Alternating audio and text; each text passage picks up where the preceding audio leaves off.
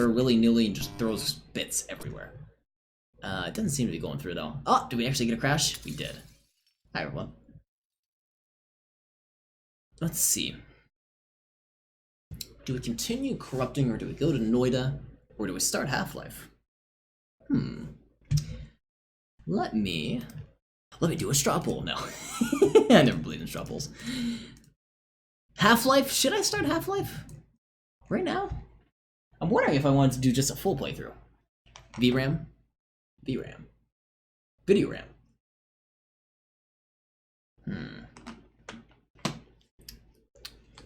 Oh, I'm sorry, yeah, anywhere within VRAM. Or anywhere not within VRAM, within RAM. But also, I can't promise I'll be around for all of it, so you do you. I'm thinking tomorrow. I want to do tomorrow. What I want to do tonight, because I just have time to do it, let's do a little bit of Noida. Just because we have it available and all that. However, thank you for everyone who's able to stop by for Corruptions. I felt like that was a nice, natural end to the Corruptions for Wii. So we got some interesting results for the Wii. Let me get some music on. How about...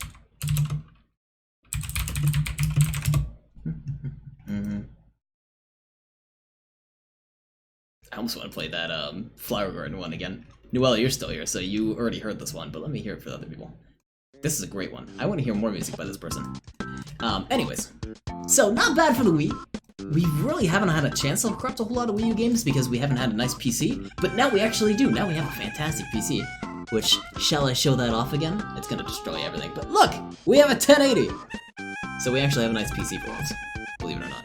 I was gonna say I'm gonna mess up my camera angle. Oh no, look at that! It actually worked. We have a PC now, instead of a laptop, thank God. So, we can actually do Wii games, we can do PS2 games, and stuff like that. So if you have any suggestions, or if you want to check out any specific game, let me know. We have the Discord available, which... I'm gonna load up my chatbot, but I know the command isn't in the chatbot. So my panel's down below if you want to ask. We're gonna switch games now though, so we're not gonna continue Corruptions, but definitely if you want to check out anything related to that, it's all in the Discord. We do Corruptions occasionally, and usually that's the focus of my channel, but I'm sort of getting back into the swing of things. Now, however, we're gonna go back to Noida.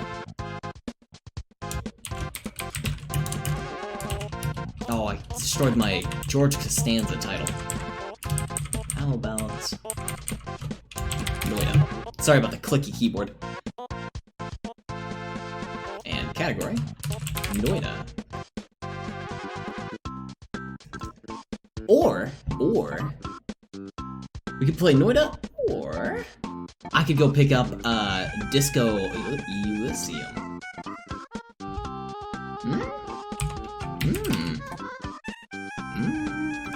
Depends how fast the download goes. I smell burning. I think it's outside. Disco Elysium. I really want to play this game, so I think I'm gonna pick that up. It's already in your queue! Oh, great! Don't let Sparky lie. This is primarily a spaghetti-eating ASMR stream. That's true! That's why I have the big old jug of water. That's to wet my palate for the new spaghetti. It's a very important part of streaming. Of streaming the spaghetti. You know what we're gonna do while we're waiting? Is I'm gonna play Centipede. Because I love Centipede. All I got is mashed taters. Mashed taters, that sounds good right now. I'm so hungry. I haven't eaten since this morning. I had noodles this morning, so I'm gonna count that. Let me get this game loaded up. I'm gonna continuously show this game off because I'm proud of it. And for some reason, I feel the need to keep showing it until I get my grade and I determine if I have an A or a B or a C. Or an F. Alright, so that was fun, wonderful music. Let's listen to the Donkey Kong OST. Which is immediately going to be my VOD, but that's okay. If no one knows, the Donkey Kong OST, that gets claimed so fast by whoever owns Donkey Kong music.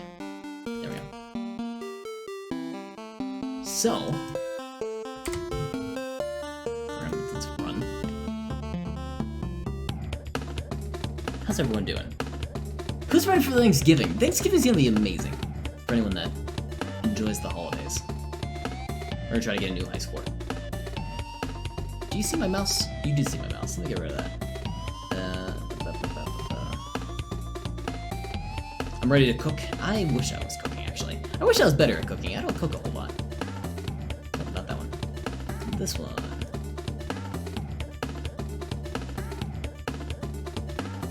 There we go. That doesn't capture my mouse anymore. Yeah, no, I wish I was a good cook. I know, Spagoolers, you're a fantastic cook, aren't you? Did you ever stop boiling water in a saucepan? I did. You'd be proud of me. I actually use a pan now, believe it or not. Also, let me know if this is deafening loud. It might be. It absolutely might be. Oh, while we're waiting, actually, also, help me create some wave data, because I don't really have wave data right now. So that's what we're gonna work on while we're waiting here. Talk about multitasking. Let me get... Where is Visual Studio? Can you capture Visual Studio? You should be able to. I did stop boiling. So for a while, I was boiling water in a saucepan because that was my only way of boiling water. Don't you love it? It's because I was bad at boiling stuff. And now, I have not gotten any better. Wave data. Okay. Let me move everything around. So we have wave data for Centipede. I forgot I could just kind of continue this, can't I? I guess I will. The way I'm reading in waves now is I determine like the centipede length, how fast he goes, how many like solo heads are also following him, if there's scorpions and spiders and stuff like that. Let's make new waves. I almost made myself dinner, but I'm glad I didn't because now I have free Frosties. I'm jealous. I want to go get Chipotle. The Chipotle, there's two Chipotle places I go to. There's one in the city, and the one in the city is superb. They got great staff, they're like super friendly, it's a big, huge restaurant. There's one that's here where I live, that's kind of like outside the city, and it is just terrible. Every single time I go in there, they're running out of food. The service staff just seems like they hate their jobs, which isn't their fault, but it kind of sucks because they're always bummed out all the time. Which I imagine I must seem like too, because if I was working in the service industry right now. Anyway, I don't want to go to that one, but I have to. So right now we have the first four waves? First four? Yeah, first four waves planned out. On wave 4, we have centipede of length 9 and 4 solo heads. I'm gonna get a new one. Progress is progress. Oh, I didn't improve. Oh.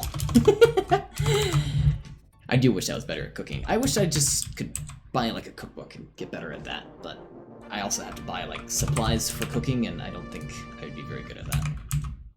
Oh. This won't capture, right? You won't be able to see this window that I opened. No, okay, good. Nah, I guess we'll just overwrite it.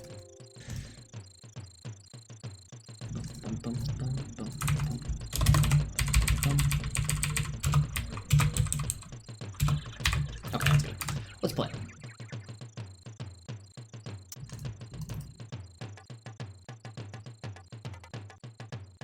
So the file count for this, by the way, came out to be like 221 files, and God, 221 files and like 8,000 lines of code. Am I lagging? Okay, I'm not lagging. Yeah. Close that down. Do I want to stop debugging? No. We have to keep that open, don't we? Hide that window. Okay.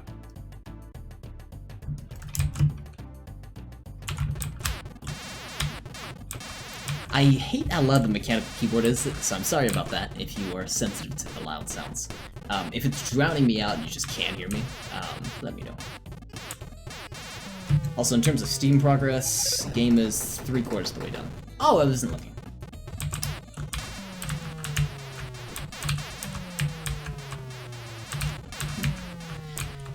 So Thanksgiving around the corner. Is anyone started decorating for Christmas already? Christmas is something I celebrate. I don't decorate in any way, but the place that I live back home decorates for it. I don't do presents or anything like that either. I know people love doing that tradition.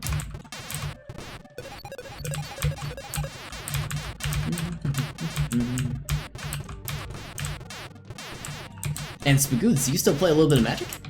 Still do those tournament settings? I have a new coworker that's always talking about magic, but talking about the lore for magic, which I'm always super interested in hearing, because it's been a long time since I've heard any lore for magic, or known anything about the story.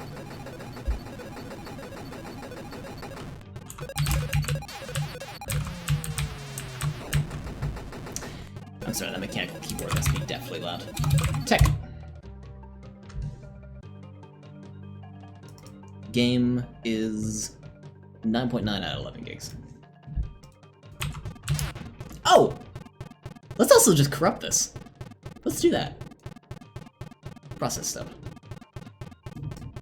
That'd be fun. So, we have a new corruption tool available, which allows us to corrupt processes. This is a process that's running. Let's corrupt the process.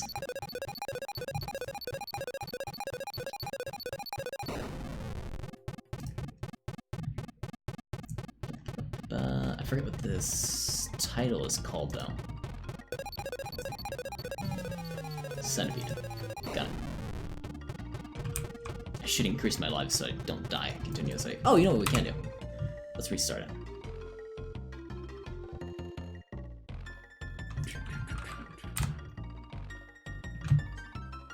In the, like, attractor mode, which is the beginning window, we get scores, and we also get the little AI mover.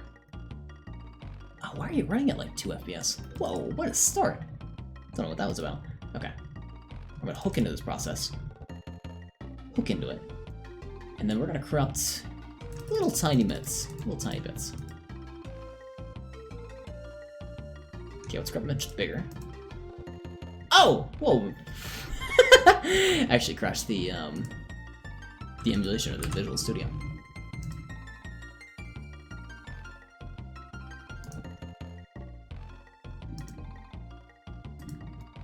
Okay, Centipede, there you are. I'm gonna corrupt just the graphics window. Oh, assertion failed. I can't do that. Shoot. Oh, it happened in one of my draw methods. Let's try that again.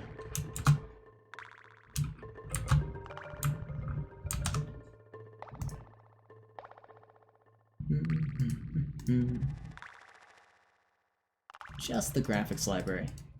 And let's just do vector values. Ooh, there we go. We got a nice small centipede.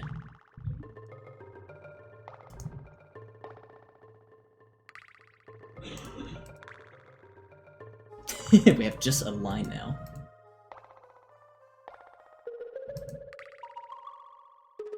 I want like a really tiny one. I think it's also still playable in this state. Let's play in this state, right there. I like that one.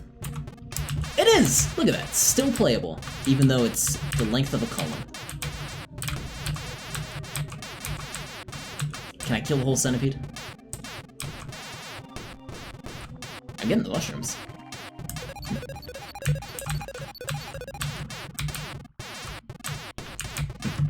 Anyway. And the game just finished. Alright, well, let me play that now. Sorry about the distraction in between.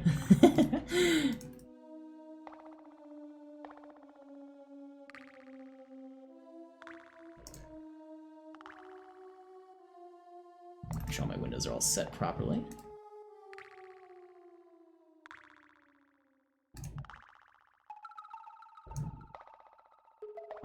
Okay.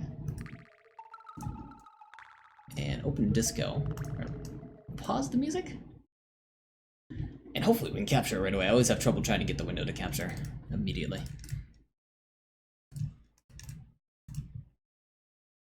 Oh, it is full screen.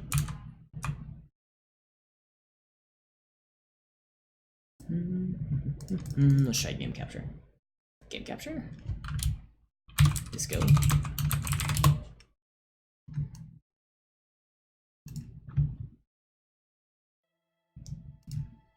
Disco.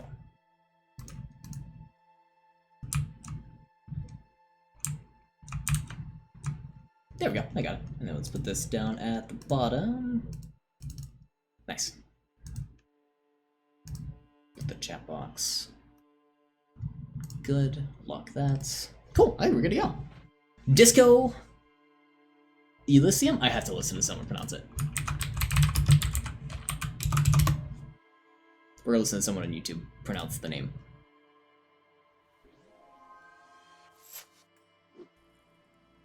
Elysium starts as a simple. Disco Elysium starts. Elysium. What if that one? We're gonna play that game. Options, full screen, good. Yeah, fine. New game. Oh, hi. Let me back out here real quick and move my tiny little window away so it's easier to see. Okay. So, which archetype? Thinker, extremely intelligent, very bad with people, knows interesting facts, and comes up with original ideas. Intelligence is pretty good, but physical? Sensitive, very psychological, and a magnetic personality, but unstable, might begin to lose his mind. Jesus. Or create your own, or physical. I almost want to create my own, to see what that falls into. I feel like I'm more into the idea of a thinker, but I'm gonna go with this. Raw brain power, I like to have a lot into that. Oh, only 2 oh, because it's this system. Okay. So you can be a genius if you want to, but let's have, like, good brain, sensitive to how emotionally intelligent you are. Let's be pretty good emotionally intelligent. Average weakness, your sense is how agile you are, which is not going to be very agile. That works for me. Oh, this is also where we put perks into. Logic, encyclopedia, rhetoric, drama, conceptualization, or visual calculus. What? What kind of skills would you like?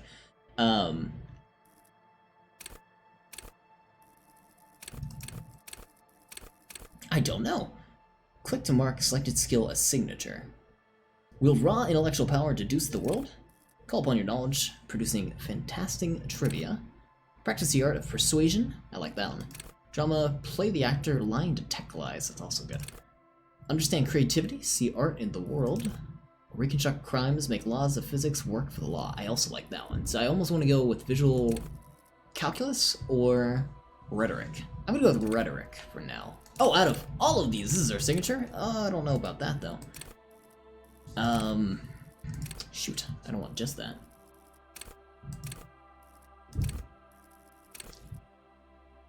Volition, holds yourself up. Can I go back? So I can see them all colored again. I want to see them all colored again. Oh, I should switch my category too. Whoops. Let me do that real quick. Name. Disco. Elysium. Sium. Finding the horror in. What was the disco era? It was in the 70s. Finding the horror in the 70s. Disco Elysium. Okay. Back to here.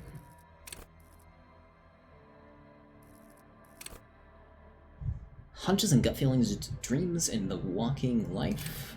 Holding yourself together, empathy, understanding. I don't think anything in here I actually want to use. Love and be loved by drugs.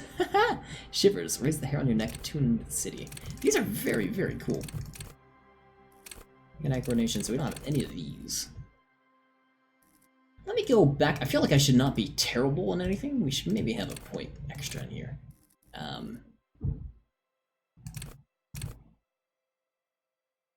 In fact, let's be a very weak person, but have some pretty good perks into motorists. Be average in that at the very least.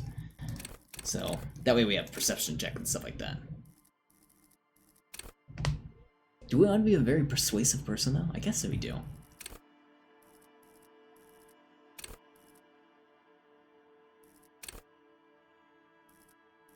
I almost want to put points into perception because that's always the coolest. Let's read this one real quick. Cool for ideologies, conservationists, would-be politicians. Oh, they have like rundowns of these. Undercover cops, creatives, forensic scientists, thinkers, historians, analysts, sane dreamers, yada yada.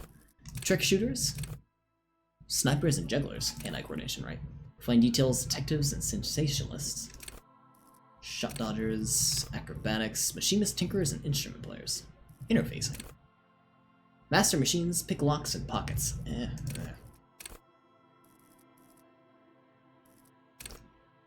Sneak under their noses, stun with immense panache.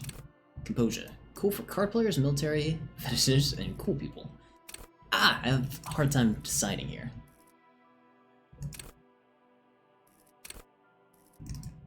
I'm gonna go with rhetoric. I'm fine with that. Decisions.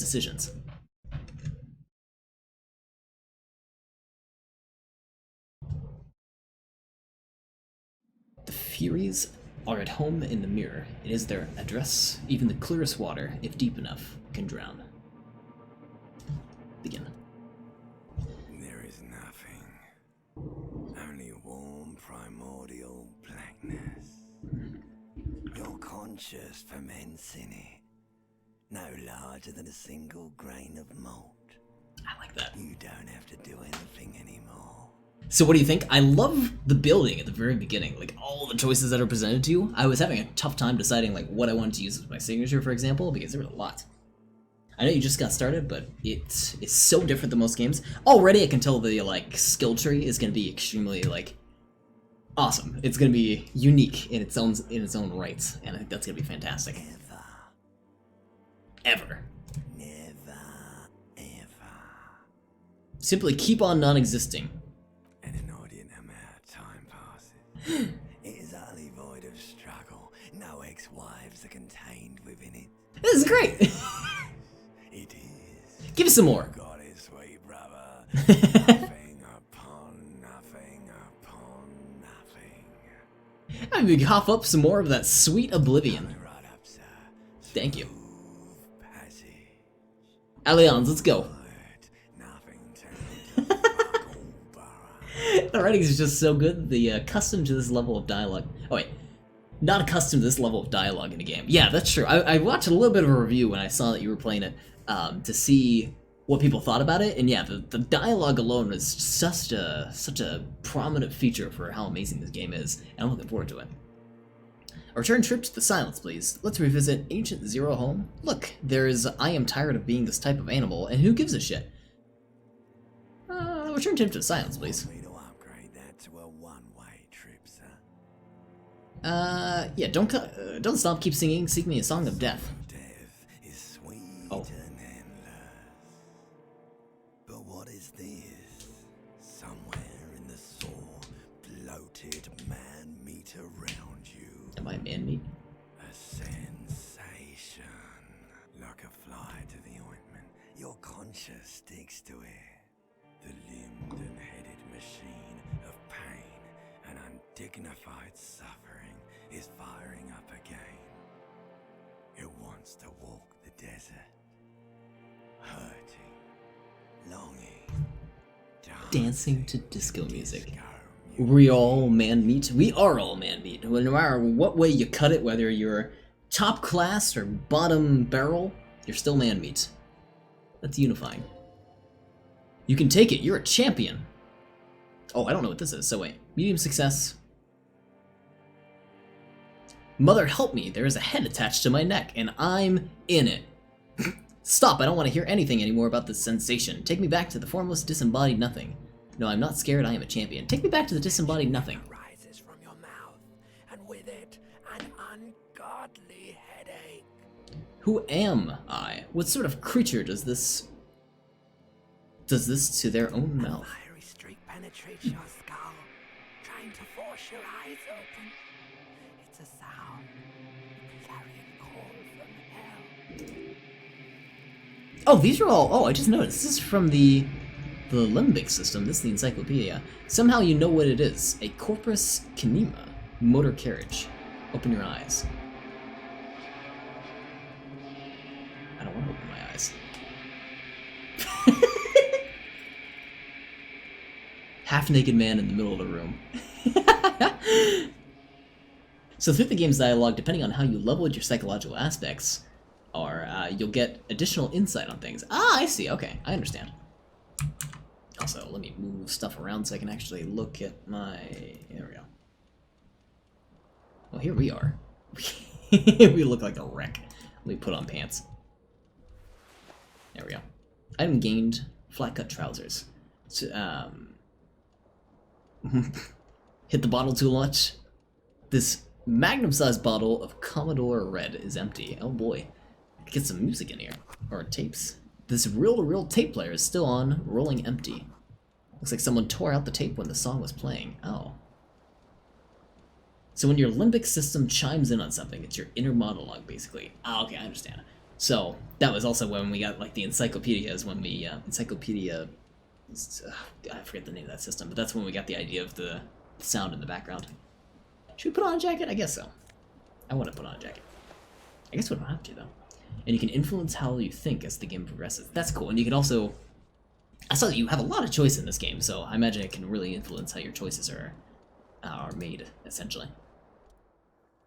Broken window. The window stands broken in its frame. Cold wind blows in. Visual calculus, easy. Assess the damage. Ooh, we got a roll! Ah, I see. The shards face outward. Whatever broke the window came from the inside. Did I break it with my own hands? Look at them. A fine web of scarring covers the back of your right hand, but none of it was recent. What did this then? More likely a projectile than a held object. There are no fragments on the floor from pulling a tool back in after impact. Wait, what am I doing? Assess the size of the impact. It is too large for a bullet, yet too small for a piece of furniture. You're looking for something heavy and larger than your fist. Like the green shoe that's on the hat rack in the corner, which, coincidentally, is missing its friend. Congratulations, you smashed the window with your own shoe. Now you only have one. If you're lucky, you can find the other one on the balcony outside. The door to it should be outside your room. Also, Spoogulers is now online. Maybe it wasn't me? I should go get the other shoe. I don't need it. I don't need anyone. Well, I'm going to take the third option, because that's true. Gain experience, woo! The window agrees, it cracks. Its cracked smile is cold and empty. And sparkly. What is this? Reception. You hear a jingle. Keys are clinking in the pocket of your flare-cut pants. Fish them out. It says whirling in rags on the aluminum keyring. There's a single key of the ring. The number 1 is etched on it. It should open the door. Got it.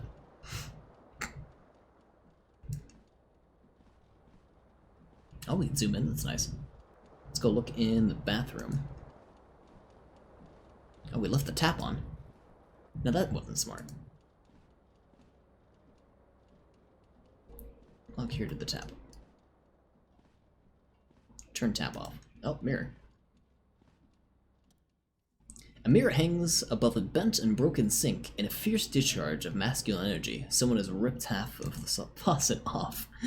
Hot water sprays from the base and steam covers the mirror. You cannot see yourself, just the outline of a man. Suddenly you realize you have no memory of the face that awaits you there, underneath the soft vapor. Wipe the mirror or really nothing? Wipe the mirror. As you slowly reach your hand towards the surface of the mirror, Inland Empire, easy success. Abort! You clearly have not thought this through. You won't like what you will see there, and you will never unbecome it. Oh, maybe I should touch it first, make sure there's nothing wrong with my face. Yeah, there's definitely something wrong with it. What's wrong? Where to even begin? There's this bloatedness, then the swollenness. It's like there was an upholstery of alcohol underneath your skin. I'm sorry, touch your nose. At least my tongue is okay. Touch your tongue. I'm scared. I want to stop doing this. Wipe the mirror now. Touch your nose. Touch your nose. Bet you are. Your nose feels like a small balloon in the middle of your face. It hurts when you honk it. I love that he's so much in pain and he's like, honk honk. And it doesn't appear to be particularly tiny nose either. Not with all the drinks it's absorbed. At least my tongue is okay. Touch your tongue. It's not. It's swollen and snail-like, wriggling between your fingers. Alright, let's wipe the mirror now. Behold! Continue. You have no idea who this thing is, do you? Dear Lord, help me, what is this? Of course I do. It's some kind of superstar. I think I'm a superstar. This is the face of late-stage alcoholism. I'm going with the third one. Too late. You clearly have rigor mortis on your face. Or wait, is that an expression? Are you trying to make an expression with that face? Why? I'm not making it. The face is simply making itself. I have no idea why it's there. It just is. That's making it itself.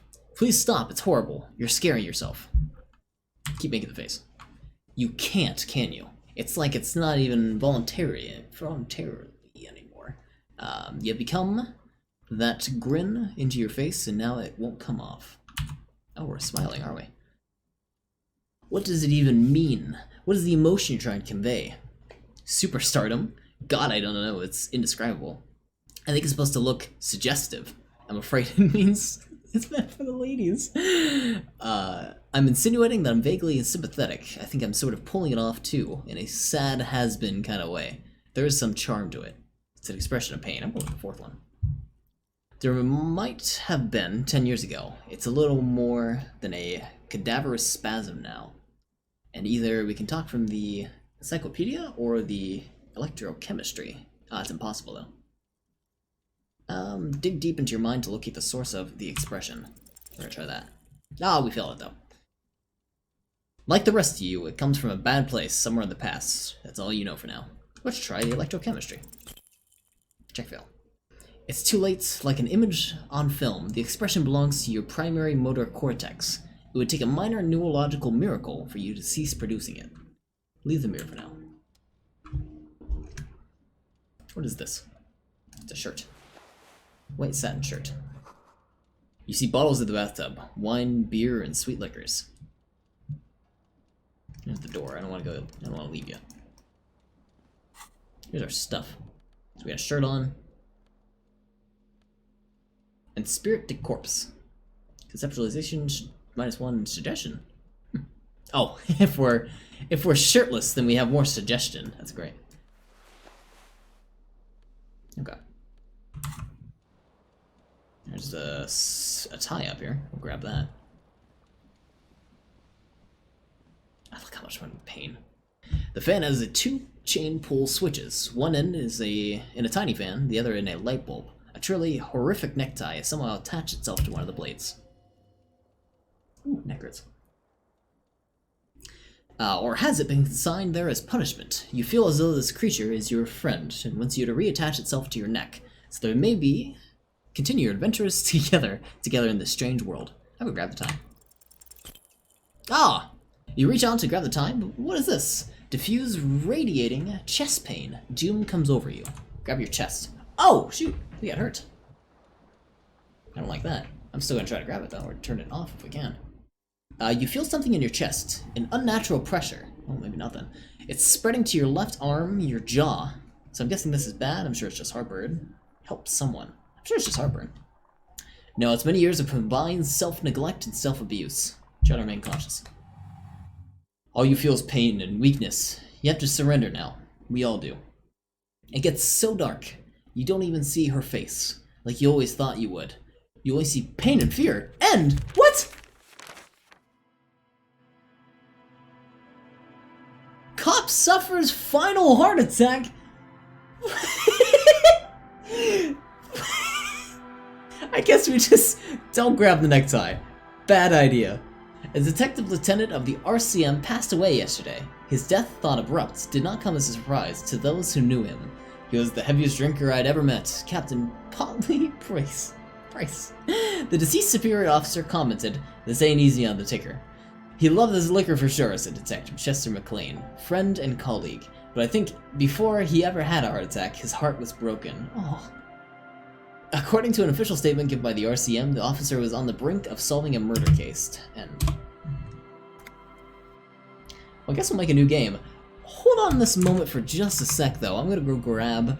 How did I already die? I don't know, Spagoolers. How did I already die? I went to go get my necktie off the fan, and while reaching up, I had a heart attack. So now I'm dead. I guess I'm gonna see if I can turn off the fan. Well, it's a 2-pull string, so I don't even think I can pull it. I'm gonna see if I can immediately turn off the fan. Before I do that, though, I'm gonna go get a bottle of cider. I'll be right back in like a minute. Enjoy the background music.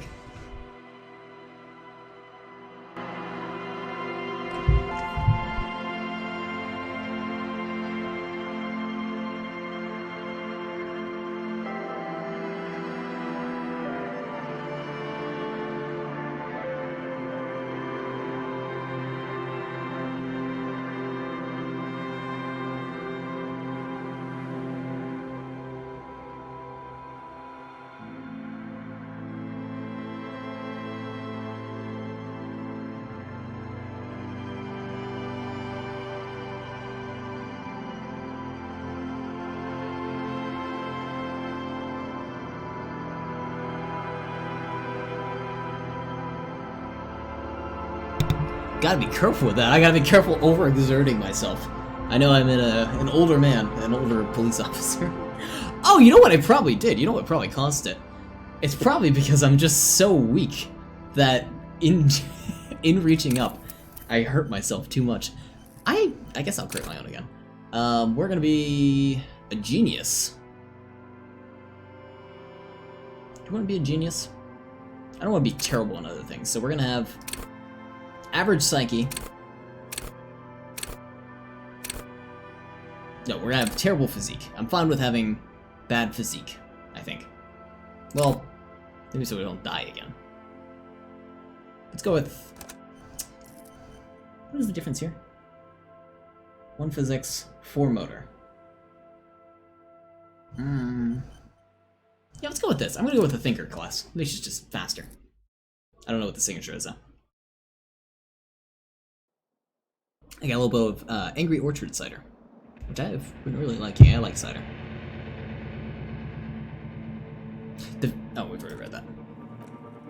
And an audience, man. Yeah, you got enough. Coming I'm going right through up, this sir. the same way I did before. Right. Do you want me to upgrade the song of death like a fly to the ointment? Your conscience, the stench of liquor rises from a fire. Okay. We had the exact same way of going about that.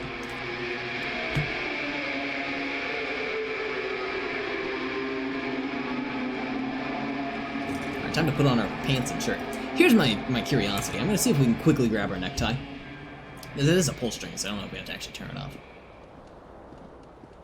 So, for my job, I take minutes and do event planning for the board of directors meeting, which, by the way, sounds amazing. I still can't believe you have such an amazing job, Spielers. I think that's fantastic. Save. Yes. But tell me more.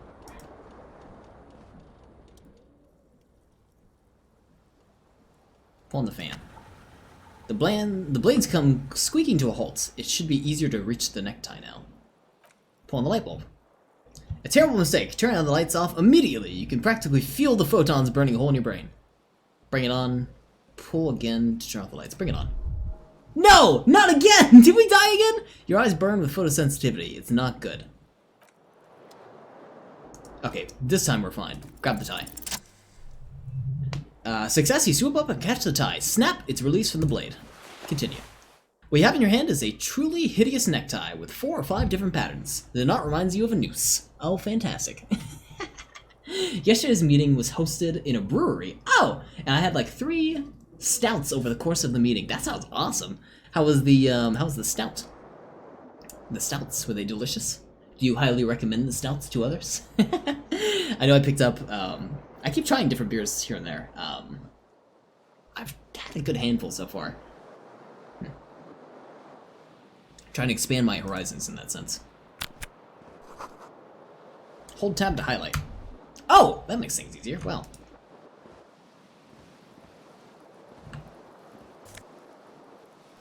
Take that. The beer was excellent. I didn't have plans to have as many as I did. Well, I mean, if that's not a selling point in itself, I don't know what is. This is, we already read that. Shoot. Oh, there's a shoe. Can we take the shoe? We can! Okay, we're gonna ignore that. Put our pants on. Yeah, it's nice to have excellent beer. Something that just really feels good overall.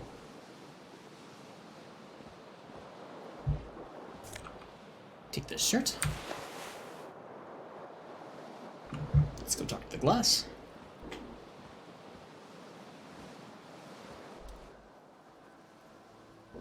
Visual calculus. Did I break it with my own hands? What did this then? Assess the size of the impact. Size enough for a bullet. The single grade shoe you found fits the hole almost as well as your foot. It also would have been heavy enough to throw with force. Maybe it wasn't me. I should go get the shoe. Task gain. A cool wind gushes in as your toes curl up from the cold. We're gonna go get that shoe. That's our next goal. Oh, shoe. Seems like a green snakeskin shoe is missing its partner. You should find it before going and venturing into the wild unknown. 2 shoes are better than 1. True that. True that. You hear a jingle. Keys are jingling in your pocket. You take them out. Okay, let's go check out in the bathroom. You have this scene again. See bottles in the tub. Words fail to describe how rank it smells in here. They should have sent a poet. Take our shirt. And let's talk about the mirror now. Now we get to see our composure once more. A mirror hangs with bent and broken sink. Its fierce discharge of masculine energy. Someone has ripped it off the faucet. Was this not the same Elon that founds empires and lays waste to cities? Virile, uncaring towards the little things. Probably not, no. Hot water sprays the faucet's base and steam covers the mirror. Okay, we've seen this stuff before. Wipe the mirror. Abort! You should not wipe the mirror. I'm going to wipe the mirror. Behold. Dear Lord, help me, what is this? Whatever it is, at least it's dead now. There's a clearly rigor mortis expression on the face, or whatever that expression is. Are you trying to make an expression with that face? I'm not making, the face is making itself. Okay, try to stop. You can't make it stop. What do you think it is? I'm insinuating that I'm vaguely sympathetic. We actually have a chance for this one. Dig deep into your mind to locate the source of the expression. Oh, we actually got it! It belongs in the third decade of the current century. Enough time has passed for a failure of the revolution that, for a fleeting moment, free market economy seemed like the ultimate, uncontested way of life for our species. What? Things were good. It was smooth sailing. People made gold and champagne-tinted interiors and facades to suit the times, calling this new style, but more importantly, disco happened. Your city, that meant only one thing. Guillerme la Million. If it doesn't rhyme, you're not pronouncing it right. Oh. Out of the dazzling swirl of disco music, in an open air, Boutier de Nuit, somewhere in Rabichol West, Guillaume's blonde mane appeared on the screen. He sang some bullshit, then he made the expression. So I adopted it. Why? I feel the need to add a clicking sound when I make it. Click, click. How long ago was the new? Anything else like I am? I guess that's it then. I feel like I need the click, click. The click is used to spur on the horse. It also features heavy and Gary... I can't pronounce that guy's name. Les Millions regional mega hits. Don't worry, your pretty little head. So I adopted it. Why? Everybody loved it. Maybe you thought of some stardust would rub off on you. Maybe it did. Either way, it's all gone now. Only the grimace remains. Whoa! Hey! Hey, thank you for the follow. Urbac Nost. Appreciate that. Only the grimace remains. How long was the new? Some 20-odd years. There's a vast ocean of time between right now and the expression. Looking good on you. Or anyone. Humanity has run around in time. It's a different world now. The expression is a relic. I guess that's it then. No electrochemistry, right? That's gonna fail. Yeah. Look out of the mirror. Alright, so let's go down the hall. We're gonna go find our other shoe. I should be here. Go see what's going on. Dorora, 19 centigrade clear. Oh, hi. People here. I was gonna go outside originally. Can we... I don't know what this bathroom area is then. This door. I like her jacket, by the way. Does it open? Keys? There's the real. Key to number room 1. Weird, we can't open our own door. Very odd. Okay.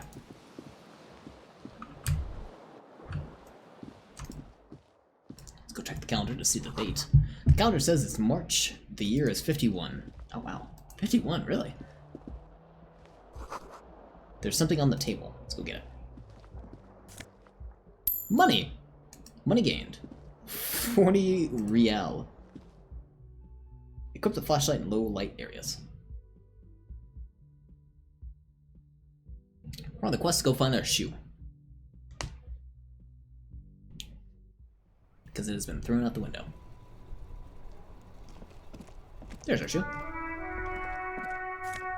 Take shoe.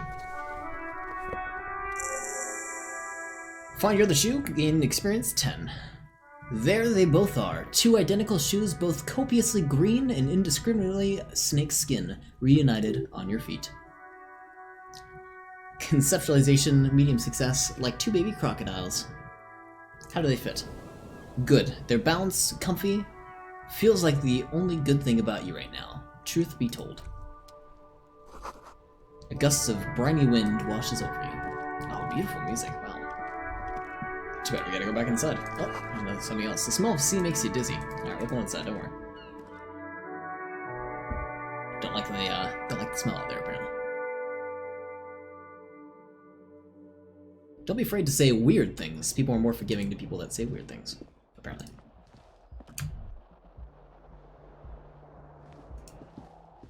Who are you? Hello, Can I say hello? officer. Hello, officer. Garcia. Miss Aurier, disco dancer. The young woman raises a cigarette to her lips. Already there are so many differences between your opinion with the int build versus the sensitive build I'm doing. Oh, you're doing sensitive build. That's cool. Yeah, I'm going with the, I like the intelligence idea. At first I was going to be like, oh, I want to do brawn, but I don't like brawn builds. So yeah, we'll see how the difference is between the two. That's really cool. In terms of like what you observe overall, that's awesome. The fact that you could also go through this a second time and probably have moreover a different experience. The experience alone. Maybe not the story, but the experience. That's a very cool concept in itself. Her eyes are brown and her face is speckled with birthmarks. She can't be more than 28. Conceptualization, challenging success. A silver jumpsuit falls off her like scale armor, sparkling. This is the sparkle of too many nights out of the city. Officer, am I military personnel? Or turn your bloated face away from her beauty and just keep on walking. Am I military personnel? No. She seems perplexed by your question. Wait, I know, I'm a businessman, chief executive officer, right? Then why'd you call me officer? Then why'd you call me You're officer? a police officer, sir. She pulls on her cigarette. Goddamn right I'm a police officer, and don't you forget it. Okay, cool. I won't. Oh, I'm sorry. No need to be alarmed, I was just getting into character, you know. Good, now, how did you know I was a police officer? Second First, one. I have to ask, are you okay, sir? You look like you're about to throw up. Can I bring you something? I'm fine to answer the question, or I feel wretched. Tell me, how do you know I'm with the police? I'll go with the latter. Sir, you've been here for 3 days. On official police business, no less. Don't worry, I'm not gonna vomit. Or what kind of business? I kind of couldn't business? say. In truth, so far, mostly drinking. Official indeed. You have no doubt about the drinking, but but do you strike yourself as a tight-lipped drunk? She must have heard something. I might not know where I am, or who I am, or what a copious kinema is. How I know what one sounds like. I don't really remember being a cop or anything else, for that matter. Why would anyone let me be a police officer of the law? Or suggestion, which is challenging, try the expression on her. Let her know you want her physically. That's a terrible chance. I'm not gonna do that. I don't really remember being a cop or anything else for that matter. I can see that. Do you know why? I passed the expression check. Did you really? Did it work? I can imagine just the expression check just being a smile and you just smiled the person. With like a 17% chance? My god, I should have given it a go then. Could it be because of the drinking? She raises her eyebrows, the cigarette sizzles. Yeah, possibly. Medium success. She hasn't had the time to put on her makeup yet. This is her morning cigarette. She looks tired, her beauty waning faster than it ought to be at her age. I'm gonna try the check. Risk it all for the nookie. Damn. Or something like that. Something like that. The words have already left your mouth. Oh, God, what? No! I want to have fuck with you. She erupts in laughter. All the fatigue swept from her face. What was that? That's not even how words are used. What did you say? Come on, say it again. This is who you now are, Sparky. No! I said I wanted to have sex with you. No, you see, that's not what you said. You said, but she's ever finished, consumed with laughter. Intelligent build. Kappa. Oh, boy. Come on, pretty please, one more time. I said I want to have fuck with you. God damn right you did, you crazy asshole.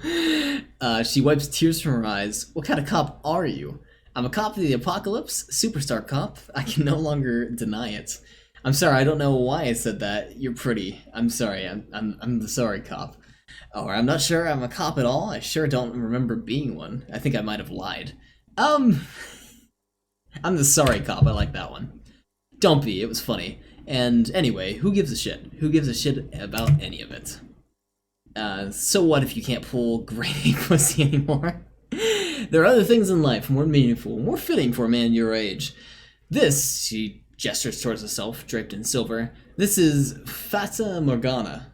Don't know what that is. One thing though, she extinguishes her cigarette. It's gonna suck for you later when you have to interrogate me. Oh.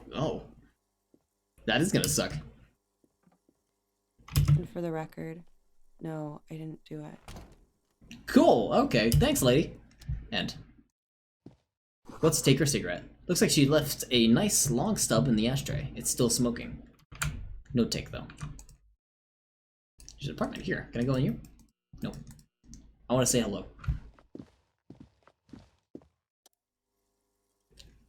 Try the handle. The door can only be opened with a key from the inside. Knock. There was no answer. Well, fine then. Easy. You hear the shower being turned on somewhere inside. Knock again. Still no answer. Knock again much harder. Still nothing. Alright, we're gonna leave then. Leave. Fata Morgana is the mirage type or effect you see where the ground meets the horizon. Oh, mirage! Oh, mirage. Got it. I don't know why I said mirage. It's the mirage type effect you see where the ground meets the horizon. I see. This is the weekend edition of the satirical newspaper, Trompe Le Monde. I'm gonna have a tough pronunciation with a lot of this stuff. Nothing on the front page rings a bell. Strange. Well, do we go downstairs yet? I want to look around a little bit more. Is there anything we missed? There might be more outside that we've missed. Basically think she meant is beautiful, but not really obtainable. Right, it's something that's... It's a nice expression is what it is. I don't even think I can explain it or put it into simpler terms. I get to what you mean, though. Can I talk to you from down here? No. Okay, nothing else up here.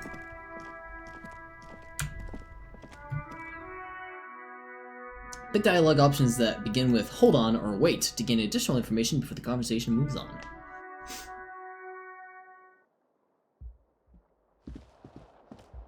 Okay, I think that is everything that we can expect. Let's head out of here. Big brain for big hipster philosopher brain, which I imagine there's already so much of the review that I saw that totally I feel like was right down your alley and that would encourage you to like a game like this.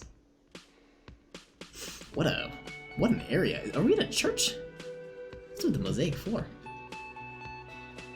Yeah, it's a cool area nonetheless. Big brain. This is where lyrics would be.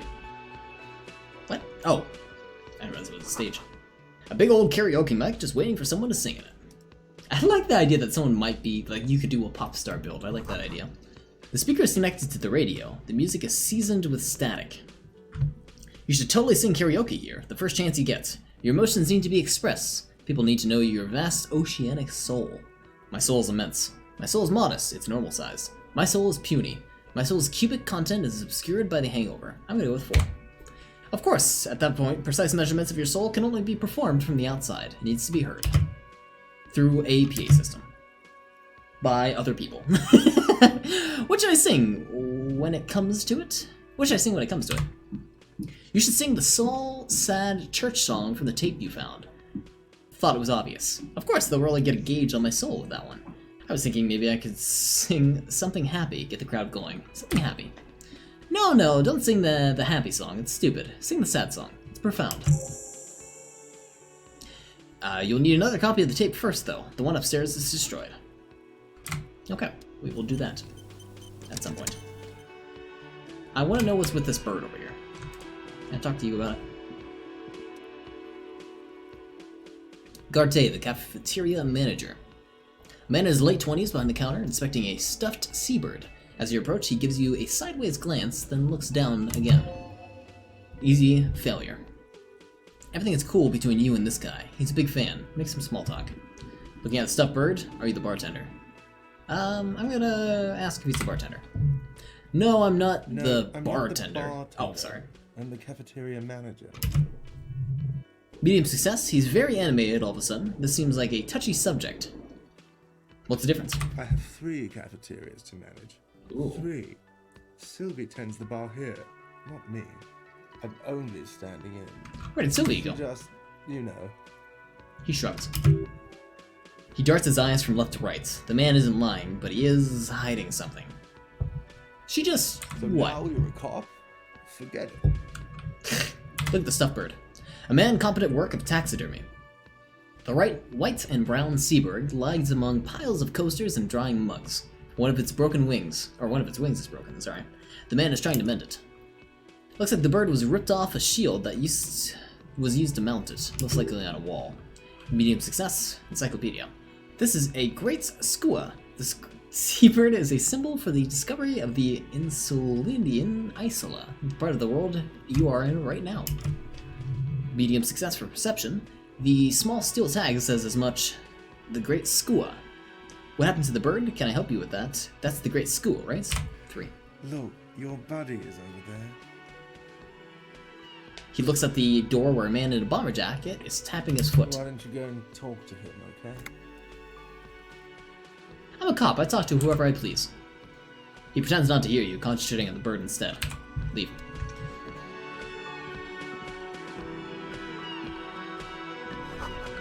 The menu has been wiped clean, only the word Monday is written on it. A woman's hand wrote yesterday's menu. Today's start is a man's handwriting. Oh, Sylvia and the bartender. This is a water cooler. A large bubble is rising from the surface. I guess we can go outside. We'll go out here, yeah. The door is bolted. A sign reads, "Kitchen reserved for personnel until 1300 hours." I like the music. Someone noted in one of the reviews the soundtrack wasn't very notable. So far, I'm liking some of the music that we hear, at least. Summer door closed for the winter. Alright.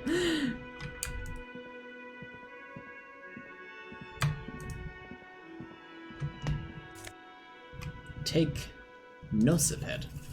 Healing item gained. Okay. The soft purr of an electric juicer comes from the kitchen. Someone's working.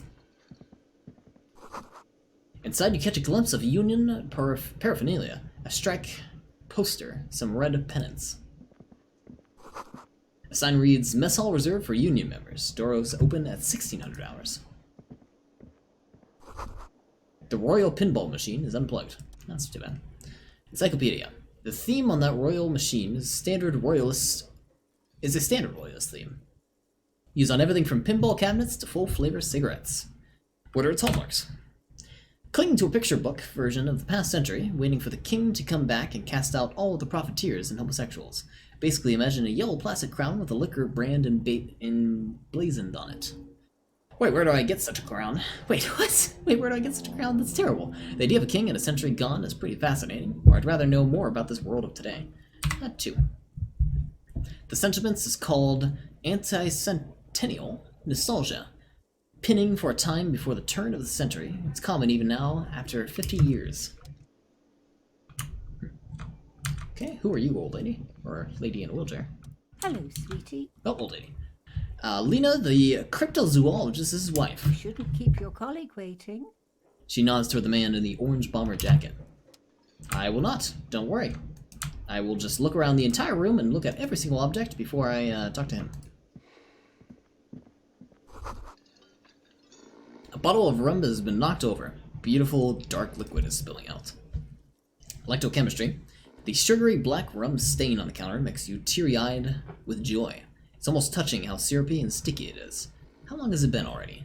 An hour? 2 hours? Pretty long. It's drink o'clock, not now. An hour. Sweet Lord, a whole hour, and you haven't thought about rum and lemonade in all that time. You truly extinguished all traces of yourself. I've been secretly thinking about it all this time. Actually, should I be thinking about this? Looks like drinking hasn't turned out well for me. Now that I mention it, I do need rum and lemonade. I'd love for a gator to serve me up a beverage. Actually, should I be thinking about this? Is my point. Maybe you haven't turned out well for your drinking. Have you thought about that? Get a goddamn rum and lemonade into yourself, boy. Or better yet, lick the stain off the counter. Lick it. Don't lick it. Lick it, but only a little. Don't lick it. What happened, man? You used to be cool. Go get your boring normal person drink then. Get your drink on and your act together. We're gonna go do that. Let's talk to the drunk in the meantime. Sleeping dock worker. A man is sleeping at your table wearing mud-caked boots and rolled down overalls. The back of his shirt reads, Wild Pines, encircled by a logo with a tree. Medium success for interfacing. A colorful piece of plastic is dangling for the carabiner. Your fingers itch. On the counter, rolled out of his open hand, you see a blister. Pack of headache medicine. Pick up pills, insert the piece of plastic. Inspect the piece of plastic. I'm gonna inspect the piece of plastic on the carabiner. It's a dock worker's ID, doubling as a shift card and a job permit. A young, able-bodied man stares back at you from the photo. Centagio S. John. Steal the dock worker's ID. I'm gonna try that. Yes. Your fingers find their way into the shackle, flicking off its open spring-loaded gate. The metal loop holds onto the plastic ID and a leather-bound pocketbook. And the man? The man emits a loud snore. Is he about to wake up? Don't look like it. But you never know. Better be quick. Seal the document, swipe through the pocketbook, and take what's inside. I'm gonna... Oh, close the carabiner. I'm gonna steal the document. You slip the plastic ID card out of the loop and pocket it. The man continues to snore. Medium success. Just for the record, you look nothing like the man on the document. Swipe through the pocketbook and take what's inside. Money gained. Hey! You find a black paper note with a woman's profile on it. Seems like this woman lived centuries ago. The note says 5 real. It feels nice and greasy. Close the carabiner. The sleeping dock worker has little to say about your actions. He remains silent. Physical instrument. Wake him up. Pick up the pills. Got magnesium. The man does not mind. You probably need them more than he does. Tutorial agent. You just picked up medicine. This item is stored in the bottom left corner of your screen. Oh, I see it there. Click the plus icon on to heal your morale if you have morale damage. Okay. Oh, I see it now. It didn't update before. We should heal our health. Because that's a bad idea to only be at 1 health. Physical instrument. Let's try to wake him up. Fail. Shoot. You gently shake his shoulder, but nothing happens. This man could probably be asleep soundly in a ship's engine room. Leave. Alright, sleep well, mate. I got your documents, though. Let's go fix ourselves a drink. Cafeteria man. The man plucks at the seabird, frowning. Are you the bartender?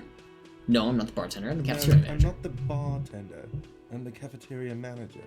But you still pour me a drink, I right? could if I were a bartender, but I'm not. Ugh. I'm the cafeteria manager, so I won't.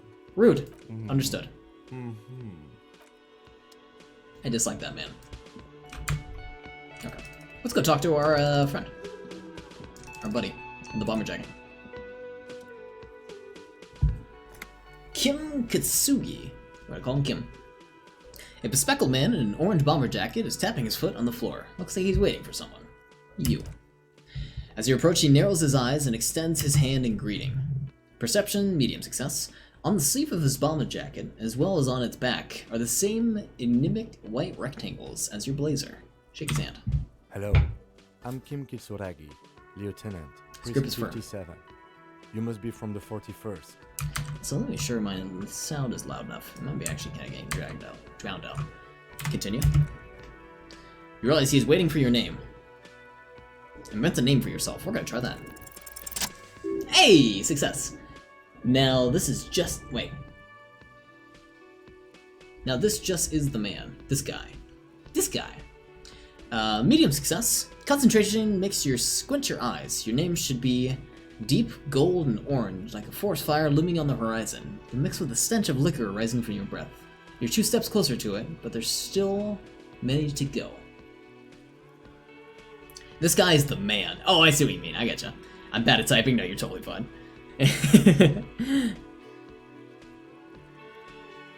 It's not yet time? I don't really know my name. It's not yet time. Okay then. He processes the information, then disregards it. It looks like we had a little scheduling error on Sunday. Saturday too, actually. Have you had time to talk to the manager here?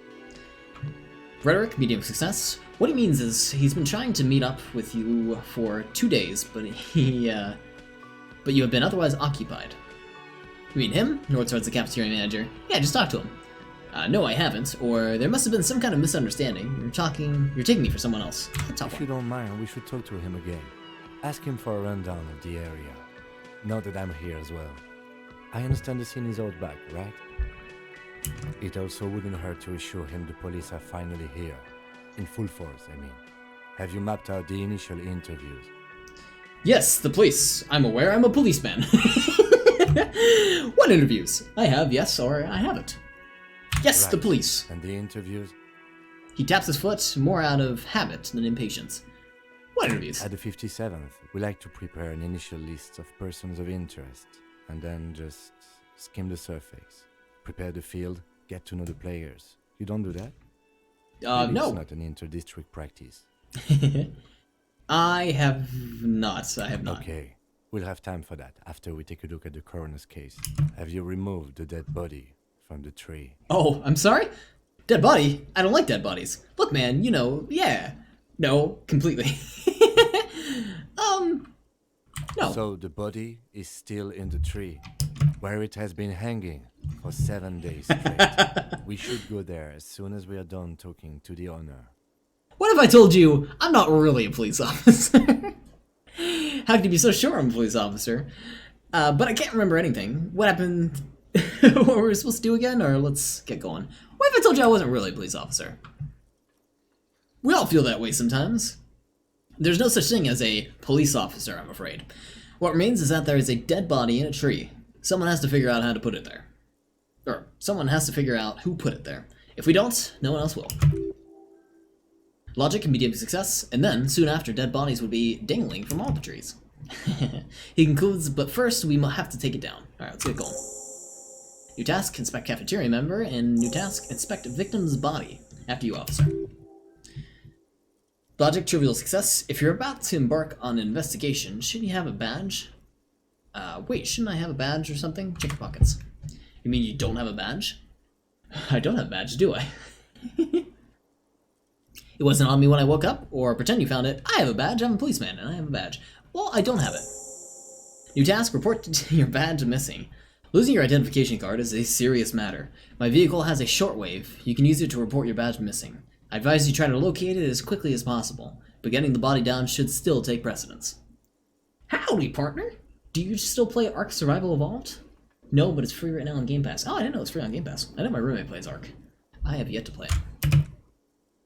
Lieutenant Kim is now in your party. You can talk to him whenever you want just by clicking on him. Hi, Kim. Now let's go talk to this Barlet. Tell me about your bird. The man with the unimpressive beard. Ooh! Fire! Notices you approaching. He drops the ledger he was holding and turns to the lieutenant. Mr. Gart, right? You run this place. Yes. He responds tersely. I am Kim Kitsuragi from Precinct 57. This is an inter-district investigation, so joining me from Precinct 41... He looks at you and realizing he still doesn't know your name. The Harbinger of Ruin. What is gold and orange like a forest fire, but smells like liquor? I'm currently in between names. Can I have a drink, or say nothing? 2. Are you kidding me? No, man, help me out. What is gold and liquid and smells like liquor? Kim's about to say something, let him. It's you. It's obviously you. You smell like liquor? Liquor. And you're And you're orange.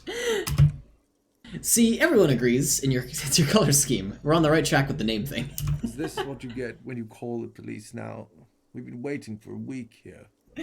Well, I'm debating on getting Jurassic Ark. I've heard mixed feelings about that. Seems like it's a maybe on me.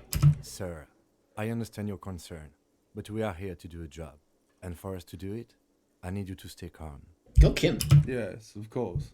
He takes a step back. I know it took us a while to arrive at the scene, but it also took you a while to call us. It was you who placed the call, correct? No, I only just got here. It was probably Sylvie who called you. She usually works the bar here. I'm only temporarily taking over her duties. Do you have her number? As a matter of fact, I do. He looks behind a pile of coasters, finds a slip of paper, and hands it to the lieutenant. Reaction speed, medium success. This sounds like something you can use to call the Sylvie later. You said you just got here. From where? Are you a local? What? Of Martinez? No, I live in Jamrock. I only sometimes come here to keep an eye on the place. This is just one of the many, many cafeterias I manage. This guy is a jackass. But you still know your way around, yes? In case we need direction. Yes, I know where some things are. But as I said, I don't live here. I just used to work here. And I'm not going to start working here again, if that's what you think. I didn't imply that. Detective? He turns to you. Logic, medium success. It probably means this is where you step in and ask questions. Right then, questions, I got this. Play the fool. Who, me? Or, no, I'm good. Pass on the questions.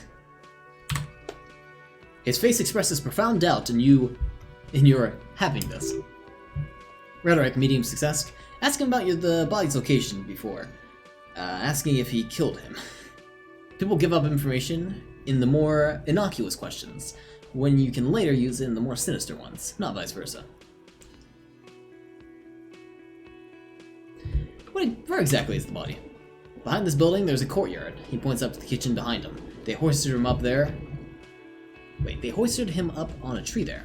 And how did we get there then? That's easy. See that door there? He points to the west. First you exit through that, then on the right you see a big hole in the fence. A really big one. You can get to the courtyard through there. No need for keys, the hole is big enough for the Franconian cavalry to fit through. This seems quite unlike his voice acting thus far. Encyclopedia challenging success. This means that the heavy cavalry of yeah, of course, the hole is huge. Where did Sylvia go anyway? Sylvie. Haven't you asked me that already? What is it with you and this woman? She has nothing to do with this. No, before I asked you where, now I'm asking you why she left. Gain experience. Okay, you got me. She went away because of this dead body out back, and because I asked her for her number. That's why Sylvie went away. I hope you can appreciate that. The lieutenant opens his little notebook at the cover. The number is safely tucked away in a small pocket. Thank you, he says. Mystery solved! Is it? Because I thought you were supposed to be investigating the lynching, not my employer contact. This stuff gets on my nerve. I am a feminist. I guess I like to be thorough. Everything has something to do with everything. I don't know, I just went for it, or you're right, I probably should have asked. Everything has to do with everything. Good for you. Was there something else? I'd like to get back on what I was doing. Who killed him? I don't know who killed him. I'm not the police. That's your job. Ooh. Rhetoric, that's it! He said they hoisted up on the tree. Who is this they, if he doesn't know? Before you said they hoisted up on the tree, what did you mean by they? Oh, he's a bit surprised you caught that. People are saying it was the union dock workers. That was a lynching. Lynching. Who exactly is saying that? The locals, customers, the people who eat here. A lot of dock workers eat here. Sylvie told me everyone knows the dock workers did it. Did the debauchers themselves tell her this, or is it a rumor? I don't really know, you'll have to ask her. Why did the dock workers lynch this man? I would suppose it's because they have nothing better to do. You mean the strike? Yes, the strike. He makes little quotation marks with his fingers. The man they hanged was a security guard for the harbor company. I hear a mercenary. The unionistas probably thought they'd send a message. Did you kill him? What are you crazy? Of course I didn't kill him. I have other questions. The lieutenant turns the page in the little notebook he's been scribbling in. That's all. Ooh, lots of experience. Let's go. Not so fast, he points to you. You owe me 130 real. Slip away unnoticed. Success! As you blow this joint behind you, a whiny voice shouts, "Real mature, man, real mature." Just run out of there. Can I go talk to him again? It's probably a bad idea. Let's blow this joint. Red checks can be tried only once. Failed white checks can be retried by increasing the relevant skill.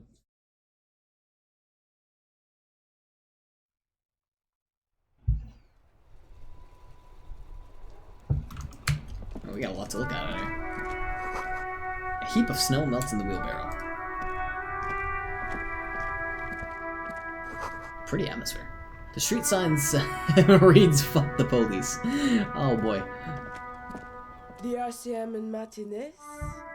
What can I help you with? Young woman looks up at you. You sound surprised. We don't see a lot of police around here. That's all. I have some questions Of for you. course. What can I help you with? We need directions. What is this "fuck the police" business? Who are you exactly? I have to run. We need directions. Of course, where to? I'm looking for a dead body. Oh, that. She points north. That's right there in the yard. Even all the way over here, there's a drop of death in the spring air. Where am I? What do you mean? I'm disoriented. I don't know where I am. In Martinez, sir. In the city of Rebachol? She looks around thinking that what else to say. The intersection is called Roundabout North. He knows where we are. He just wants directions. The lieutenant seems uncomfortable with this level of disorientation you are displaying. I think so. That's all for now. What is this "fuck the police" business? Excuse me? She doesn't understand. The street sign says "fuck the police." Point up at it. Oh, she cranes her neck. Well, I didn't write there. I'm just sitting here. Sorry, I didn't mean to startle you. Okay, she replies, shoulders relaxing. Who are you exactly? Me? I'm just a gardener. Good to meet you, just a gardener. Another question, then. I am pleased to meet you too, officer. I have to run.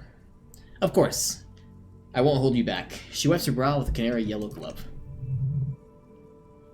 Interfacing. Medium success. If there's a corpse, then you're going to need those gloves for the autopsy. One more thing. Can I borrow your gloves?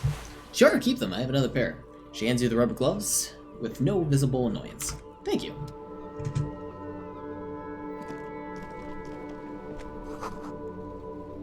Pigs go home. The street name is illegible. That's delightful.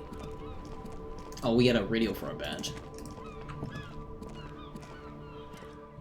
Before you stands a motor carriage. The bodywork is covered in blue and white livery bearing the number 57. God, that's a beautiful carriage. Vapor emanates from the large engine and the back of the engine. It hasn't had time to cool off yet. Logic. This must be the infernal machine that tore you from oblivion. The Corpus Canema motor carriage. Open the door. In the cabin, you're welcomed by a set of steering levers, a radio microphone on hook, a pull-out toolbox under the seat, and a soft glow of the fuel preheater gauge. Perception, smell, medium success. A scent of leatherworks and heavy fuel oils washes over you. Pick up the radio, pick up the toolbox, run your fingers over the steering levers, or tap on the fuel preheater gauge. Pick up the radio. The frequency tableau lights up with a green button labeled Prime Line. Glows like a feline eye, and then you hear something. The soft purr of electrical kittens. Radio waves cast far and wide over the metropolis. A woman's voice greets you through the static. This is Precinct 57. Hello, Lieutenant. How may I assist you? Hello, Alice. Please assist our colleague from the 41st Precinct here. I'm putting him on. Composure, medium success. Operating the radio is easy. Just be confident. You'll probably done it 1,000 times. Come in, dispatch. Come in, dispatch. Come in, Delta 10. This is Firewalker, copy. Hi, Alice. This is Officer from the 41st Precinct speaking. Nice to meet you. I'm going to go with the third one. This is Officer Alice Dimitri, Precinct 57. How may I assist you? A voice replies in the radio. Under the green primes line, a yellow saved button catches your eye. I wonder what Kim's default radio station is. Could you connect me to the 41st Precinct? I have something I have to report. I need you to connect me to a civilian, a Sylvia. She's reported for a murder. Ignore Alice and press the button labeled saved. I'm done with the radio for now. Let's talk to Sylvie first. Of course, what is her number, officer? Kim, didn't Garte give you the number? Yes. Yes, hold on. The lieutenant takes a look at his notes. Her number is 005, yada yada. Received. Hold on, officer. Wait patiently. Alright, start slapping a marching rhythm on your thighs. Give it a minute. She might be busy at the moment. Takes a bit to get to the phone. Officer, she finally returns. I have Sylvie Maltiaka, whatever you pronounce that, on the line for you. Yes, hello. A female voice greets you through static. It sounds like she's a million miles away from here. Hello, is the police calling? I have some questions for you about your last few days at work here. Our Sylvie, I believe we met before. This is me, a detective from the Whirling in Rags. Alright, she recognizes your voice almost immediately. Hello, officer. What can I do for you? You quit your job at Whirling. Why? You mean, why did I leave the bar? You can hear her tense up on the other side. Honestly, I'm not really comfortable discussing it with you, sir. Logic, why not? Wait, why aren't you comfortable discussing it with me? Top one. The static wavers. Let's just say I left behind. I need to get away from someone. Get away from whom? You know whom. Okay, did you leave because of Gartier? What? She stops abruptly? No! Why would you ever think that? He told me he asked you out. Are you saying it didn't happen? Please don't bring Gartier into this. It's none of your business. Well, perception, hearing, medium success. God, why you just mind your own business, she mutters. I already said I don't want to talk about this. You're messing everything up again. Was it you who called the police? No, not me. But why didn't you call the police? Didn't a corpse behind your workplace bother you? What, of course it bothered me, but I thought the union already knew about the corpse. What does the union have to do with it? No one calls this the police. You can hear her adjust the receiver in her hand. The union would get angry. What do you mean by that? You know, she seems to be looking up for the words. What the union says goes. People listen to them and they take care of their own, which is, like, everyone. Wait, Kim, lowers your microphone. Is she speaking the truth? The union is law around here? I am the authority around here. Looks like there's a limit to my authority then. Tells me why exactly did you let a corpse hang in your own backyard for weeks instead of calling us? Push on. I'm gonna ask Kim. Legally, no. In reality, yes. He looks around. Martinez is de facto policed by the dock workers union. I'm gonna push on. I didn't want to get in trouble from the others. That's fair. Authority, push her further. Show her the errors in her ways. Let me get this right. You ignored the law to save your own skin? I didn't know I had to report it. I thought someone would take care of it eventually. Her voice breaks. It's okay, things happen. Not really your fault.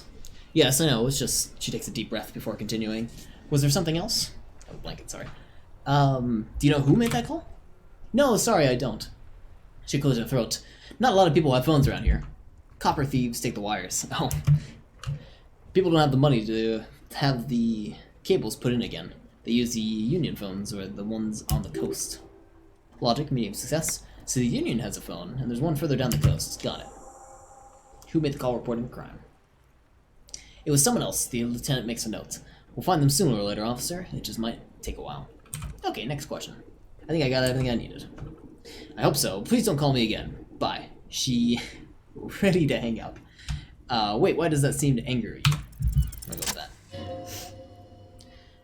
Yes, you have obviously done something to upset her at the Whirling in Rags when she was still working there.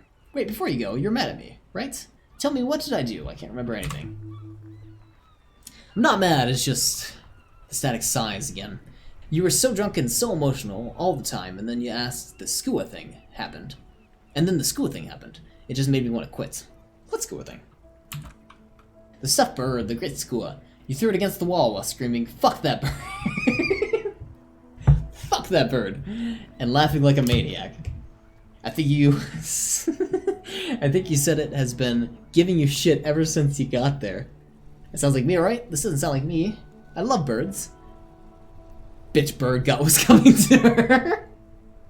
Why do I always end up screwing everything up? I would like to say bitch bird got what's coming to her, but I'm gonna say... I'm gonna say that, screw it. Okay, officer. Her voice is withdrawn as she's moving away from the speaker. So you're telling me I was the one who made you want to quit? Yes, obviously. You were the worst client I've ever seen, and I've seen so many assholes in that place. I've had sailors fighting, union guys grabbing my ass, kids stealing booze. Once a guy was glued to the karaoke machine every night for 2 months. But you... She pauses. Go on, I want to know what I did. Well, you were worse than all of them. Honestly, you were getting borderline aggressive.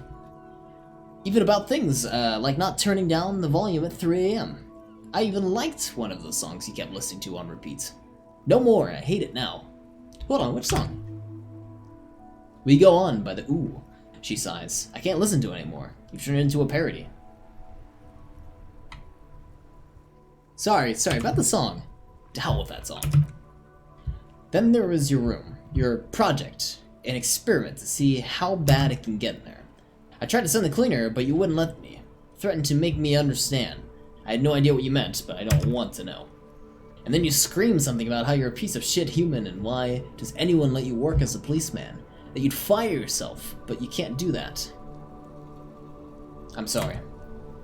And then I had to deal with your toilet, the one that you clogged with your police documents, causing water damage downstairs and in the kitchen. I won't even mention you waving your gun around harassing customers, threatening to sing karaoke, threatening to kill yourself. Wait, police documents? The ones I had to retch out of your toilet. What happened to them? Damn it. I don't remember what I did to your damn papers. I don't remember every little thing I do. Resentment gives away the concern in her voice. Especially when there's a hurricane loose. It's your fault for losing them, not mine. Inland Empire, easy success.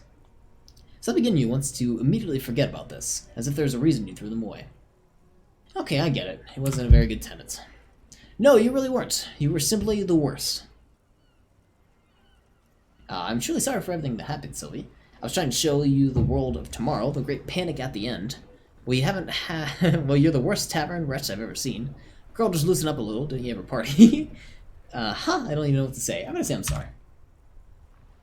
God, I knew I shouldn't have brought it up. Just try not to call me again and let's pretend it never happened. When I spoke to Cartier, it seemed like he had thought you'd left because of him. What else did I sing besides the ooh? I'm looking for a song. Let's go with 3. Wait, really? No, this is absolutely true. I like Cartier's... I really do. Did you cross the line when he asked you out? No, I was actually flattered. I've always liked him. It's just bad timing with the corpse and all. Fair enough. There's a pause. You can almost see her on the other side, the telephone coiled around her index. I don't know what to say to him later. Then you came and destroyed the place, so I left without explaining. I should have told him, maybe. I can tell him. Okay, but please don't mess this up. Please don't take out your gun or something. And then the song. Oh, all sorts. Some disco rock too. Some disco and rock. Was I singing The Small Church in St. Sains? Yes, that's the one you like to sing almost the most. The later it got, the more that one came on. Inland Empire, trivial success. Interesting. You still have to find a copy, though, before you can blast it. Alright. Right, thank you for talking with me again. Take care. Your sigh of relief on the other end of the radio. Wordless, the call breaks. Then the already familiar voice. Anything else I can help you with, officer? Could you connect me to Sylvia again? Just a second, officer. Yes, hello, you recognize the voice. Hey, it's the police again. Oh, great, she doesn't sound thrilled. What else do you need, detective? I think that's it. Could you take me to the 41st precinct? Just a second, officer. She put you on hold, the static crackling softly like a bonfire. After a while, you hear an old man greet you from the radio. His rattly voice is oddly familiar.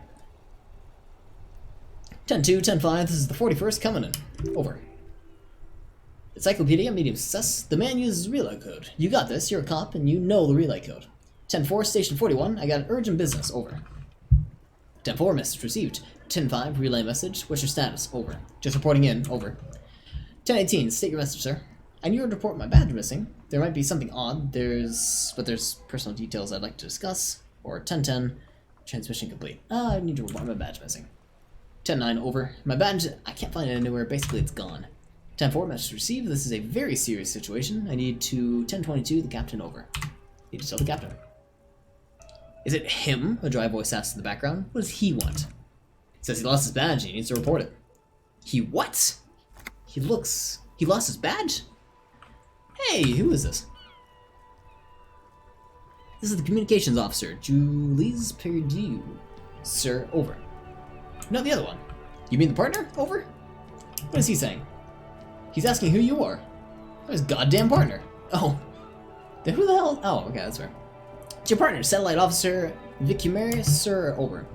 Did he lose his memory along with his fucking badge? The man in the background sounds like he's losing his patience. Who lost his badge? Dick fucking Moulin. Who do you think? It's Officer Dick. He tries to speak through laughter. Moulin from the bestseller Dick Moulin and His Lost Identity. Encyclopedia Trivial Success, Dick Moulin is not your name. It's the name of the most fictional detective who would not lose his badge. Defend yourself immediately, they're laughing at you, says the authority. Come on, operator, tell him to stop. This is serious. Haha, officer lost his badge. Haha, like I'm the first cop to ever misplace his badge. I'm going with the second one. He says this has probably happened to other policemen before. He laughs sarcastically. Oh, goddammit, is he fucking kidding? The whole station's gonna be dicked for this. Satellite Officer Vidkamir is wondering if you might be joking and adds that this tarnishes the reputation of the entire station. Over. Chester McCain, Bullen Dictus. We just get this over with. 30 XP gained. 10-4, I hear you, officer. I'm just going to make a note here and say that you're in pursuit of your misplaced badge. Over. Fuck me. Mac comes here. You've got to hear this. Dick Mullen lost his badge. What's going on? Super cop here lost his badge. He lost his what now? His badge. He lost his goddamn fucking badge. Could y'all just please stop saying he lost his badge for a moment? He asked you to please stop saying he lost his badge. Why, did he find it? Through at the other end of the line erupts with volcanic laughter. Sergeant Torson was wondering if you found your badge yet. Over. Reaction speed failure. You don't have to come back. Sorry, it's hard to think like this. He's not replying. Looks like he's still looking for it. You can hear laughter in the background. Enough of this now. I have other things to discuss. 10-9, come again? I didn't hear that. Over. The animated conversation in the back is making it difficult for him to hear you. New heights even for Captain Silver. Ask him, the speaker gasped for air. Ask him if he lost his gun too. The room roars with laughter. Sergeant Torson wants to know if you lost your gun too. Over. Half light, trivial success. Check your pockets, check your... Holy fuck you. You know where it is, do you? Oh god, it's not here. Okay, it's gone. Your gun is most definitely gone. 10-9, come in, officer. Did you get my question? Were you wondering about your gun? Over. Convince them you did not lose your gun. Success. Lying over your phone, it's easy. Just say it like it's the truth, and then it becomes it. No, of course I didn't lose my gun. He says he didn't. Thank God for that. That would have been a nightmare. I don't even want to imagine the poor prick who has to relay that kind of news to the captain. Losing his badge is bad enough. Tell him to find it fast. We have some gangbanger running around with it. Track down your gun, too, yeah. We're all glad to hear that you haven't lost your gun, officer. Do you need any further assistance? Over. This might sound odd, but I have some personal details I'd like to discuss over the phone. Okay, 10-4, sir. I hear you. Relay the question. Over. Wait, before you say anything stupid, think it through. I need information, not fear. What's there to think about? What's there to think about? You're going to be looking like a straitjacket if you tell everyone you lost your memory. Be smart about that. Ask him if he's there alone. 10-4. Sir, I hear your question. Alright, I'm not hearing your question. The radio operator inquires again. Hold on, are you alone in the room? I need some confidence information about myself. That's a negative, sir. I got 10-12 visitors present here. Over. I want to make sure if you got my information right in the report. Could you read it to me? Name, rank, date of birth. What? What is it? He's still on the line? He wants to verify the information on the badge. But of course, it says Dick Mullen, High General of the Revolcolian Cavalry Force. Tell him to stop wasting time. What do you need, sir? Please refer to me by my full name in the future. 10-9, repeat message. I didn't get that, sir. Say my name. Sir, I will not have to talk to you in this manner. Over. Please just say my name, Jules. What is it? What can he possibly still want from us? He seems intoxicated, and he keeps asking me to call him by his name. Mullen's drunk and emotionally aggressive. That's new. Wrap it up. Don't indulge in his drinking antics. Any news from my family? 10, excuse me, sir? Over?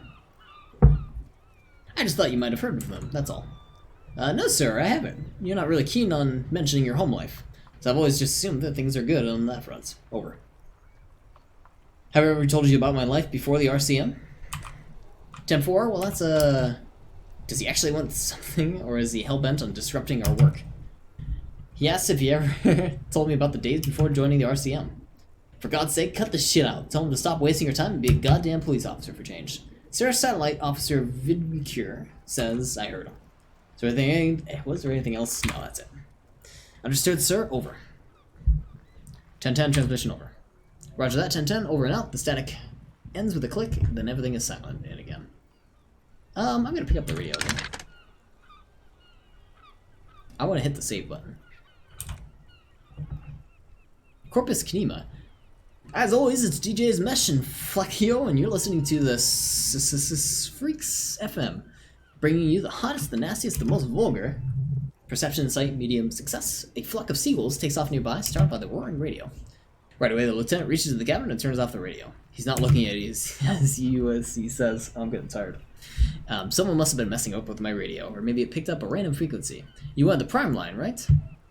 Speed Freaks FM. Huh? Looks him in the eye.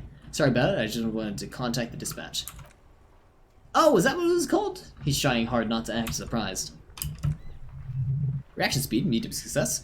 Go for it. Turn the radio back on while he's still on Speed Freaks FM. Pick up the radio again. Right, you don't want to get into this. No problem.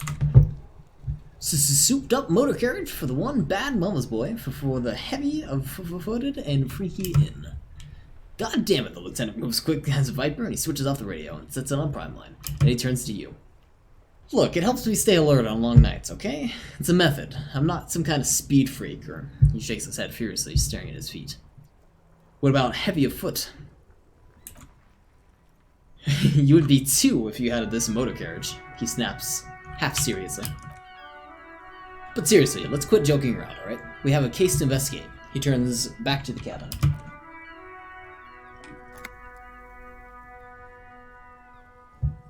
I'm done with the radio for now. 57th, over and out. Her voice disappears into the void. In your cabin, you see a full set of... Right, where is this? Pull out the pull-out toolbox. A metallic drawer slides out from under the seat and clicks into place. The tools inside are neatly organized. Take what you might need, officer. It's going to be a long case. I'm not protective of my tools, like some men are. Take the pry bar, chain cutters, flashlight, or push in the toolbox. I'm going to take the flashlight. It's robust, weatherproof, and well-made. Police issue, blue. Let's see. Things in the dark you would otherwise miss. We're gonna take the pry bar. The pry bar feels nice, cold in your hand, heavier than you think. Useful for opening all sorts of doors and lids. And we're gonna take the chain cutters. The handles are long and sleek. Snap, snap, go the cutters in your hand. Medium success for interfacing. You can do good work with these. Cut chains, locks, and ropes, especially belts. Push in the toolbox. Run your fingers over the steering levers. The white suede feels luxurious under the touch, and the metal clutch handle so very familiar in your palm. Tap on the fuel preheater gauge. As you tap on the gauge, the indicator pin jerks as if it's startled. It's in the large orange sector, indicating the engine is warm. Next to the gauge is a red switch labeled heat. There's no use pressing the heat button, he says, and jingles his keys. You won't start without the ignition key. Rhetoric, translation, we're not going anywhere right now. Close the door. That was a long series of talking. I'll make a full-on save after doing this. Suggestion. Hey, so we've been monitoring you internally, and now... I'm sorry. Hey, so we've been monitoring you internally, and now we know your type, your code type. Wait, these are code types? Yes. Guess what's yours? Cool cop? Some kind of weapon cop? Sorry cop? I'm sorry, I'm not sure. I'm sorry you had to monitor me. Some kind of weapon cop? No, you're the sorry cop. The cop who's sorriest. Let's make it official then, shall we? Okay, but what are the other code types? What are the other code types? Be jealous. Would the other code types be jealous? I'm sorry, opt in. You know, actually, I'm not the sorry. I changed my mind. No, you don't. Come on. You'll be back to saying sorry in 2 minutes. Stop wasting time and begin the repentance. No, I'm really not sorry. Fuck off. Opt on. Wow, okay, fuck off. Maybe we were wrong about you then.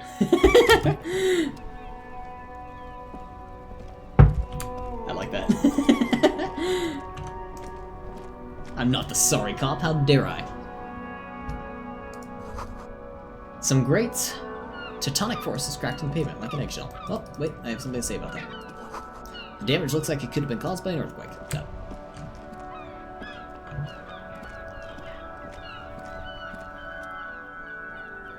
The worn and beaten wooden pallets of the bench do not look overly comforting.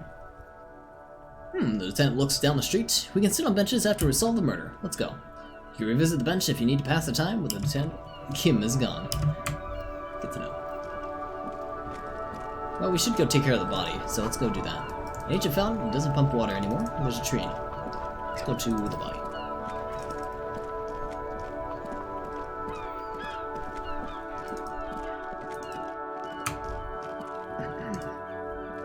Let's also see stuff on the way.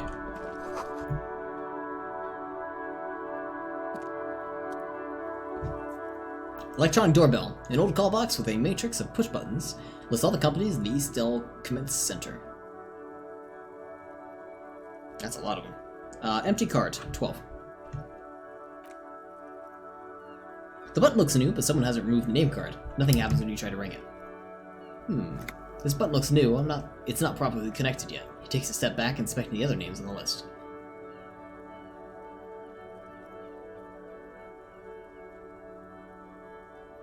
None of these seem too interesting to enter in. I'll come back here another time.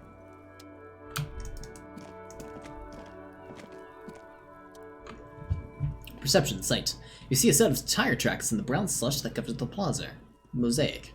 Why am I looking at this? What kind of vehicle drove through here? Reconstruct the movement. Oh, failed. No, these tracks are not interesting at all. Let's just let the street sweeper just sweep them away. What kind of vehicle drove through here? Hard to say, your vision is blurred and you have difficulty concentrating thanks to the relentless hangover. Why am I looking at this? Cop habit, you look at everything. This isn't case related, do you think? No, no. I think it should be, though.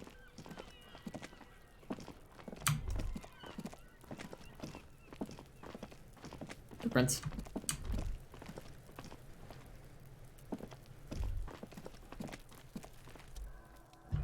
There are several footprints in the mud left by... What's this dude doing? With a kid. Throwing stuff. Is he throwing? He's catching something.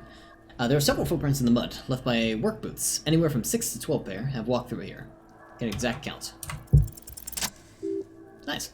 Maybe more than 12? No. 8 pairs of boots have shuffled back and forth in the mud. 8 pairs. Go over them one by one. 1. Standard work boot. Steel reinforced. Toes. Number 46. 2. Standard work boot. Steel reinforced. Toes. Number 44. Number 43. Standard work boot. No 45 or 46. Wait, which is it? You don't know. It's a miracle you can tell the prints apart as it is. The cold must have preserved them. Count more. 5. Another standard work boot. Steel reinforced toe. Number 44.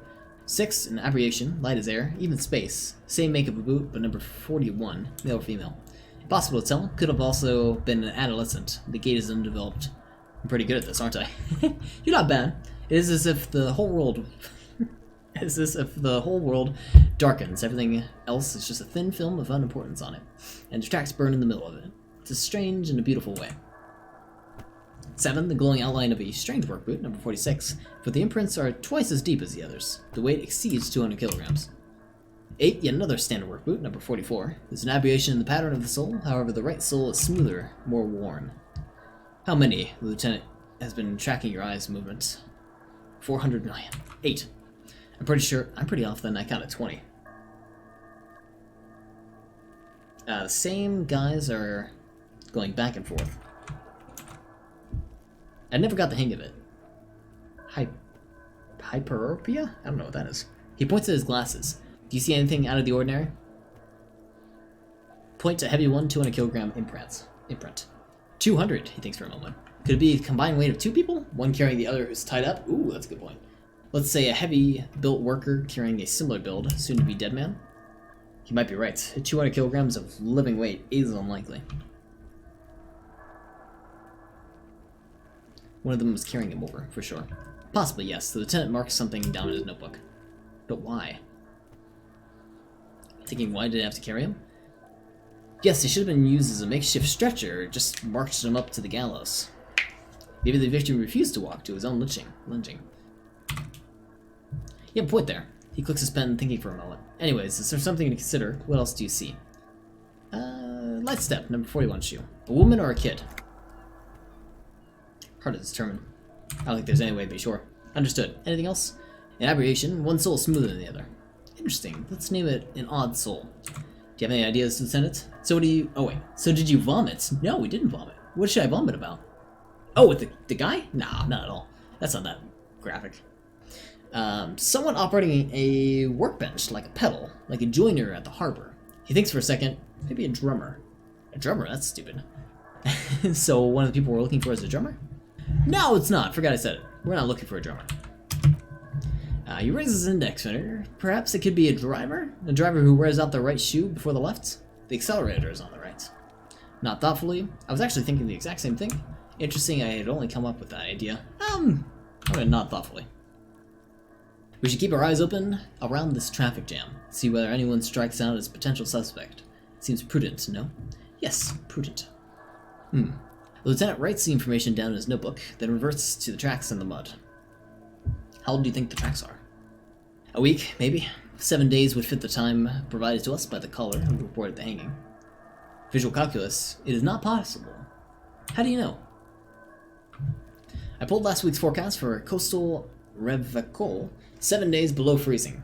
The day before the hanging, was the last warm day. Correct again, sub-zero temperatures would preserve the tracks in a good state. The commotion here could have taken place a week ago. What do you think happened here?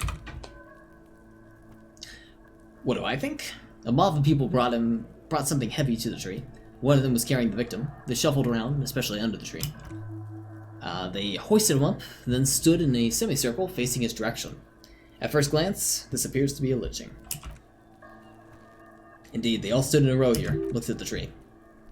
Logic, yes, everything fits so well. Carried him over, hoisted him up, watched him hang. This is so easy. I think we have a firm understanding of what happened here. The lieutenant's eyes narrow. He's thinking to himself. Either way, he concludes, what else? We've been through all of it. Smells like spoiled meat and curdled dairy. A human being decomposes. I think I'm about to vomit. The winch mechanism has been oxidized from some years. Some stuff over there. An inconspicuous pile of roofing materials. Eternite. What is this? Or perception? Why am I looking at this pile of roofing material? The ladder. Oh. Because it's nice and orderly. Well-laid palette, easy on the eyes. Fueled morale. Oh. Rhythmic pattern calms your mind. Mammals like this stuff. What is this? It's nothing. Someone just left some roofing material sent in against an old shack. Encyclopedia success? Glad you asked. When Junior researched, Alar Tal invented Eternites in the Vatarna Polythic Institute some 30-odd years ago. He thought it would last forever, hence the name Eternites. Sadly, the only thing that turned out to be material's highly carcinogenic effect. Okay. I think if I was a strong man, I might be able to open that up. Ooh, money! And morale pills. Someone's trying to grow herbs in this greenhouse. This kid's ladder is rickety, but still climbable. Weird. The ladder for kids, it wouldn't hold the weight of a grown man. No, it would not. How you doing, kiddo? Kono's got this! The boy's throwing rocks at the dead body. Can't be older than 12. Needed success? If there's such a thing as an ugly kid, then this is it. He's almost exquisite in his ugliness. Like a gremlin. Oh God. yeah, never comfy, Kuno. Yells the other kid from behind the fence. Hey kid, a word. Police business. A moment of your time, please. I'm not getting this right now. Right Police in business. the dick, Kuno. Get him right in the dick. Oh my god. The children ignores you. Move it in the dick! What does that say? It's a, I don't know, it ends in TS. Perception sight, easy success. The boy is sweating profusely. His eyes are like two black holes and his jaw is twitching, as if someone is trying to break free from the empire of his body. Hold on, what does that mean? The kid is obviously high. Stop getting high at my crime scene! Kuno, yeah, right in the mouthful. The shit himself! The rake, Kuno. You should throw the rake at him, Kuno. The fuck does Kono know what a rake is? Kono's not guarding it! God! Kim, what should we do? We shouldn't do anything. I don't tempt such forces. What You will forces? see. The language these kids are using, pure unfettered id. There are no reasoning for these creatures. Kid, do you want to hang out? I'm not a narc. Fuck no! Kono doesn't buy that shit! Fucking entrapment shit! Fast. This kid has street smarts. Are you kids siblings? What are you talking about? This fucking kid though. He's calling us f***s, Kuno. He says we're fucking each other. What? Look, I have questions for you. Oh no, I just left. Alright, that's fine. What are you doing? Kuno, the pig's getting pretty close to me. Come to snuff my shit out, I think. Looks like it's time for me to go, Kuno. Pig's come to take me in. I just want to ask you some questions. I'm going away for a long, long time, Kuno. Going away for long. What's going on there? Fuck are you trying to pull, pig? God, these accents. What are the strange words you use, girl? Hey kid, child converse with me. Child converse with me! I'm gonna use that one. Murder was the case. Was the case they gave me. She'd almost vanished behind the fence. Only the top of her hat remains. Talk to her again. I'll die before I squeal, pig. What are the strange words I you're come using? from the woods, Kutavitu. You don't want to go there with me. You don't want to see what I've seen. Don't Yeah, that's be right. traumatizing here! Get the fuck out of here! I'll These die kids are before I edgy. squeal, pig.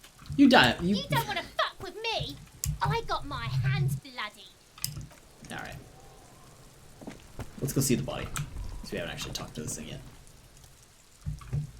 The hanged man. The corpse looks at you with bulging white eyes. The face around you does not look human. It's swollen and ready to burst. His lips are fish-like. His tongue is like a ball gag in his mouth. You seem to be holding in your breath. Look down. The cargo belt twists his neck at an unnatural angle. The body below appears stiff. It's letting out an ungodly rot. The smell seeps into you through your clenched nostrils. Endurance legendary. Let go of your nose without throwing up. Check failure. Shoot. The smell is repulsive. It pushes in from your mouth, more instant, and more familiar than anything else you expected. More fever than odor. It fills your mind, flushing you from within. Try to walk away. Oh, we threw up. Damn it, Spagoolers.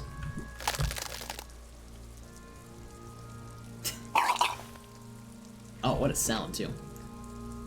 Too late. It's possible to keep it. Your body curls and pushes it out. Burst by burst, until a pool of vomit lies under your feet and your throat stings from the stomach acid.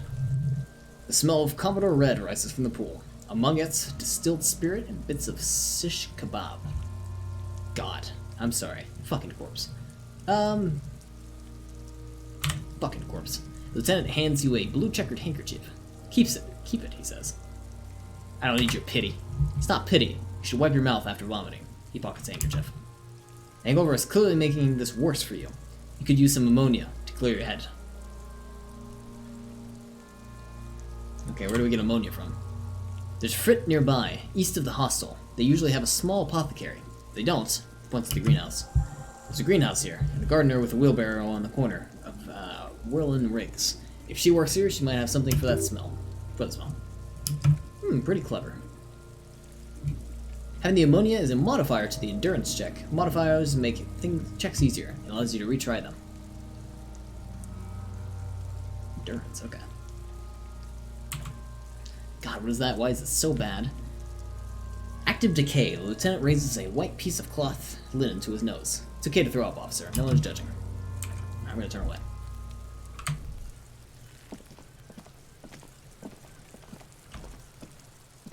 Something here. This trash container is locked. The sliding lid has a padlock that says Whirlin' Rags.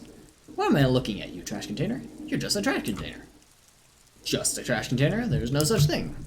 Your fingertips start to itch just looking at the padlock. How do we get you open?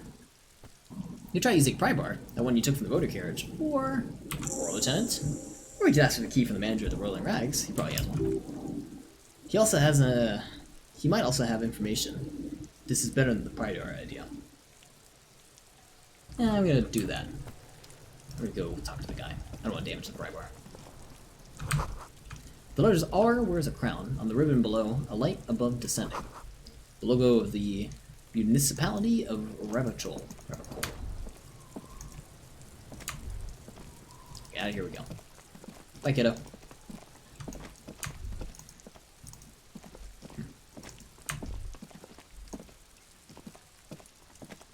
I just realize how zoomed I am. I'm like, I can only take a couple steps at a time. Oh wait, we're not supposed to, we can't go in here because the guy's gonna yell at us. Because we took his money. Or stay in his room without any, payment.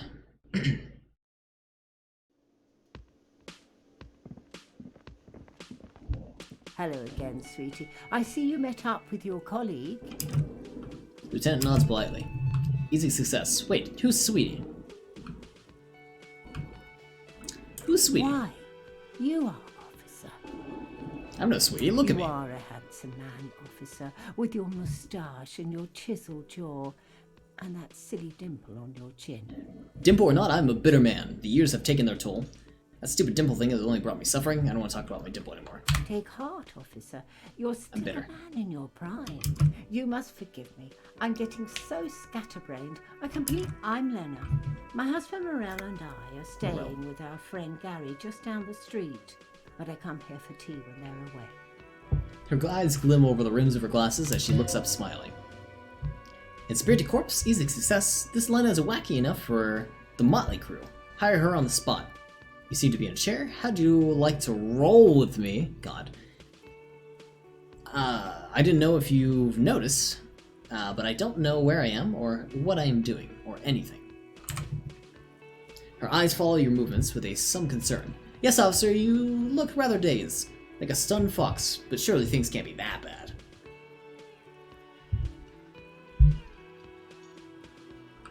Yeah, I drank so hard I literally forgot everything. Oh my! It takes a moment to process. You know where we are, right?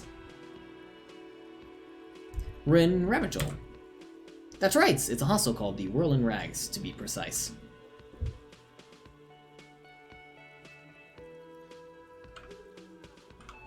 Okay. Yes, and Rabbit Hole. Yes, and Rabbit Hole, she examines you. Honestly, I didn't know much about this place. Her gray eyes widen. How would I even begin to tell you? Rabbit Hole is the most beautiful city in the world. We're fortunate to be here, you and I. I haven't seen many other cities personally, but everything says so. Rabbit Hole is a rare jewel. The city is to rule the world, though it has seen better days. There's a pause as she studies your expression. You must look quite lost. Speaking of history, you know what year it is? Yeah, we found that out. It was, Q1. Item gained, kind green ape pen. That's right, dear, how splendid. Here, take this pen. Knowledge should always be rewarded. Ah. Composure is a success. Her relief is palpable. She was getting pretty worried about you there, but she relaxes her shoulders. I can tell that this is tasking for you, so I'll ask you one more question. What regime are we living under? What kind of government? Some kind of democracy, maybe? I'd like to think it was dictatorship of the proletariats, but something tell me it's not. Our leaders are fierce warriors who traverse our plains on steeds. Civilization cowers before us. We're governed by intellectual machines that are performing calculations to determine the freest markets. Everyone hustles and grinds like a badass visionary. Radios are being used to control people's minds and distort our perception of reality, concealing our true masters, foreigners, and women. Cop. We're living under a cop regime. I'm gonna go with some kind of democracy. Nope, sadly not. Rabbit Hole is what's called a special administrative region, under alliance of foreign powers called the Coalition. We have no government of our own, and what democracy we have is, she thinks, market-driven. That's good. Meaning buying is voting. That's not good. If there's no government, how come there are cops? Oh dear, she shakes her head, suddenly very worried. And you were doing so well. There aren't cops in Rabbit Hole, not in the traditional sense. The status of law enforcement has been a complicated matter since the Revolution. But we should stop for today, sweetie. You look like you need a break. Besides, I'm not the best person to explain the big things to anyone. Half-light, e-success. She's scared now. She realizes you really are brain damaged. Who could tell me more? What is revolution you mentioned? What's revolution you mentioned? A defeat, I'm afraid. The people of the archipelago tried to build something new, something different. The rest of the world didn't like it, so they came and ended it. This was 42 years ago.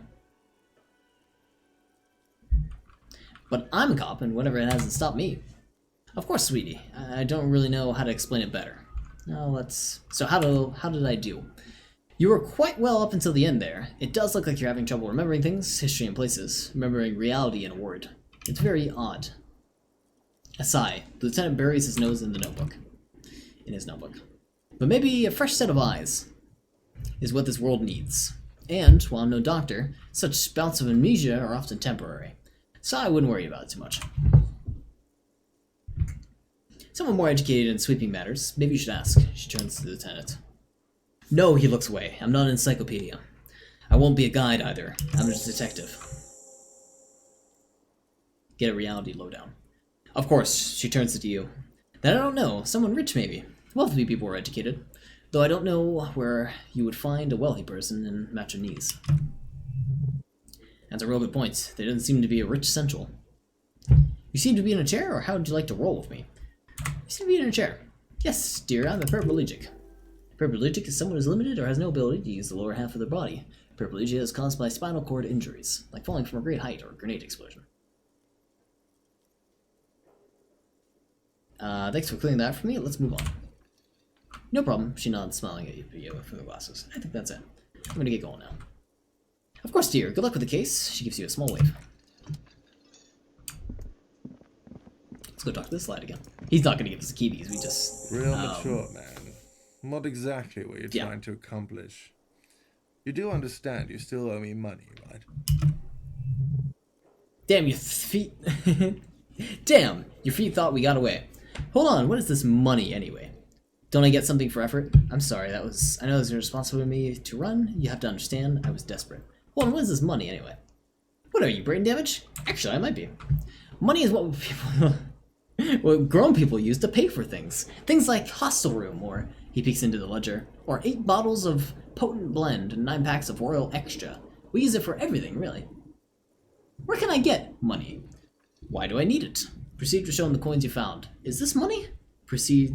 Don't show him the coins you found. I'm gonna not show him the coins I found. There's a shuffle of nylons as Lieutenant Kursigi looks for something in his pocket of his orange bomber. Don't I get something for effort? You know what? The stupid drinks you've had are on the house. You know why? Because I know you can't pay for them. Not because you ran away. Well, shoot. Now, I still have to charge you for 3 nights and the broken window. That's 100 square. So we're cool? Not entirely cool. You still owe me 100 real. Real? Real. If you don't have it by tonight, I can't let you back up there. He points upstairs toward your room. Now, what the hell did you want? I assume you wanted something to come back here. Is the trash container out back yours? Mine? No, it belongs to the Rolling Rats. Thanks for clearing that up. Why do you keep such a container locked? Why? To keep the hobos and drunks out. That's why. And the neighbors, too. They put their trash in there and they don't pay for the garbage company. I thought as much. And are you the only party with access to the trash container? Well, yes, and the garbage disposal company. Rhetoric, trivial success. It seems a little callous, doesn't it? Something stirs in you. I wonder what that feeling is. No, it doesn't. Nothing stirs in me. It isn't callous. It's common sense. I wonder what that feeling is. Prod him. Find out. Doesn't it seem callous to you, guarding even the leftovers from the poor? Callous? What are you, Krasmazov? Almost all establishments in Rapid keep their trash locked. The Rolling Rags is not special in that regard. Maybe I am Krasmazov. What are we talking about? What was this? Not about the trash container? No, wait. Whisper and points to the back of your head. What if I am Krasmazov? We should return to the case of your mistaken identity at a later time, officer. This is about the trash container. We need those keys. What, for Mazov? Are you planning to nationalize my trash container? Yes, we are. It concerns the case. Lieutenant voice is harsh and sudden. Please cooperate. He takes the keys from the counter and hands them to you. Just bring them back once you're done, please. I need a drink. Can you pour me one? Do I have a shaker in my hand? Is this... He points to his empty hand. Is this a shaker? It's not a shaker. It's nothing. He holds nothing. It is but an imitation? No, there's nothing there. Am I wearing a little bow tie? Am I wearing a little bow tie and doing this? He shakes the imaginary shaker furiously. Am I smiling? Do you see me smiling? Shaking? Am I a little shaker? No. Do you know why? Because you're not a bartender. That's right. I'm the cafeteria manager. He calms his breath. I'm glad we cleared that. Was there anything else? I want a fucking drink, asshole. You don't understand the seriousness of my situation. I'm an alcoholic, I need my fix. I'm an alcohol-operated detective. If you want me to clean up the dead body and solve the case, you need to insert alcohol into my mouth. Find that I need something else I needed. I need a fucking drink, asshole. Well, you're not getting it. He slams his hand on the counter. Asshole. This is a thoughtful exchange, but can we move on, please? Yes. Oh, yeah, number 4. I talked to Sylvia. She left because of me, not because of you. Wait, what? He looks up, surprised. What about the bird? The bird? Yes, the bird. I found lying broken on the floor with a broken wing this morning that she left. She didn't break it. I did. I threw it against the wall. Oh. I'm gonna lie. She said it was just an accident. Why didn't she just tell me about it? I don't care about stuffed birds. I care about my employees. He stumbles his words, shaking his head. Alright, he calms himself. Did she say anything else? About me, you know? He repeats, did she say anything about me?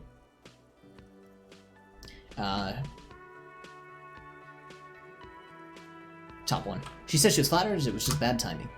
Really? The man does not know what to say. He wipes his brow and stares at the counter. You should give her a call then. 30 XP? Thanks, I guess. Gives you a short nod.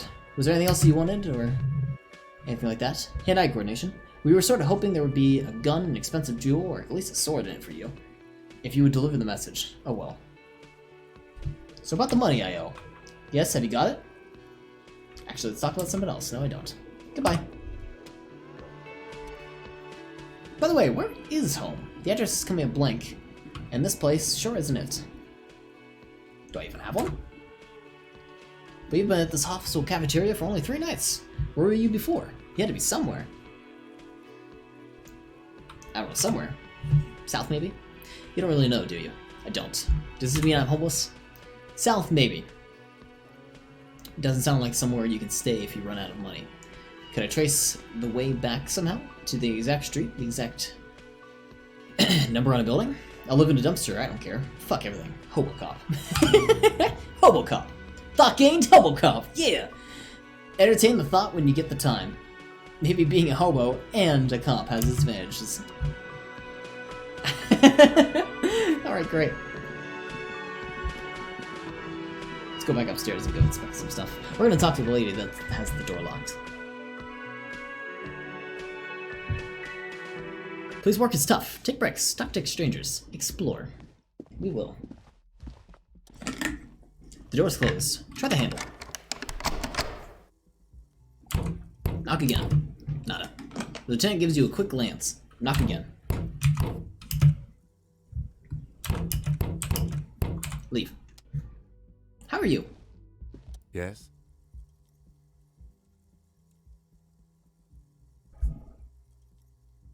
You seem to be following me.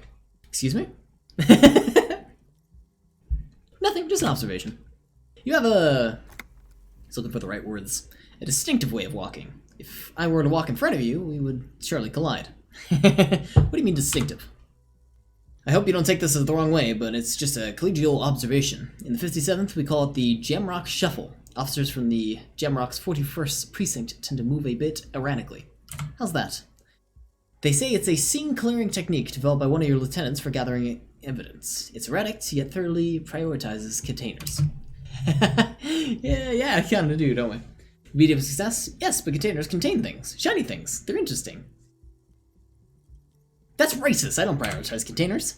I'm sure you don't. It's just a stupid interdepartmental thing. I'm making assumptions. We should move on. Yeah, that's it for now. I thought that was funny. Can we go in here? I would like to enter this area. I guess not. We go look in the mirror. Oh, we have other stuff in our apartment now. Kim tries to not look at your broken down bathroom door. Kim also tries not to look at the pile of tape viscera on the carpet. Or the weird suitcase on the hat rack, excuse me. Or the potted plant dying in the corner. But it's all just too more to ignore. Severe fair. Easy success. The man is finding it hard not to trip on the tape, and not to see any of the bottles rolling across the floor. Endurance, success. Where an unidentifiable sludge makes it hard for him to breathe. Smell vomit in here. You're looking at the destruction? I'm sorry for this. I did it my way. And this is where the magic happens. Say nothing, nod stoically. You're looking at the destruction? He nods. I did it my way. I can see that. He takes a step towards the door. It looks like he'd like to leave now. The atmosphere is oppressive.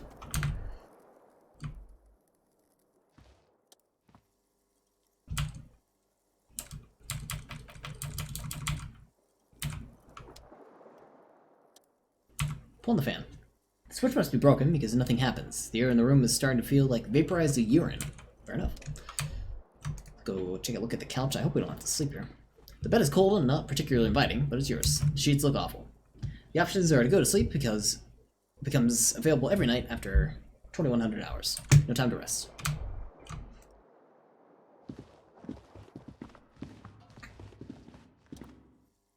Mirror hangs in the bathroom in your face, adorned with the expression. Use these chain cutters to fix the faucet, stop steam from fogging up the mirror. We're gonna try that. Oh. Oh, these are white, so we can come back into this later. I don't know why they can't open this door. I think that's it in our apartment. Yeah.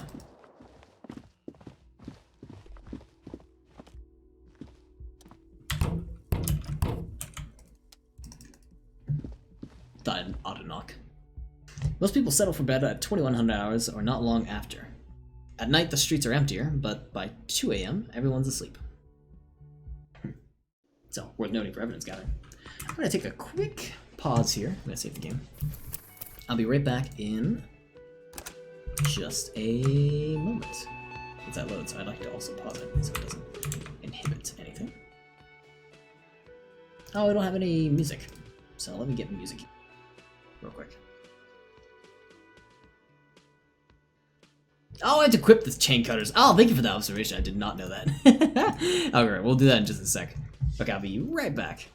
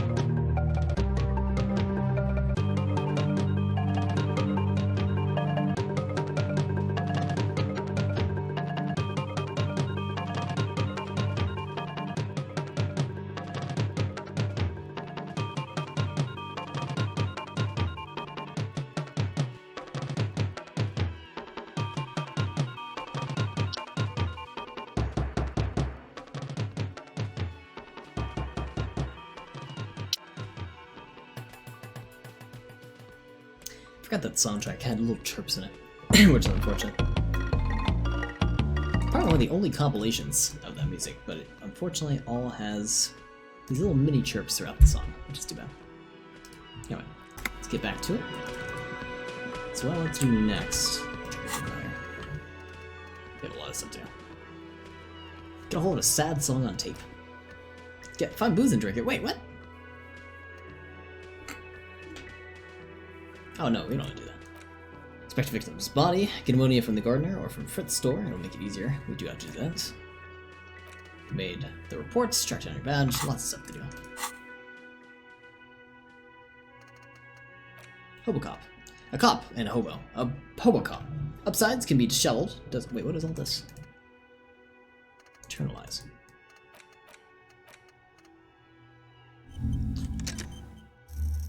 Oh, it's something that I guess we are. Okay. With alert gusto, Hobocop does not need anyone or anything. No one can kick you out because you don't have a home. Never pay rents again. Never again hear, "You're drunk. Why'd you even come here, Harry? Go home and you're embarrassing yourself." Downsides? Are there any? I mean, seriously, give me one. We're not gonna internalize that yet, though. Last one to the logic. This one. Kiami Lamillion. These are cool imagery, too. So, both of these look bad overall, so we don't really want to internalize those, I don't believe. We'll see the other ones later. Just gets another ear.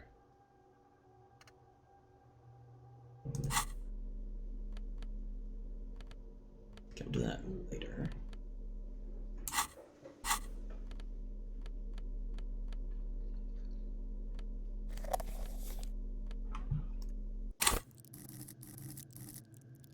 Also, we are... Oh, this is the one that we're maintaining. I don't like that so much.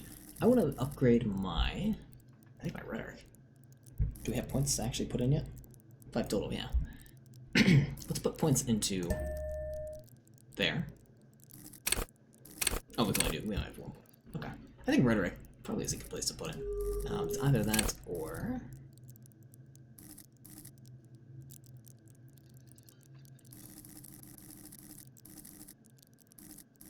I feel like I'm using a couple of these a lot. Logic a lot. Rhetoric I haven't actually really used a whole bunch.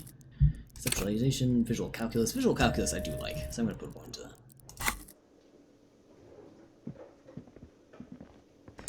And none of this stuff is opened up yet. Can't go back there. Okay, let's head out. Go look around the city a little bit. Big dialogue options that begin with hold on or wait to gain additional information before the conversation moves on.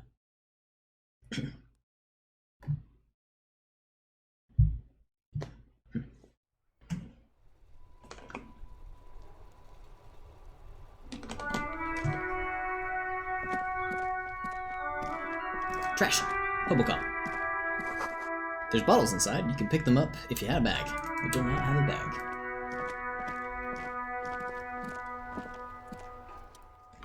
Mail collection box. This post la Touvure mail collection box has been heavily vandalized with graffito.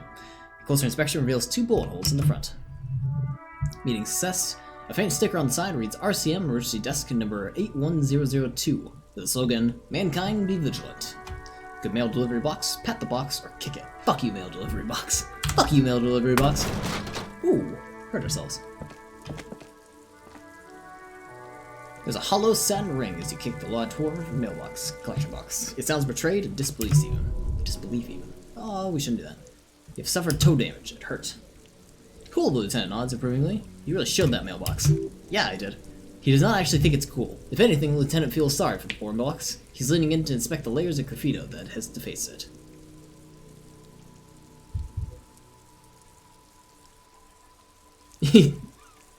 You think so? You think it was cool? As I rub my toe. I don't. Let's go. Good delivery box.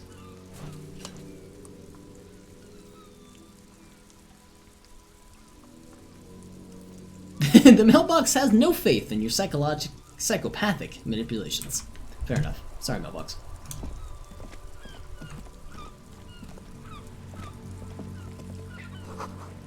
This book has a rose, a pistol, and a half-naked dame on its cover. On the cover stands a very muscular man surrounded by flames. The book is titled Man from the Wildfire, that one. This book is about pate. This book, you don't really understand what it's about, nor does it seem important. A book about Bodero culture promotes freedom and roving upstream. A book about the future. The government reads the mind using radio technology. Hey, we heard about that earlier. Crime romances and biographies of famous people. The store is open. I am the law. Are you interested in a new and exciting book? What kind of store is this anyway? We sell books, postcards, and some board games. It's called Crime, Romance, and Biographies of Famous People. Books, postcards, easy. Even a kid would know all of this. Little girl, I don't know what a book is. Books are very long letters with stories inside them. Yes, that's exactly it. I also know what a postcard is. It's a small cardboard picture that you can send to a friend or a loved one. You got it, sir. What about board games? I like playing games with people's minds. Sir, this was all very enlightening. Can I help you with anything else? Is it okay if I ask you sir. some questions? I'll try to answer any questions you have. I hope they're about books. What is romance? It's a type of book that there's a rich lady and she has to choose between the good man and the bad man. She smiles at the thought, perhaps imagining yourself in that situation. That's enough romance for me. What is your name? My name is Annette, sir. My mom, her name is Placence. She owns the store. She's inside minding the register or organizing the stock. The girl gazes at the window and suddenly jolts her eyes wide, as if recalling something. Feel free to step inside and browse our wares. And you're standing out here in the cold because? I'm signaling that the store is open, she nods eagerly. Otherwise people might not know. They miss out on the crime, romance, biographies of famous people. Such a good trooper you are. Thank you, sir. I'm happy to help out my mom with the store. She smiles and stands upright like a soldier. Okay, bye. See you around. Let's go inside. The map tab in your journal lists all the white checks you can reattempt. Oh, that's nice. That's good to know.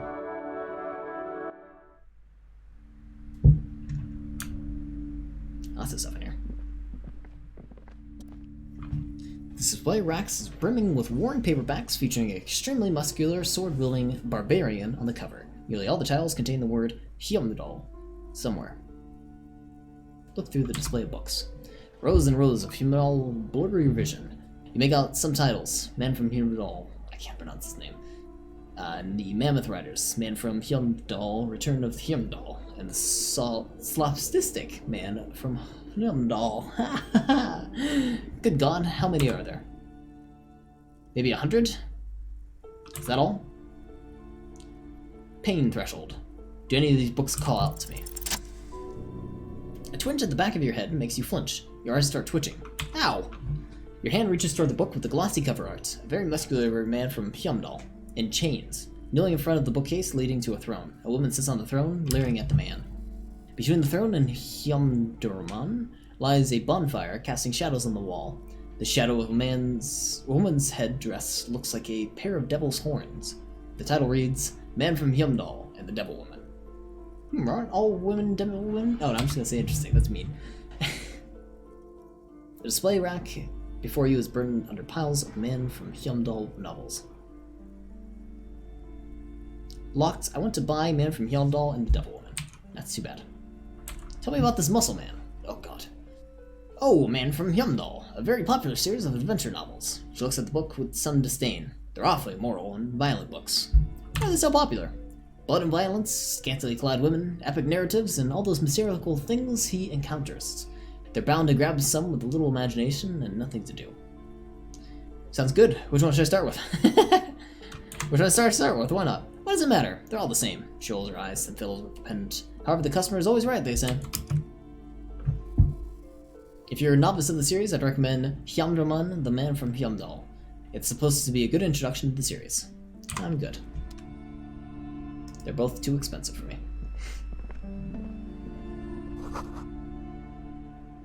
Sports bags.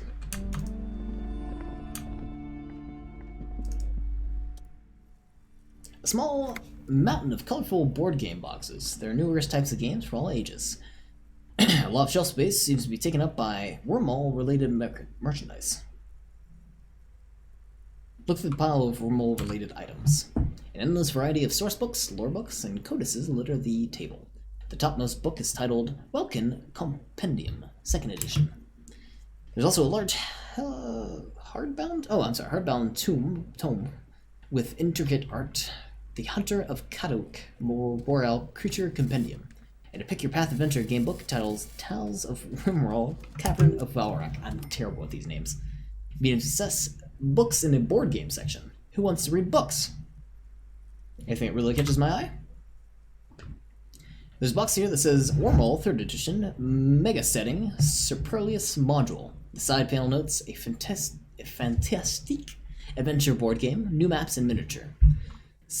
A sticker on it displays 25 real. That's expensive. We ain't got that much money. Talk about expensive bookstore. The books collects the national recipes of Adria. They're all about a lake. Excuse me.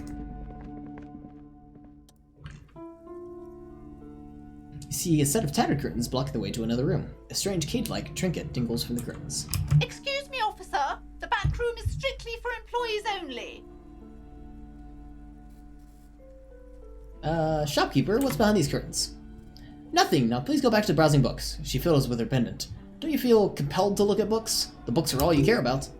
Medium success. She speaks almost as if you're trying to put a spell on you, urging you to buy more books. Oddly enough, the more she tries to draw you away from the curtains, the more alluring they become. Examine this is a strange cage-like trinket. You see some kind of charm, an irregular polyhedron, assembled from bone, sticks, and straw. Inside, a disturbing fish head with empty eye sockets stare at you. From the looks of it, it's a traditional Siamese ward meant to provide protection against ill luck, bad dreams, curses, and other supernatural scourges. And who are the Siamese?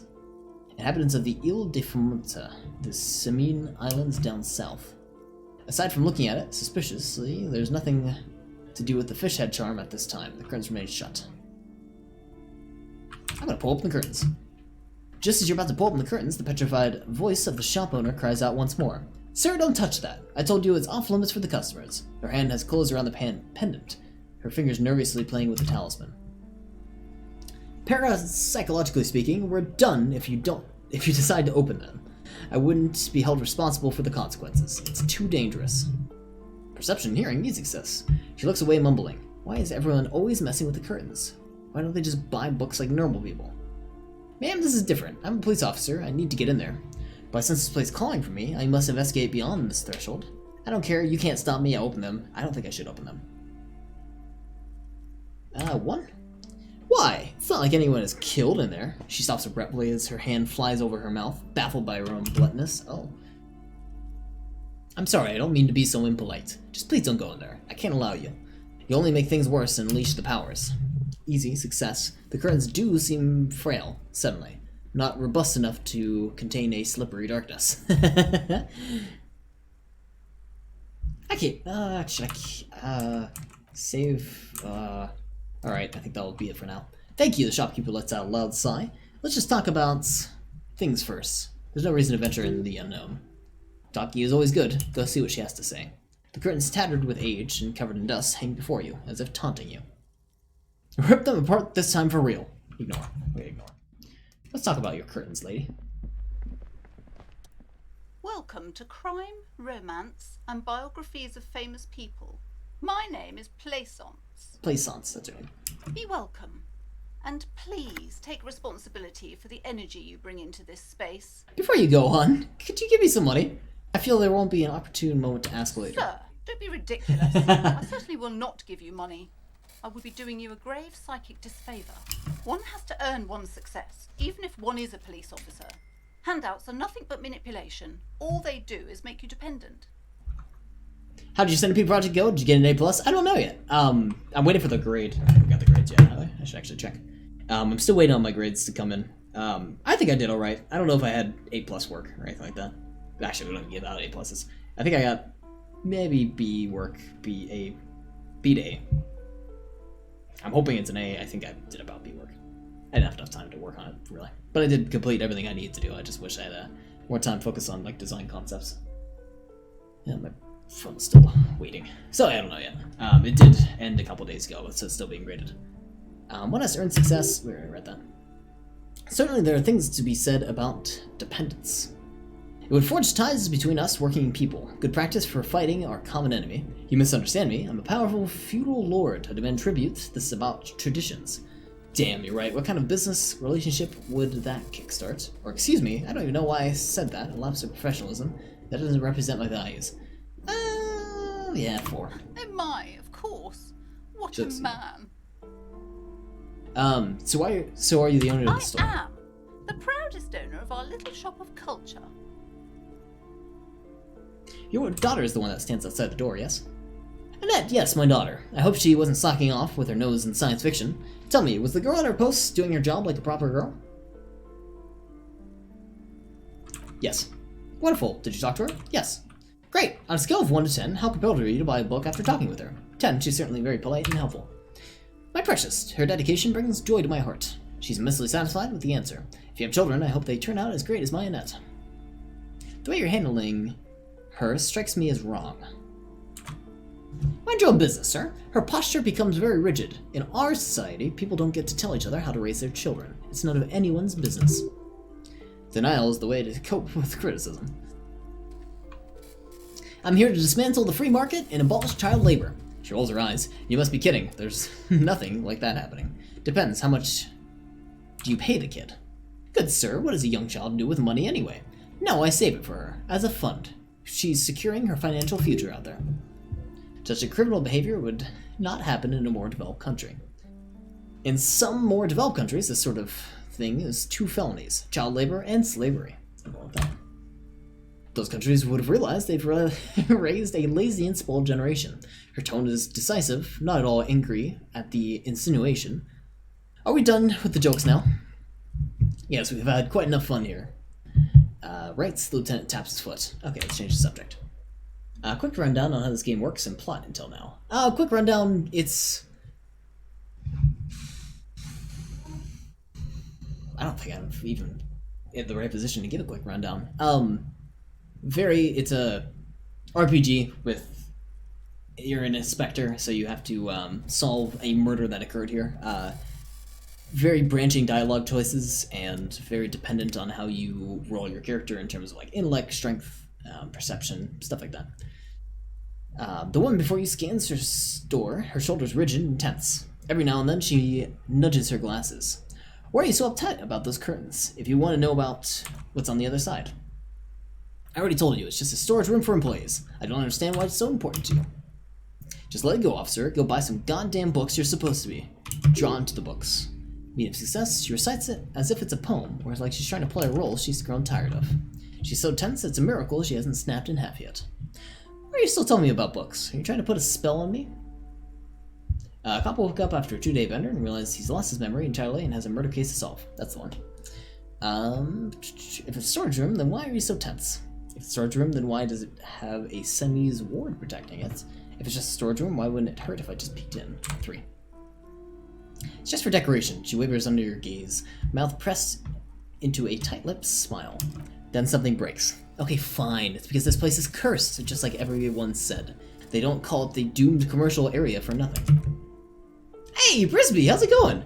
Sparky, I can finally catch you live? I know, it's been a while. In fact, it's been so long, God, I haven't been able to stream at all. I've been so busy with schoolwork. What's going on, Brisby? Good to see you. Good to see you for sure. Hope you enjoy this. As Blood put it, it's a cop that woke up from a 2-day bender, I keep saying blender, and realized he had lost his memory entirely and has a murder case to solve, and it has been fantastic in terms of, like, story so far. Are you happy now, officer? Happy you've ruined everything? She closes her eyes and starts mumbling something about her pendant. Perception, hearing, medium success. Hosts of hosts, she prays. Guard me in my honest business, venture from the curse that lurks behind the curtains. Oh, I'm actually at work right now. Really? You're at work by yourself? Oh, man. Well, it's quite a joy to be able to watch Twitch while you're at work. And I'm always glad I can catch people when I'm still working and I'm off phones. How does this curse manifest itself? A shiver runs down through the woman as she looks around in the dimly lit store. The curse is so much worse than you could imagine. It's a disease eating at the very foundation. I'm telling your boss. Her voice drops to a whisper. It's the curse of financial distress, of ruin, and bankruptcy. She peers at the curtains again. Okay, I'm a little confused. What does that mean? Everyone knows that all the previous companies in this building have sooner or later declared bankruptcy, and their malicious spirits are still here, feeding off the bad business practices and disappointing income statements. Yeah, public accountants never sleep. Public accountants? I didn't know that's what you did. Yeah, I can imagine you guys never sleep. There's something wrong with this building, I can tell you. Ever since I arrived, I've sensed an eerie, lingering presence, as if it was unwanted here.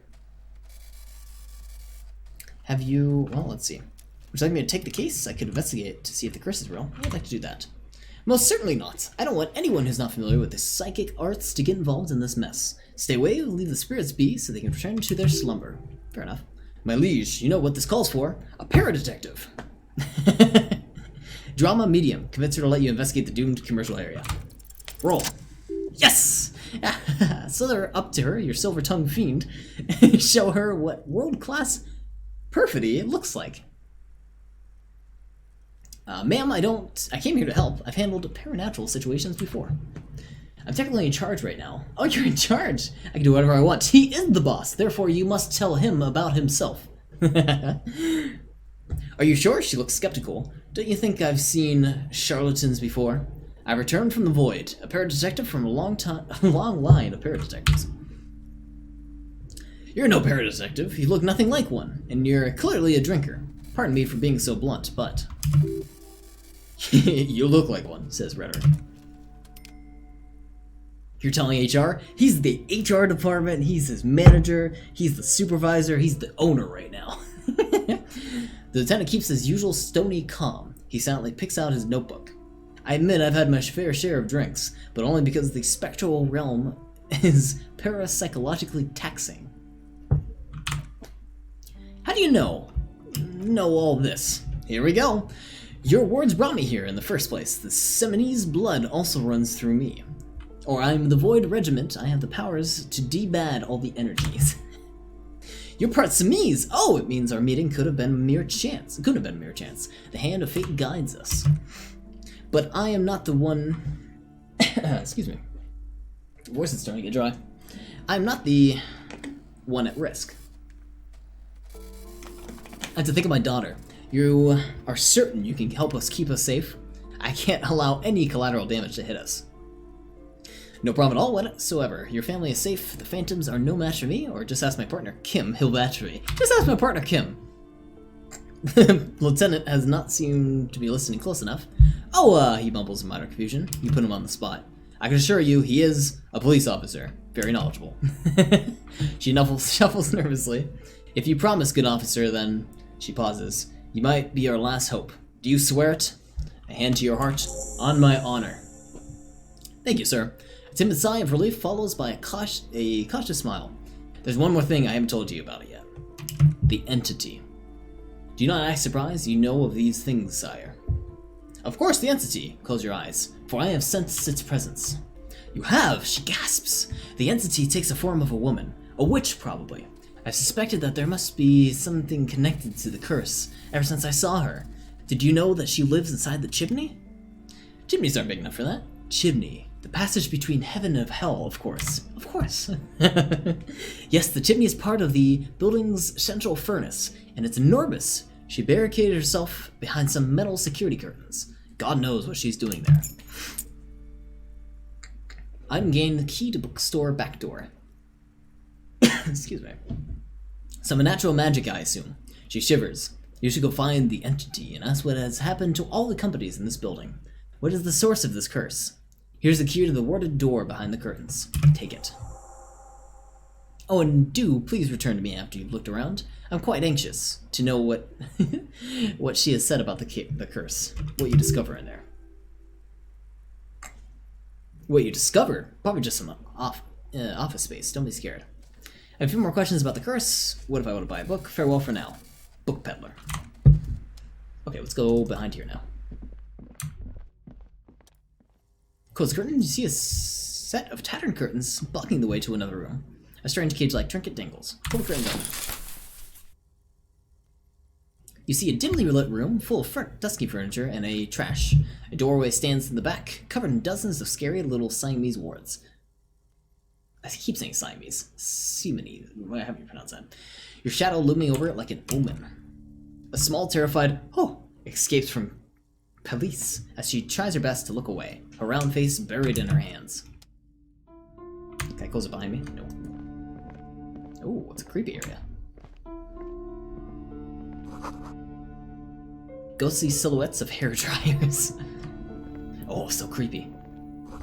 A vaguely androgynous portraits of a man. I can't pronounce that. Looks like Gary Lamillion, that hair poster.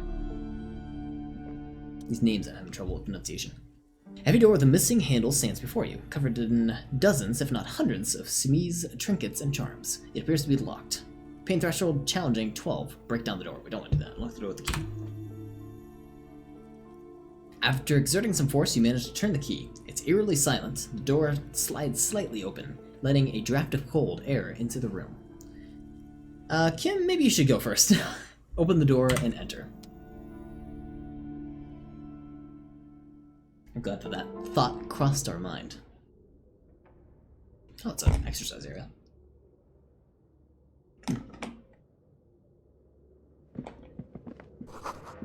Sand is dripping from a punch bag. Kinda is an eerie room, to be honest. The poster says, Sidious Fortis. The rest is worn off. It smells like leather and sweat. Oh, there's a ball down here. Take it. Shotgun ball. Shogun ball. How do you pronounce it? A barbell lies on the floor. The color is worn off of its weight plates. It's 60 kilogram. Yes.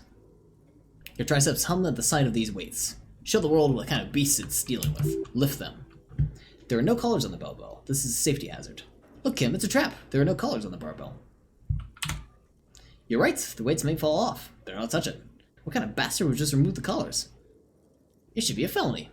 It would be a violation of EPIS safety regulations. If the gym was still operating, but it isn't, no one is supposed to come here anymore. Cool, I'm not gonna lift it. That seems like a bad idea. We're not wall bars. They look unsafe. Yeah, this whole gym looks unsafe.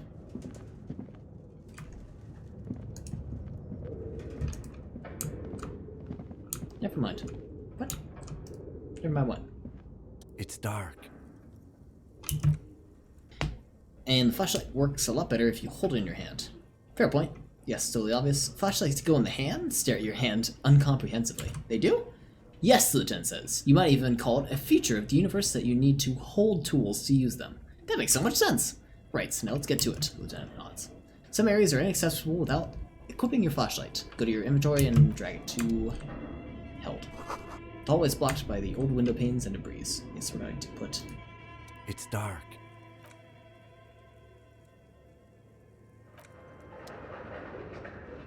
Oh, okay. No, I wonder why that was there. Alright, let's put in our flashlight.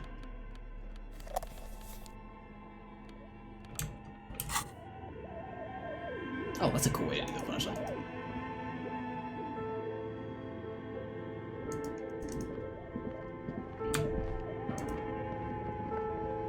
Makes some eerie sounds.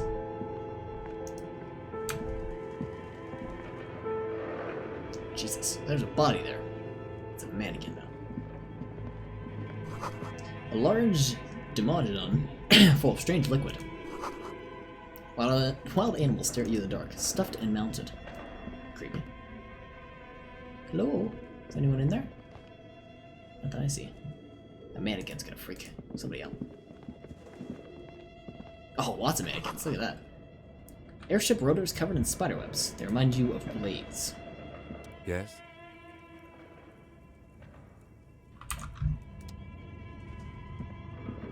Hello, bodies.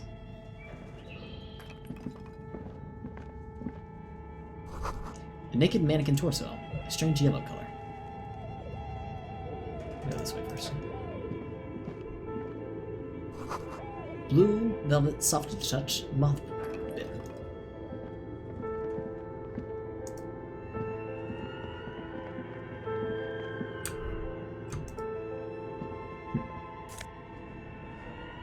Production schedule, filament memory. I'll check that. Steel rotor blades bearing a Slipstream logo. Skis with Slipstream printed on the laminated top layer. Looks like someone tried to reconceptualize their business here. I don't get it. Look, the skis and the rotor blades both bear the same Slipstream logo. It seems like they started out making one, failed to turn a profit, then pivoted to producing the other. But the question is, which did they start with and which did they pivot to?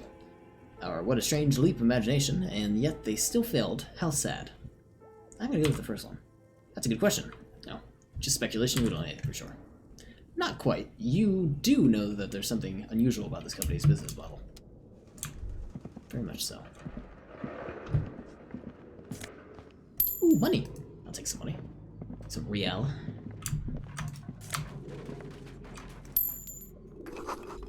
But where are the clothes they used to display?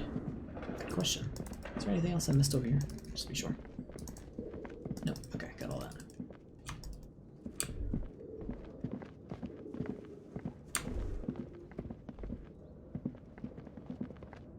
There's a goblin on there. See that?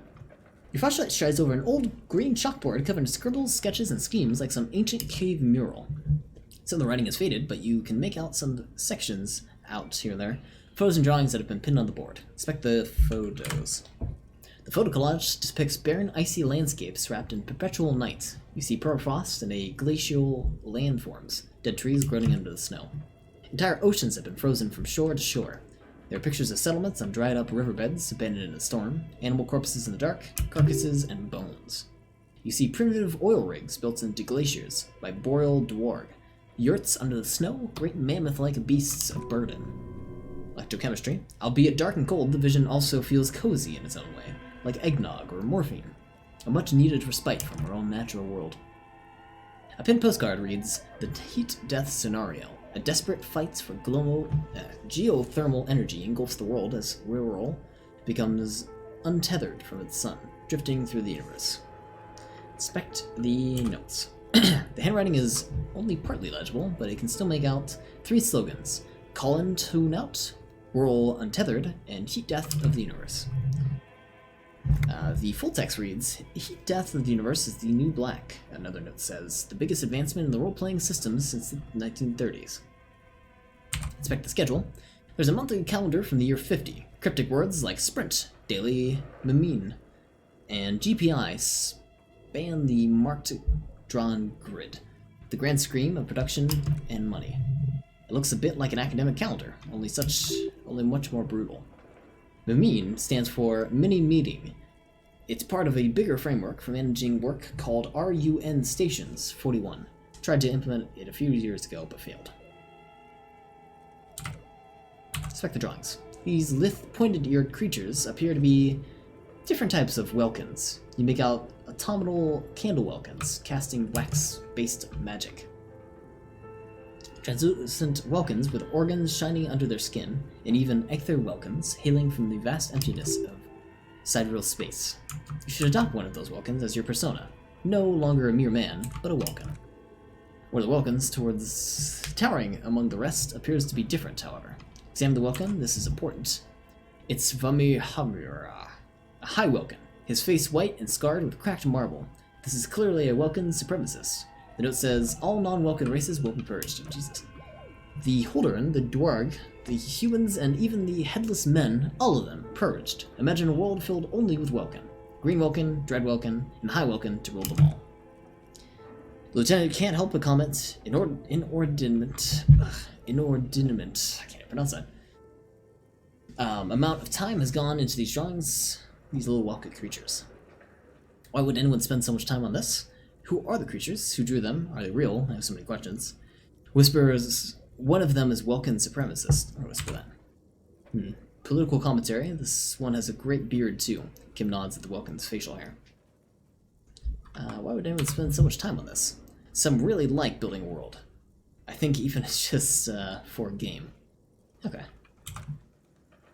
That's all the notes.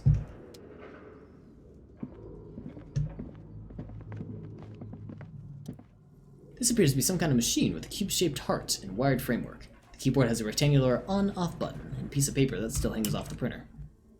A radio computer, says the lieutenant, watching you circle around the machine. Just sitting here without anyone in sight. He sounds surprised and a bit cautious. Reaction speed, medium success. What he means is that these things cost money. Why would anyone just leave it behind? This is REM Civic radio computer, model RC5120, equipped with a Feld mainframe and a REM-compatible printer. Do you think I should turn it on? We have one of these down at the station, but I never really learned how to use it. Turn it on. The machine lights up like some prehistoric animal stirring from its slumber, revealing viscerant play and print keys on the keyboard. The hatch on the machine's central compartment is wide open. Look inside the compartment. It's empty like a beehive without its brood. Some cables have been left tangling, disconnected. The filament you would have fit perfectly inside the compartment. Insert the production schedule. Like a smooth drawer, the filament slides into place. On the keyboard, the play key starts blinking. Press play. A bar of fabric right above the keyboard starts producing a soft hum. The sound of static seeps through the machine's planar magnetic drive. Static gets louder, slowly filling up the abandoned hall until a voice speaks out, crackling and old, cutting into the air. Good afternoon. The Fortress accident on Rue du Saint-Cassine, the East Repeater Station 1. Please repeat, is this the production schedule?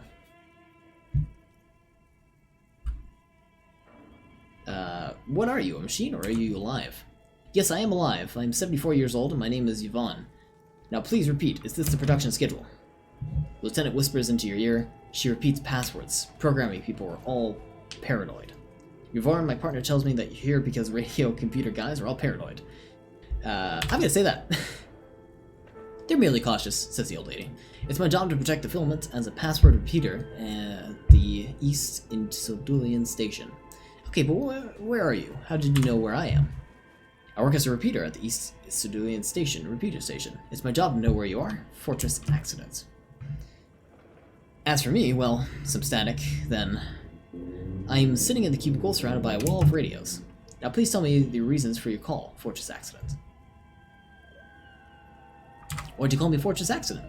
Fortress Accident is the company on whose name the terminal you're currently using has been registered to. Do you have any information on the company? One moment. You hear her flip through a catalog before she reads out with studious care. Fortress Accident, SCA, produces revolutionary interactive call-in radio games. That's what the catalog says. That's not bad. And what's that, this interactive call-in radio play? Static drowns out her response. Any other questions? You hear her ask when the connection finally improves. What's the production schedule? The filament you inserted into the reader. Alright, thanks for the explanation. That was a question. Have you inserted it into the core? Yes. Good. Please repeat the password. Password. Of course. It would have a password. That's why there's a human administrator involved. A password? I'm really bad at passwords. Can you give me a hint? It is my birthday. This is the police. Please open the thing. I don't know the password.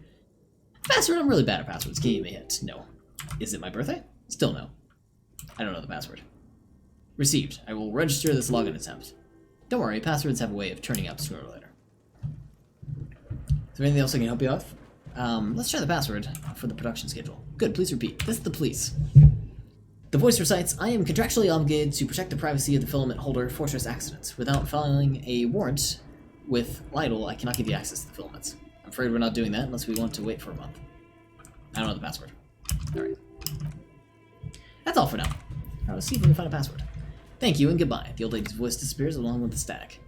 Tiles of the cube are still smoldering, casting the framework in a soft glow. Versant... God, I had so many people coming online and offline on Steam.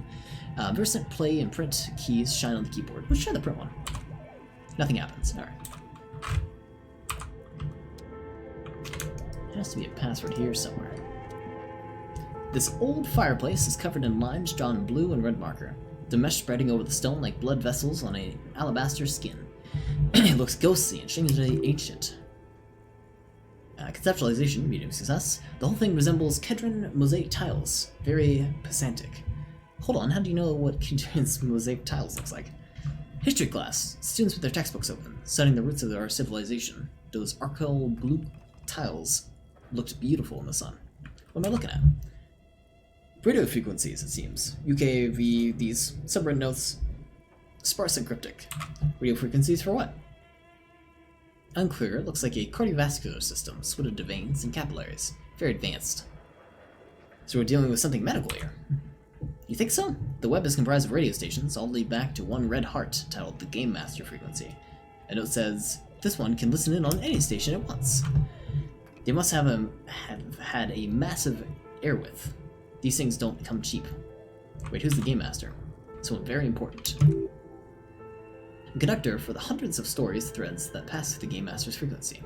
If it's a game, then who's playing? Whoever decides to call in to the call-in station, looks like. A list of names under the station suggests people across 6 isolas would be playing these names. There's no way a little basement studio working here could pull anything off like this. My god, the lieutenant leads closer, his finger tracking the maddening rhizome.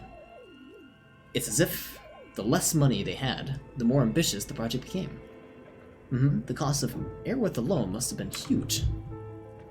Exactly, he nods the counter on the chalkboard, wiping his marker-stained fingers clean against his jacket. This schedule, I know doom when I see it. This company was running out of funding. What else? Nothing, it's just lines on marble, an echo of times long ago. No one has used this fireplace in ages.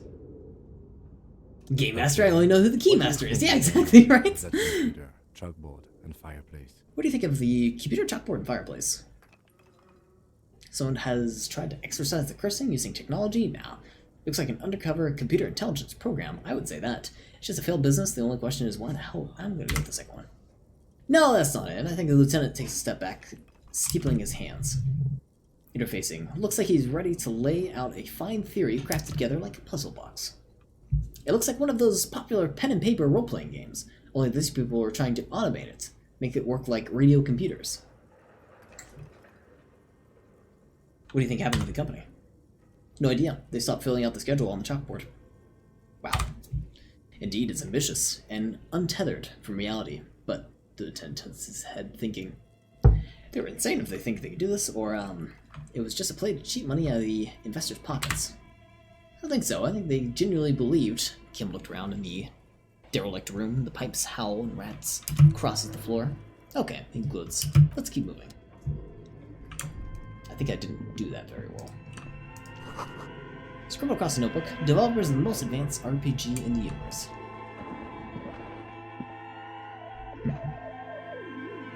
Need time to pass? Buy a book. Reading it passes time quickly.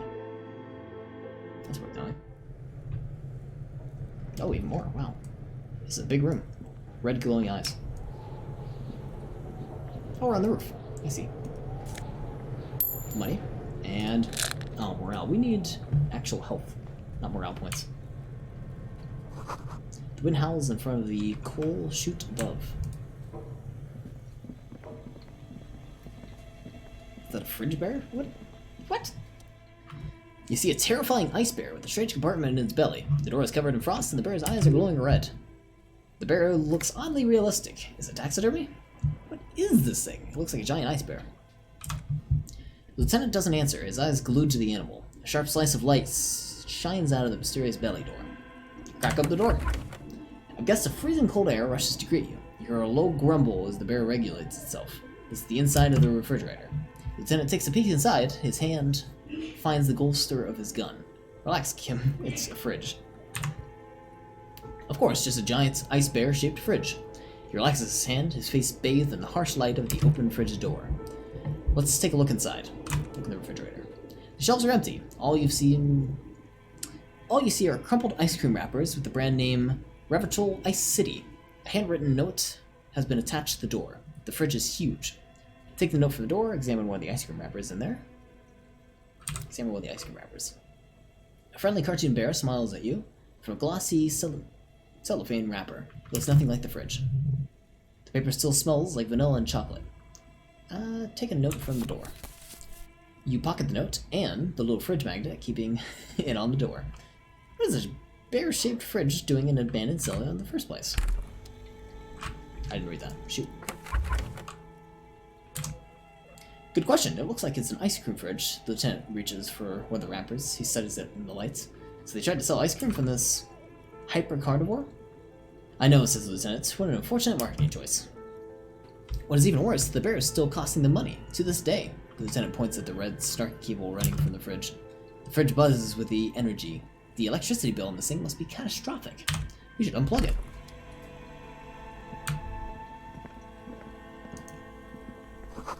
Ice cream maker defrosted and unplugged. You should save some around here. Worth noting. Thank you. Confirm. Thank you. Because I feel like I'm gonna do something bad in terms of unplugging this bad boy. Flashlight casts a strange shadow. There's a hidden doorway here. Oh. Huh. How about that?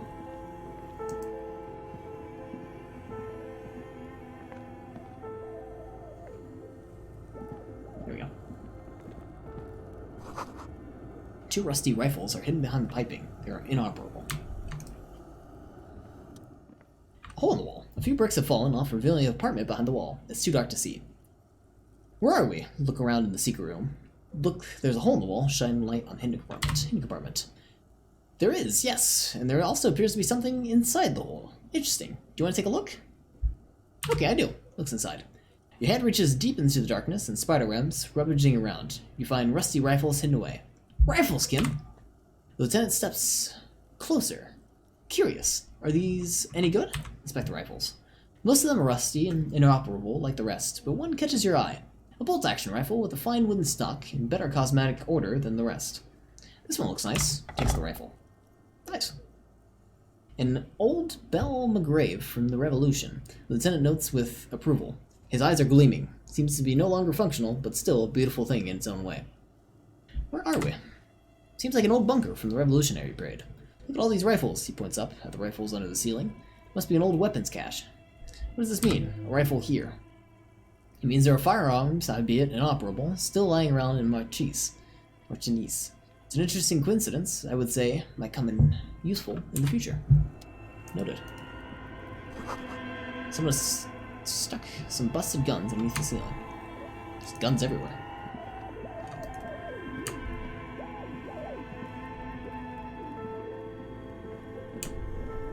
More ice cream stuff. Frozen ice cream maker that is still running. Huh. Money. And yes, some health. Glad to use that. Two cables are plugged into the breaker box. The red one leads the ice cream bearer, and the black one leads the ice cream maker. I'm not going to unplug either yet. That seems like a bad decision at the moment.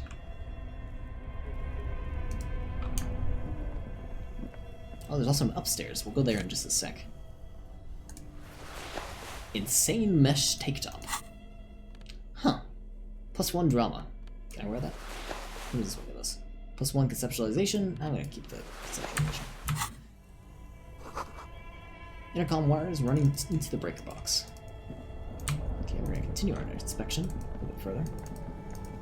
Around this way.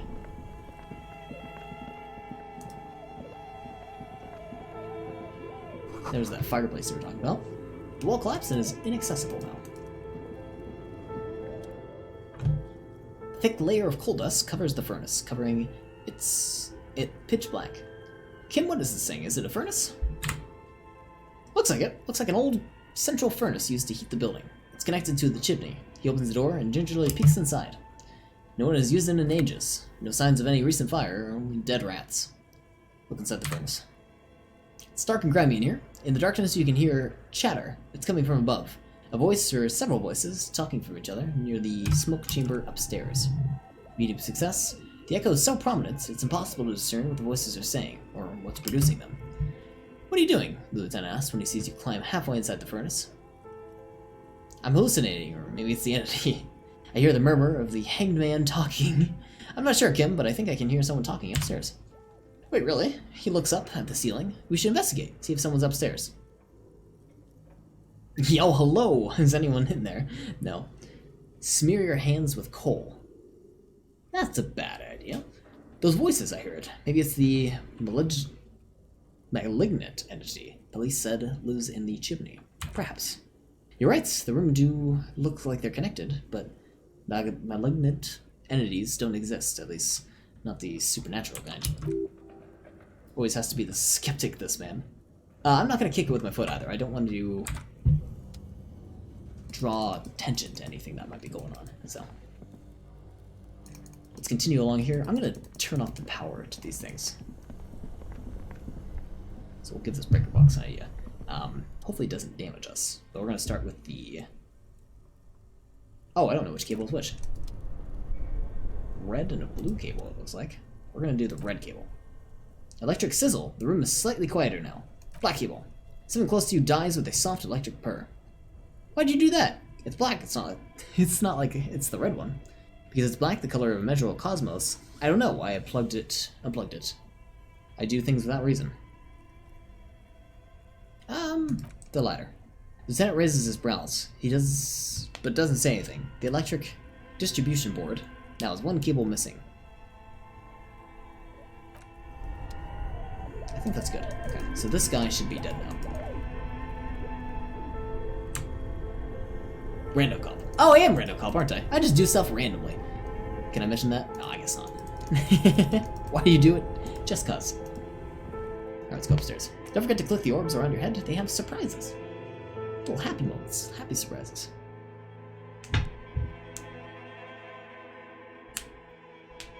Why'd I do it? Because it was the second dialogue option. Ah, okay. So we're back here.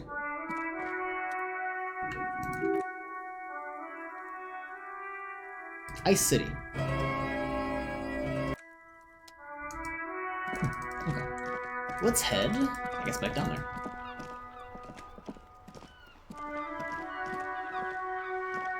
Oh, how are you? Hello again, sir. Yeah.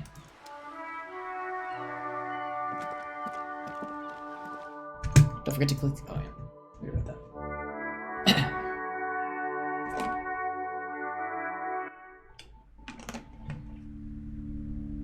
Let me tell you about our findings. You're alive and well. Don't keep me waiting now. What's in there? In that dark sarcophagus? The dark sarcophagus? Yes, how was it? It was a channel house, or it was a charnel house. Failed business enterprises leeching life energy from this bookstore. Honestly, a dump, nothing to see there, just a heap of garbage. Someone should let the sunshine in. And I'm in no position to give out personal opinion. I'm gonna go with the former. I knew it! A tremor runs through her. Oh, such horrors! They have been thrust upon us. She shakes her head. But, what else did you find? Did anything survive? No, of course not. Have you located the entity? You don't have anything of substance to tell her until you find out it's the entity of hers. Nothing yet. I'm gonna leave for a little bit longer. Back down we go.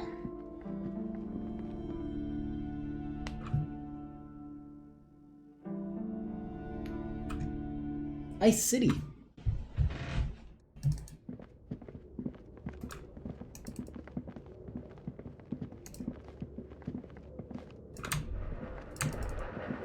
Kind of a creepy atmosphere walking into here.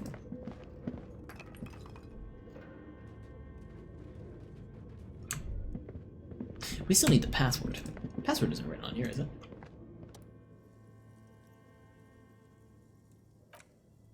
No. You wouldn't happen to know what the password is, would you?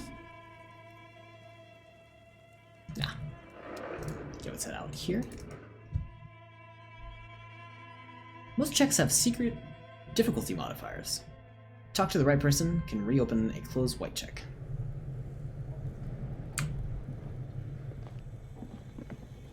Oh, oh, wait, fridge. Right. We had something that we got. Items. I like that we have a rifle now.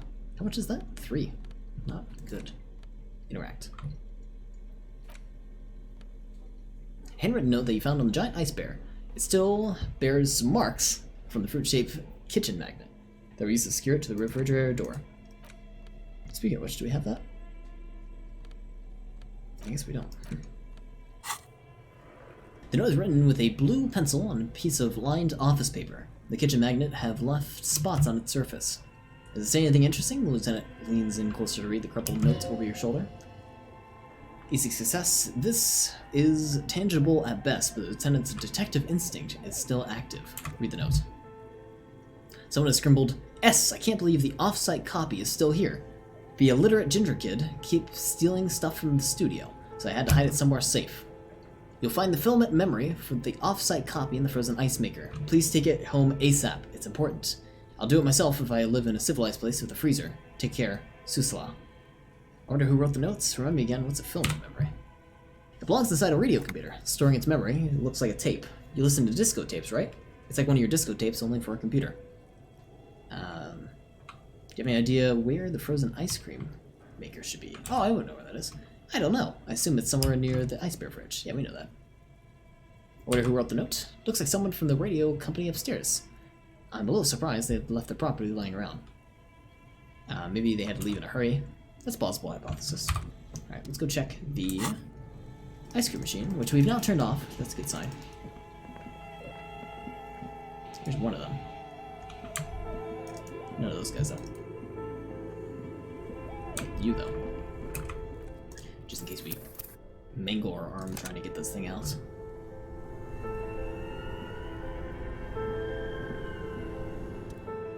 The orange machine is dead still. It has a hand-cranked ice cream churner and electric freezer.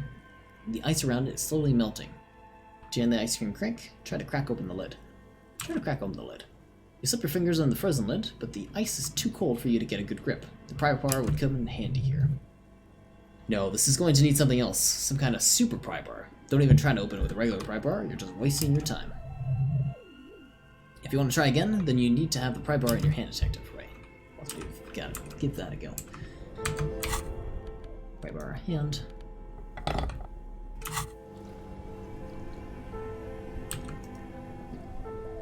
Oh, try prying it. Crack open the lid. No. The ice squeaks beneath the pry bar. You'll have to... You think you've got the bar jammed in there pretty well, but the lid simply won't budge. You see the pry bar's metal handle breaking right before your very eyes. That's a good pry bar. I'm not criticizing it, but the ice cream maker is frozen shut, and it takes an advanced tool to get it open. Advanced? Where do we get one? I have no idea, officer. This ice cream maker is important enough to requisition a special tool. Sooner or later you stumble upon a tool mighty enough, then we'll have to know what's in this mysterious ice cream maker. I don't think turning the ice cream crank is a good idea. Turning the ice cream crank feels oddly satisfying, like stirring your childhood dreams. In the distance, you hear water dripping. And what if we turn this machine on again? The black wire. Plug in the black cable. Somewhere, a machine hums along with the current, happy and content.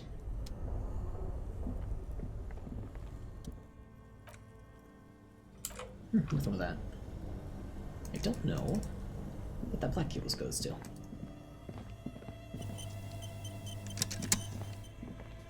This is still on, right? The bear's eyes are dead. Oh, so that's the black cable. Ice running inside the fridge is slowly melting. The power has been cut off.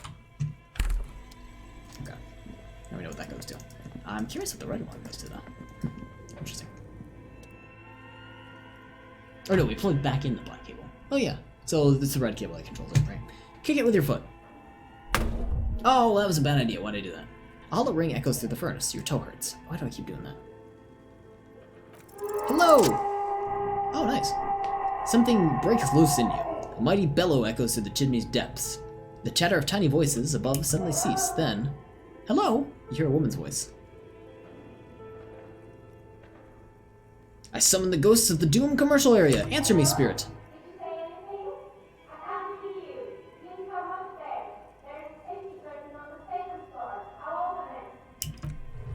You hear a low rumble upstairs, the sound of a curtain being pulled aside. The lieutenant nods, then points upstairs. After you, officer. I don't know where that would be. I don't actually know how to get upstairs. Is it up here? Yeah, I guess this is upstairs.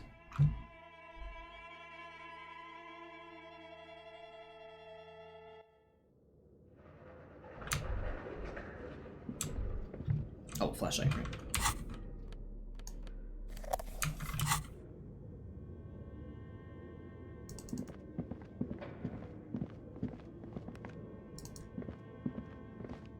Ah, there we go.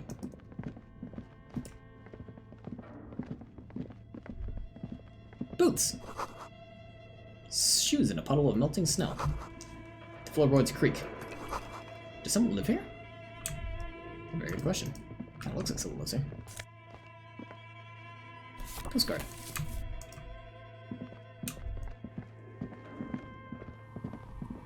Oh, hello. The tray is full of dice, colorful polyhedral dice. Hundreds of them. The candy dispenser has been repurposed to contain thousands of dice. Hello. Hello, I'm Nia. A bird-like woman sits on a throne of tools with emerald light shining through her hair. Try knocking on my window? I must have missed you. I've been listening to my Melius. She taps on her What headphones. kind of die are you looking for? She's got a direct view in the backyard. You should interrogate her about the lynching. You seem to be confusing me with someone else. I haven't knocked on the window. Then how did you get inside? By the south entrance? You know what? It doesn't even matter. What matters is that you're finally here. Let's talk dice. Did you have something specific in mind? Why are you asking me about dice? I'm a novelty dice maker. Tell me the name of your role-playing system and I'll make the die you need. That's why you're here, yes? Role-playing games? You know, one made by the Fortress accident. Does that count?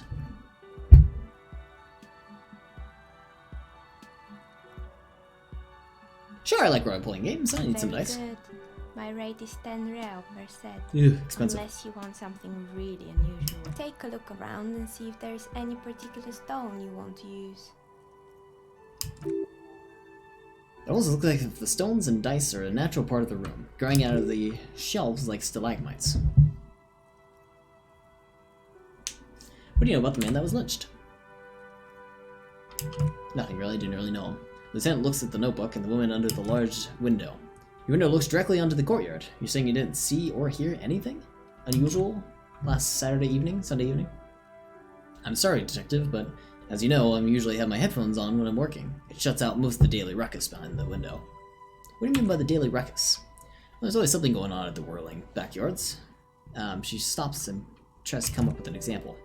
During daytime, there are usually those kids, and lately I've been seeing a lot of drunk workers hanging about. Must be because of the strike. She's heard of the murder, but did not see it, sire. She looks up at the window, pale light comes in, but I never saw anyone during the fateful Sunday night, I'm afraid. And you ever took your eyes off the work to look out the window? I might have, she admits, but in this case all I could see and I could have seen would have been my own reflection staring back from the darkness. It's light here, but dark in the yard at night.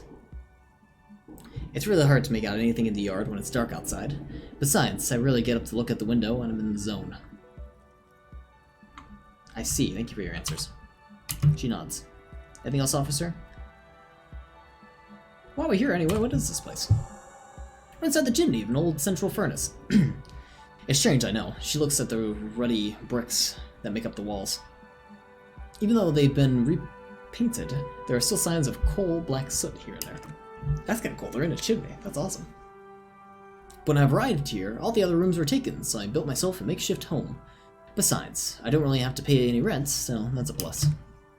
Creative. The lieutenant looks around in the spacious room, its ceiling fading in shadows above. Medium success. When she arrived here, there was no room anywhere else. She must have known the other businesses. I've heard this place is cursed. Did you know anything about the doomed commercial area? I've heard the stories, she nods as the wind howls from in the distance, shaft above, but I don't think those stories are true. Placid's the one who sent me here. She's convinced the place is swarming with malicious energies. Placid, the bookshop lady? She raised her brows. I've heard that the business is doing rather well. Have the energies spared her somehow? Placid's is a wise woman. She has Smee's trinkets protecting her against the curse. Actually, the bookstore isn't doing that well. They've hardly had any customers, and she has to explain her own daughter to keep the company going. The curse is just biding its time. It should before the strikes again. I don't know anything about the bookstore has gone bankrupt yet. I'm gonna say explain the daughter.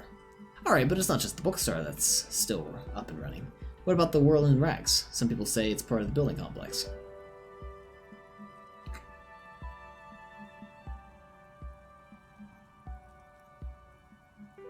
Yes, but it's a separate building.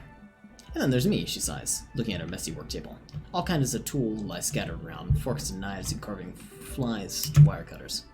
I've been here for 14 years selling novelty dice to role-playing enthusiasts. Not exactly a million real business idea, but somehow I've survived despite the malicious energy. Strange, isn't it?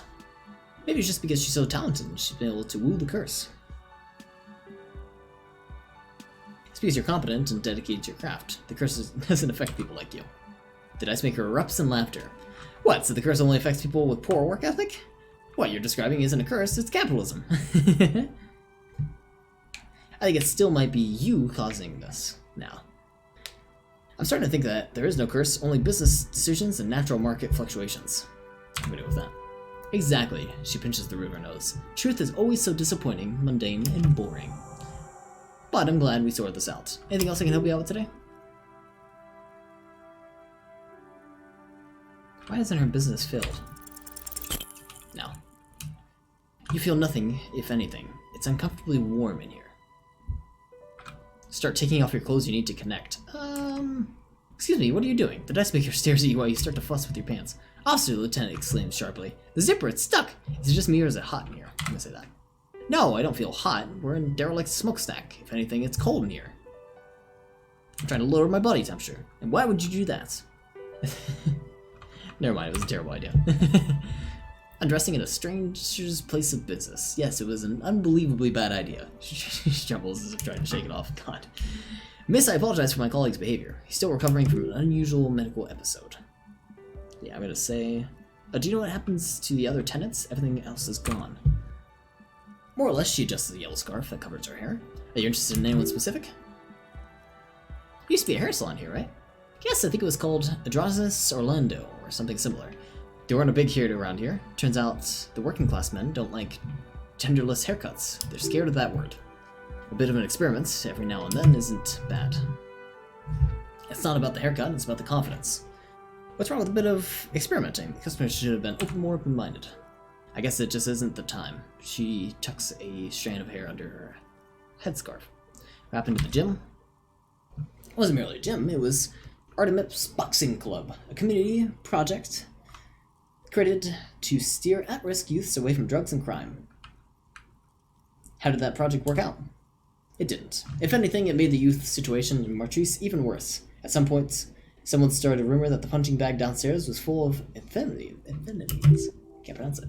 It's not really full of that. No one would store their drugs like that. Eventually, the coalition took away their funding of the club, and it went bankrupt. This was a few years ago. It's gotten much more peaceful around the plaza ever since. What's up with the broken windows? Oh, this one's a mess, she sighs. There used to be a company that promised to repair windows 24 hours a day. What could go wrong with this one, right? Turns out their business was actually set up stuff for an illicit group that was producing snuff milius. Who would have guessed? What's snuff milio? And they never cleaned up the debris either. It's just littering the hallway and I have no idea how to get rid of it on my own. What is that? It's a sub-Rosa radio station that broadcasts real murders with real victims. Some people pay good money to get off on it. Oh, Jesus. Nothing changes in her tone as she says that, as if it's just another piece of information to lay for our world. Don't worry, the ICP has a separate division that deals exclusively with unlicensed sub-Rosas. The lieutenant turns to you. This isn't our problem. Understood. Jesus. Good luck with that. It isn't easy catching those perpetrators. Then she lets the thoughts go. I found creepy mannequins. There used to be a fashion atelier here, but I had forgotten the head designer's name. They were doing well for a couple of years until the insect rights activist came. Insect rights activists? What in the name of? The atelier produced a certain collection that use chitin among the materials. Apparently chitin is made in the ocidents, which is extracted from beetle wings. You know how big all those political movements are. Big in the Occident. The activists shut down the biggest chitin supplier, which has of course caused the price to skyrocket. And naturally, all the fashionable tastemakers refused to be seen in chitin from then on. The atelier went bankrupt before they could finish the collection. I'm glad that someone took care of the little guys. I like the insects. Really? She looks at the windowsill, where a dead fly is lying on its back, curled up in a bow tie. Anyway. I found with a strange machine. Fortress accidents at the radio game station. She closed her eyes as some remnant of memory lights up her face. They're an interesting bunch. We talked about role-playing games. Every now and again, I even saw one of them get into fisticuffs over rural. That's understandable. Fantasies are serious things. The mind is the drawing board of history. They certainly took their work very seriously, even if they seem to be chronically liberal with their schedules. What do you mean liberal? What happened? The usual. They ran out of money and couldn't get the project done on time. What went wrong? Well, I did hear that at times, she looks at the hallway as if she can still hear them chit-chat behind her. Curtains on a cigarette break. They seem to believe that they were historical individuals on some grand quest. She sounds almost as if she's mocking them about that. From what I saw, the project did look quite impressive. Yes, but when the money started to run out, they just began to complain a lot about capitalism. You know, how the markets are rigged and to keep out the business and so on. In the end, they did get it done. They just didn't get it done, sorry. Didn't have enough willpower to produce something truly historic and to show up to work on time. That's too bad. I would have supported them. No, you're right. They should have just tried harder. They had everything they needed to succeed, or... Well, showing up is hard. Showing up is hard. And so is producing something extraordinary. Her eyes wandered the shelves full of dive prototypes and discarded models. Anything else? There was a terrifying taxidermy bear in the cellar. I'm gonna go with that. Oh boy, the fabled Rebels Ice City. You're in for a treat here. She leans in closer, hands on her knees, like a stand-up comedian ready to tell a story. The place was owned by two guys who had something rather innovative ideas about marketing. The bear was one of them. Now ask me their other ideas. Alright, what are the other ideas? Well, there was really just one, and it involved picking out the prettiest girls in the neighborhood and paying them 20 cents per hour to man the booth. And by man the booth, I meant slip behind the counter with a face that you could maim if you dared to disturb their bored magazine browsing. She leaned back, disapproving.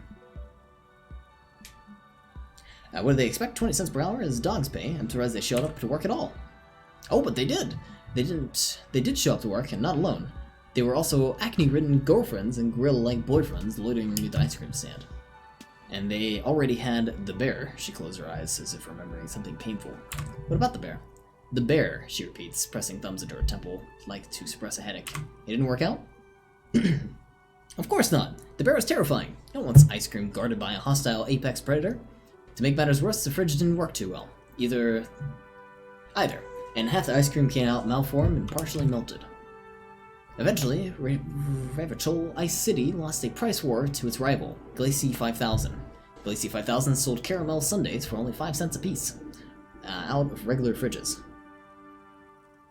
It's the market's doing its job. Maybe because the taxidermy who made the bear definitely was doing his job, I mean. He said the bear was his vision's beast. He said it was meant...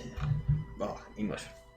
He said he met his vision's beast while high on decadence. He called it Mytherium. Sounds cool. Very cool, but I don't want to hear about bears anymore. Let's move on. I found this building's intercom, but it is not functioning. Oh, right! She rubs her forehead. Her scarf leaves a faint line on her dusty skin. I hope you didn't try to ring for me. I think none of those doorbells work, including mine. I'm still in the middle of connecting the wires. Sorry about the confusion. The doorbell with the empty card must be the one that belongs to her. So you're telling me the doorbell with the empty name was yours? That's right. I haven't even written my name there.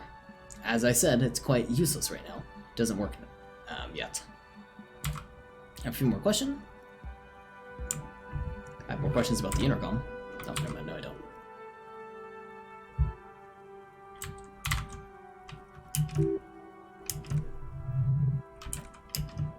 $10. How much money do we have? We have 12 technically, so we could buy dice, but we don't really have a reason to.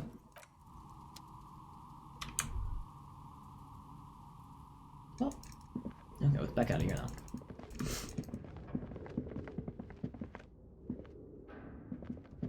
Kind of impressive place.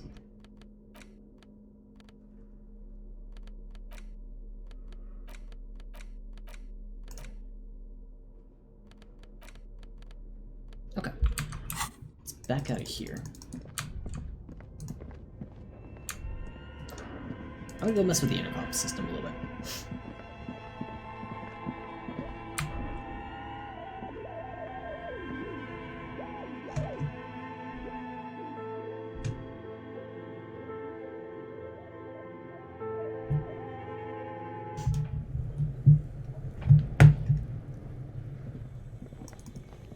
Because the barrel's off.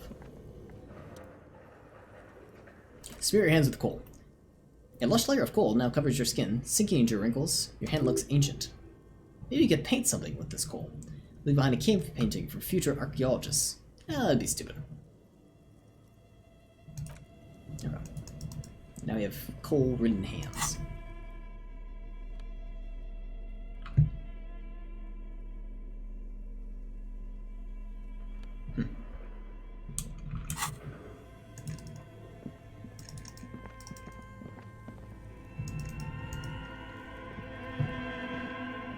So we can't get this open quite yet. Once we do get it open, we have a radio tape we can open up. We need like a very good tool for it.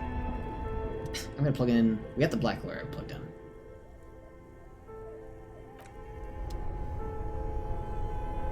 Which I still don't really know what it goes to. Interesting. I've not seen a 5124 build yet. Neither have I. I don't actually know how I got that build. Physical, I understand just having no physical at all. I'm going for intellect for sure. The 4, I feel like I should take more points out of that and put it into intellect. So, 6, 1, 2, 3. But yeah, just a random one for the most part.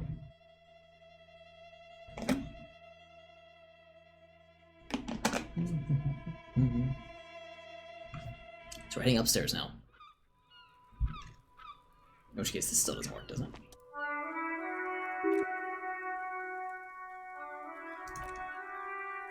Nope, nothing happens. Okay. So we're back out of here. Does this... Oh, it just opens now. Okay. Whoops. Well, we don't want to go back, necessarily. There's nothing else for us, really, over here.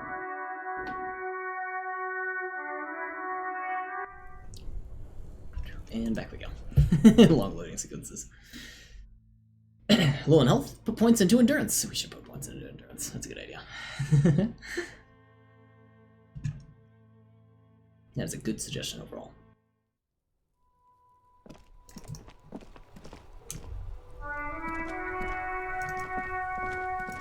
My first game was a 6114. I call it Robert Downey Jr. Sherlock. Oh, that's a good way to put it. Hey, what's up, Fitz? How you doing?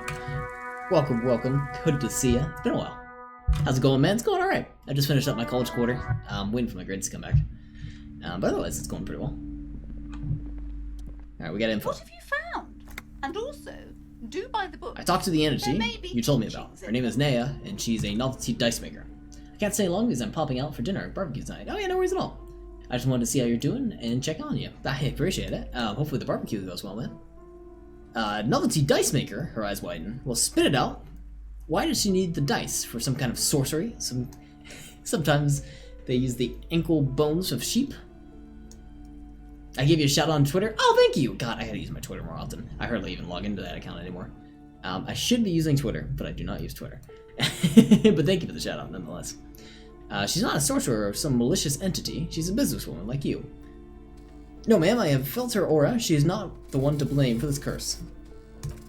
Let me go with that. She looks perplexed. I don't understand it. If it's not her, then where is the source of the doom?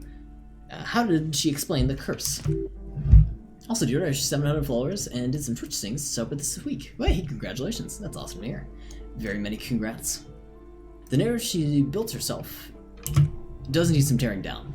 She's squeezing on the pendant too tight. A drop of blood in her palm. To hell with it. Perchance you ought to just lie, sire. She says there is no curse because there are too many inconsistencies. Nah. How's life been for you, man? Anything new? Nah, not really. Full-time jobs to keep me busy. And just college overall. Trying to work through the degree. Lie, the source is the taxidermy shop. He became involved in the arts darker than the taxidermy, and brought the void spirits down upon this place. Honestly, I don't have an answer yet. There are still leads to be followed, like that strange radio computer thing. Honestly, I think that's the case. There's another entity, more malignant, pulling the strings in Martrice. Perhaps in my travels, I will cross with it.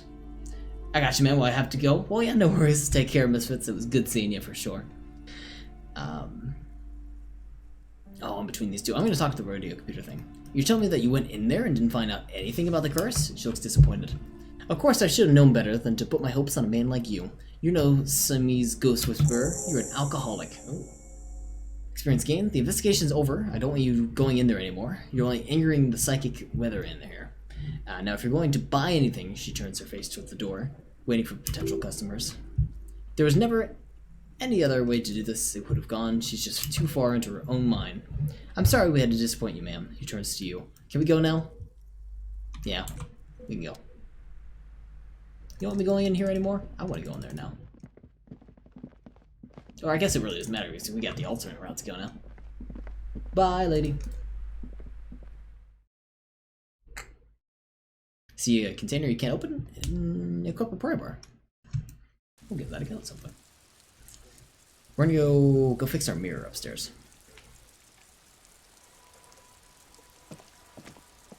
I guess we don't really need the flashlight anymore. It's a good thing it's a hand-cranked one, so we don't have to actually worry about running out of energy or any sort.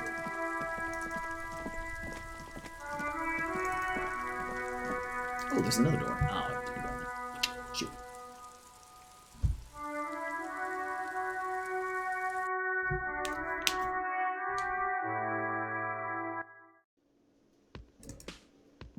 Oh, there's a new guy. Hey, guy. It's all about money, you know. You gotta spend money to make money. Money is what really matters. They say money can't buy you happiness. That just means you don't have enough money. You have to invest your money wisely. You can't buy stocks with money, or you can buy stocks with money. And then use those stocks to make even more money. Then you have enough money when you grow old to make new money. Real estate is a graveyard where tired old men go to rest. Old money goes to rest. Money is what literally makes the world turn. The laws of money are just like the laws of nature. Unpaid labor does not net you any money. There's no such thing as free money.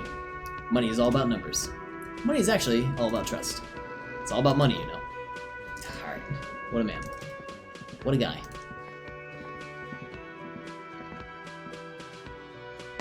Police work is tough. Take breaks. Talk to strangers. Explore.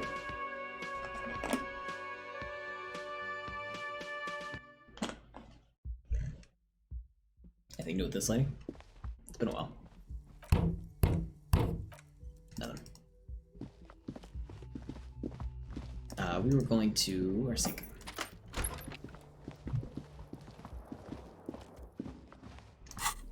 Pry bar, chain cutters, train cutters.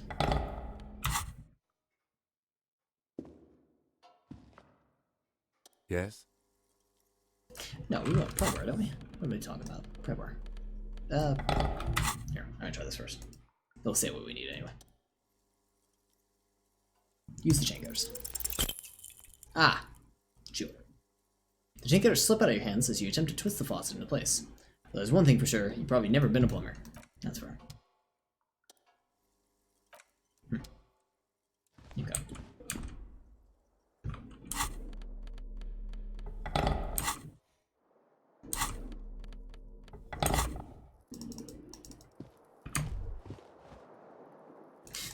Can I open this door? Can I pry this door open?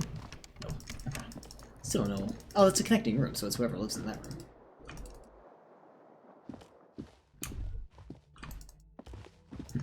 Which windows do? Alright, back down we go. Low on morale, put points into volition. I haven't really run low on morale at all. Oddly enough. We have a lot of it. Sorry, we only have one of it. We just haven't had a problem with it.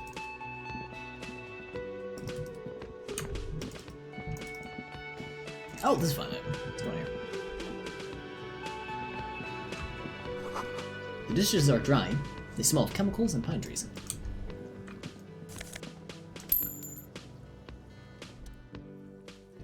A thin man is smoking below an exhaust hood, occasionally sipping from a mug. This must be the Waring's cook. As you step in, he nods towards the table and says something in a completely foreign language. The only words you can make out are Gorky and Quebec. Logic, success. Okay, it's definitely not his name. Whatever you do, please don't call him Gorsey Quebec. Please, it's not funny. Gorsey, I have some questions for you. Mr. Quebec, I have... I'm your official police business. Mr.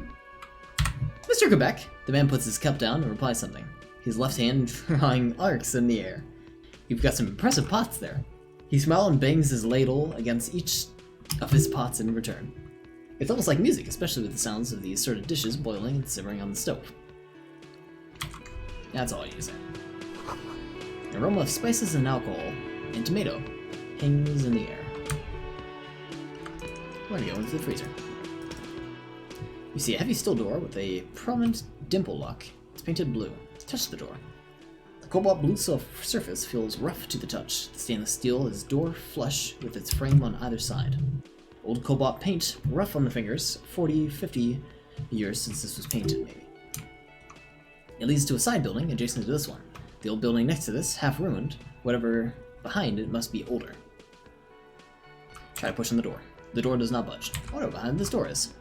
You do? The lieutenant regards you with patient skepticism. It's the door into the back of the kitchen. Why do you care where it leads? I'm drawn to it. It's cobalt blue. It is quite pretty. I suppose we could look into it as a side investigation. It's hardly a side investigation. You already have a name for it. Yes, a mini side investigation. No, the door is a mega investigation. I'm calling it behind the blue door. I'm calling it behind the blue door. Exploring the worrying secret passages. I wish that mission was called Behind the Blue Door. It's hardly worth a title. He looks at the door, then you. Anyway, Gautier is the person to ask about this. The cafeteria manager. Right. Let's go talk to him.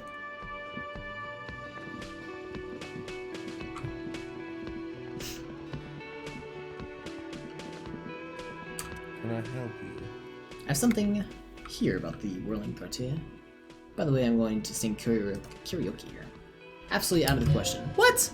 Absolutely in the question. First, we find a sad banger, then we sing the shit out of this place. Your body is ready, sire. My body is ready, Reggie. I've seen something here at the Whirling Gautier, a thing I need to talk about. He rolls his eyes. What thing? I saw a sign on the mess hall is reserved for the Union. Yes, not the whole damn Union, thank God. Just the nastiest and the loudest faction. He tosses his head in disdain. They come here in the evenings, dumb, unruly types. Think they're big shit, but because they're customers, they place big orders and always pay on time.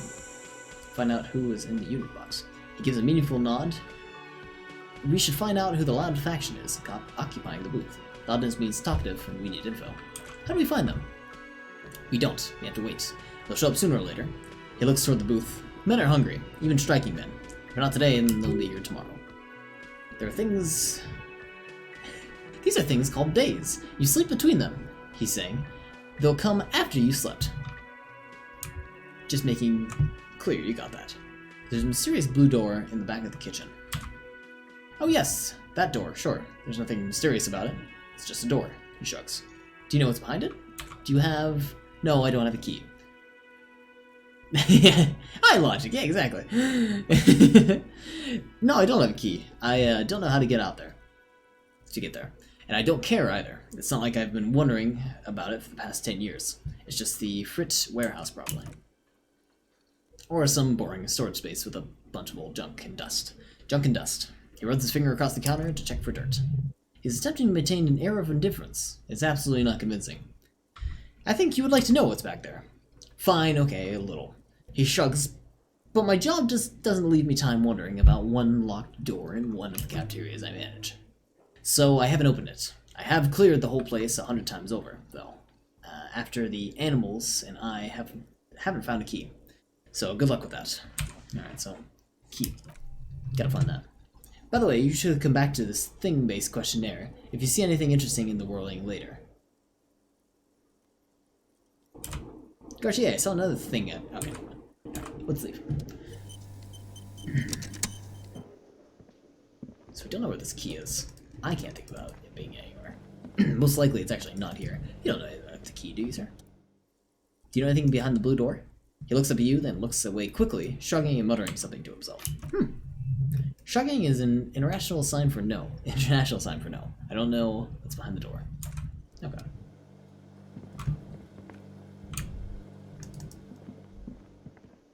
Let's leave this area. You don't know anything about the blue door, do you? Hello again, sweetie. Sweetie needs money. Does Sweetie get money? No, God, stop that. It's such bad. Oh.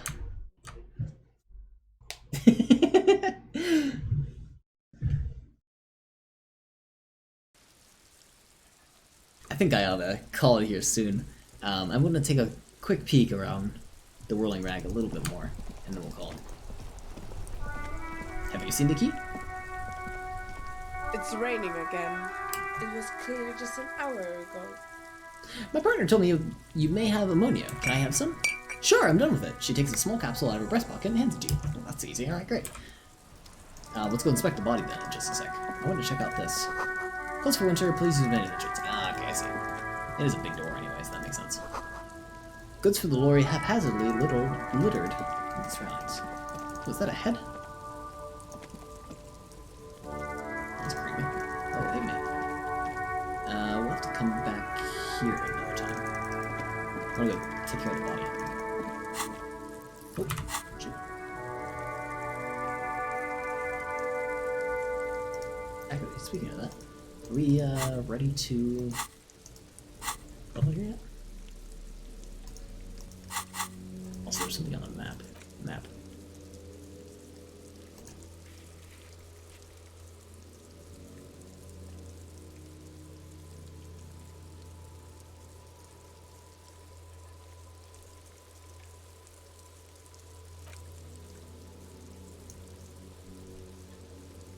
I don't know what the white refers to.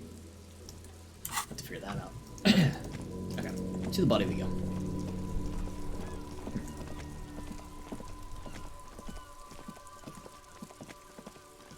What you look for? I was kind of just wondering what, like, why bits of this of white, or like why we can. Oh, I need a copy of the city map. That's what I need. Now I understand. I was like, why am I able to highlight some of these and make them colored if there's nothing over here? I didn't read that I need a city map. Hey, passed that check though. The train tracks were left by an unknown event that took place some time ago. It's a message written in the language of burnt rubber. Fair enough.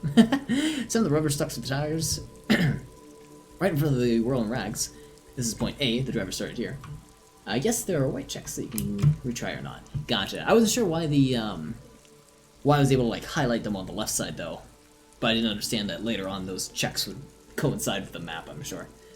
And then accelerated straight into the fence, left a big hole big enough for the Fregorian cavalry, according to the Capsurian member. What happened next? The driver proceeded to back out of the yard, barely stopping before hitting the adjacent building. Before heading south, must have been in a hurry. Car drove through the fence. You are correct. This is rather a motor carriage-friendly city. Is this connected to the case? I'm not sure. There are plenty of traffic accidents waiting to happen in Machinese.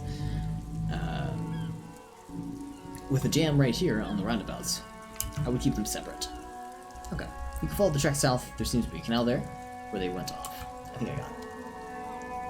I like that little visual representation. Oh, that was nice. Now the kid's still there. We also have the key. Let's go and use that before we forget. Open padlock with the key. With a well-oiled crack, the lock pops open. It should now be possible to raise the lid. Don't! Maybe you shouldn't. Maybe you shouldn't. Of course you should. This is your time to shine, Hobo Cop. Dive into that dumpster for extra content. Open the lid. The smell of rotten food rises to greet you. You see soggy cartons, dirty rags, and organic waste. We're just in time. The lieutenant peers in. This hasn't been empty for over a week. Look under the box of cartons, pick out the rags, search for the food waste, dig in hobo style for extra content. I'm gonna do that one. Wow, an Armis caliber 50 knock cannon, half wrapped in paper tissues. Shows shiny. What? What's a knock cannon? It's a giant rifle and very expensive. Not as expensive as the fat string of pearls snaking around the rotten banana peels, however. What? And it's what had a Cordon Electronics preamp with Electra F2 tubes. It is! That catches quite a price. We're talking 1,200 easy, unless you're into hi-fi yourself. I'll sell it. No, you won't, because none of those things are real. They're not exactly in there. All you see is food waste and crisp wrappings. A cruel jest, there must be something. All you see is broken mug with a racist depiction of the yellow man frolicking in saffron. Antique? Only in social sensibility. Take the mug. The man briefly glances at the mug, then returns his sight to the trash. Look up under the box carton. You see milk, an egg rest with one broken egg in it, some pasta wrapper. Picking at the soggy packages somehow feels familiar. You've done this before. The movements are recorded, your elbows, the mythology, and your fingers. You're used to this. Used to what, dumpster diving? No, searching for evidence in the trash, no. Good practice for dumpster diving. Dive further. A box falls into a piece of your hands. Batiste, Solio, cereal. There are plastic pasta packages below, and turbo noodles. Nothing of note, however. Pick at the rags. Among the threadbare kitchen towels, something catches your eye. A pair of denim trousers. Grab them. As the legs of the slime-covered jeans begins to unspool from the garbage, a rank corpse smell fills the air. The victim's clothes. The lieutenant smells them. Cadaver odor is faint. If these belong to the deceased, they were removed when they were still in the early stages of decay. The lieutenant produces a black plastic bag marked evidence from his pocket. Drop them in here, officer. Bag the trousers. Kim quickly searches the jeans. Guitar, marked blue jeans, pockets empty, or indeed, he wore them with a belt, too, a wide belt. The loops appear stretched, but he looks into the container. The belt is missing. That's it. Do you see anything else in here? I have another bag here. Oh, they hung with his own belt. I just realized that. Something slimy catches your eye. Reach for it. A drag long-sleeve shirt, olive-colored, appears from the food waste, dripping with pus. Bag the shirt. This is a military-type overgarments, no label or serial number. This is the kind of rib-knit shirt that's worn over light armor to conceal in an urban scenario.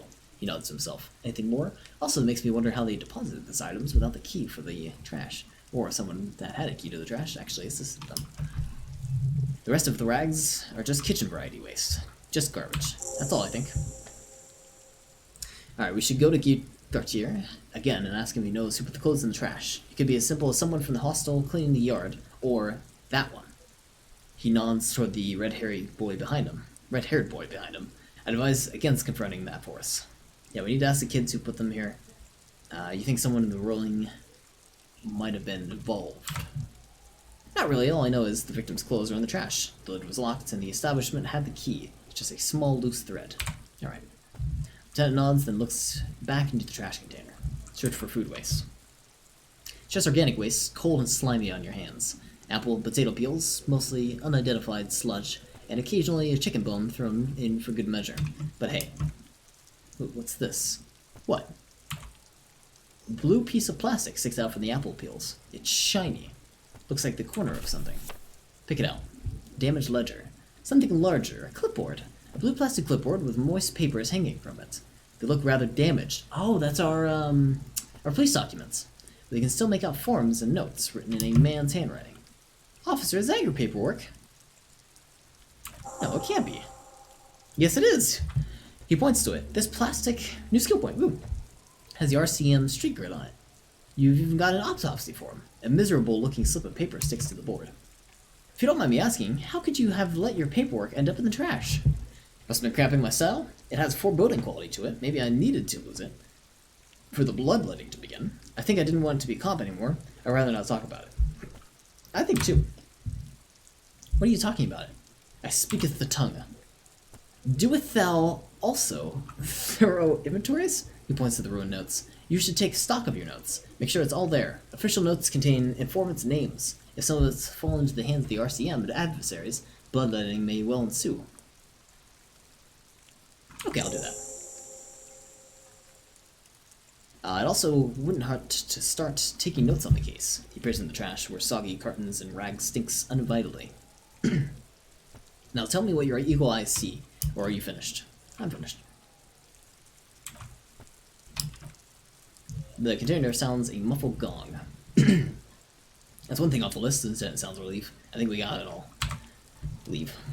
Okay, let's go check the inventory item. So here's our ledger. I like how there's a banana peel still in it.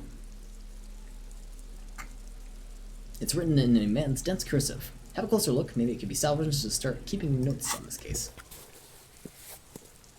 It's a ledger you found in the trash, pitiful white and yellow papers hanging from a plastic board, barely held together by a metal clip.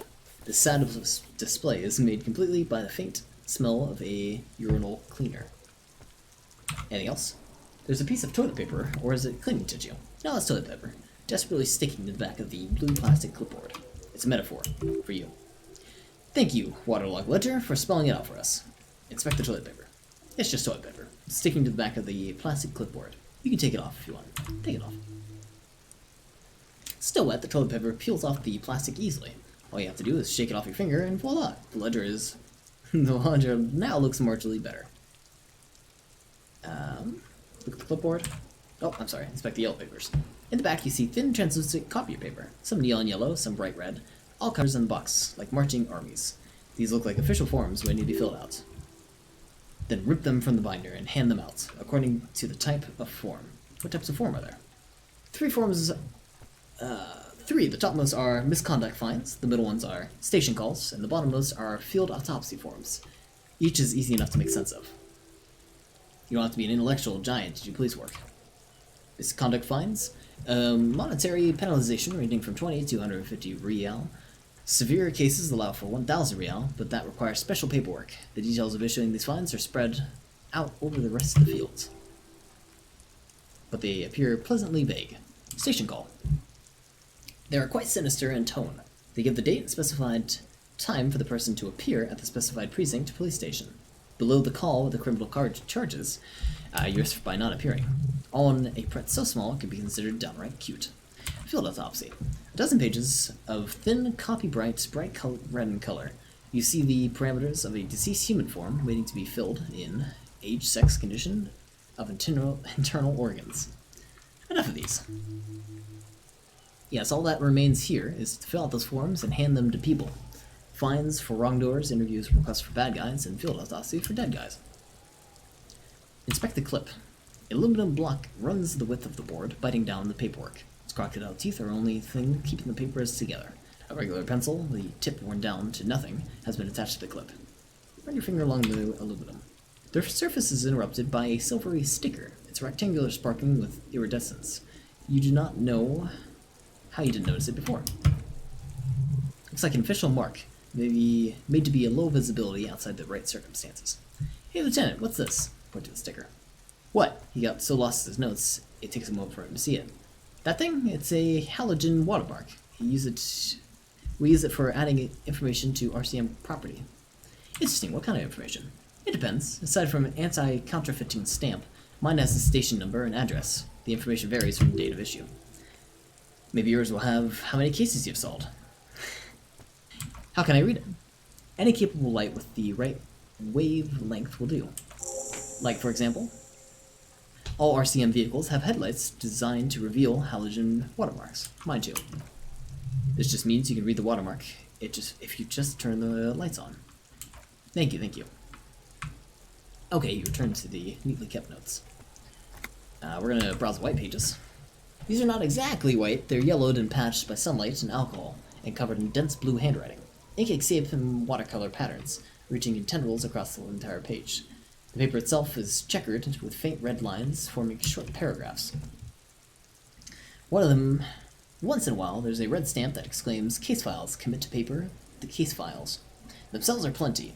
You count more than 100 sodden, crumpled up, earmarked pages falling apart in your hands. They appear to be sufficiently organized and extremely dense, if mostly illegible. What is this in here? What are they about? Orc Strife property, the Jamrock Quarter. They are handwritten logs of the investigations dating back to January of 51. This year, the exact number is hard to estimate due to the missing pages and the odd naming convention, but there are at least 20, maybe 30 cases undertaken, not completely, mind you. It's the middle of March, you have attempted 2 cases a week on average. What do you mean, is that all? Is 2 cases a week a good caseload, Lieutenant? Huh? He raises his nose from his notes. 2 complex cases to undertake is a lot, yes. You really have to push yourself. I would not suggest it, lest you start making mistakes. 2 cases a week appear to have been a load, Lieutenant. I am not sure I completed them, though. 2, he raises his eyebrows. That's a lot. I didn't mean to say you're making mistakes, by the way. That was presumptuous of me. I burned out alright. It's okay, he nods, then turns back to his own case files. We'll do it sooner or later.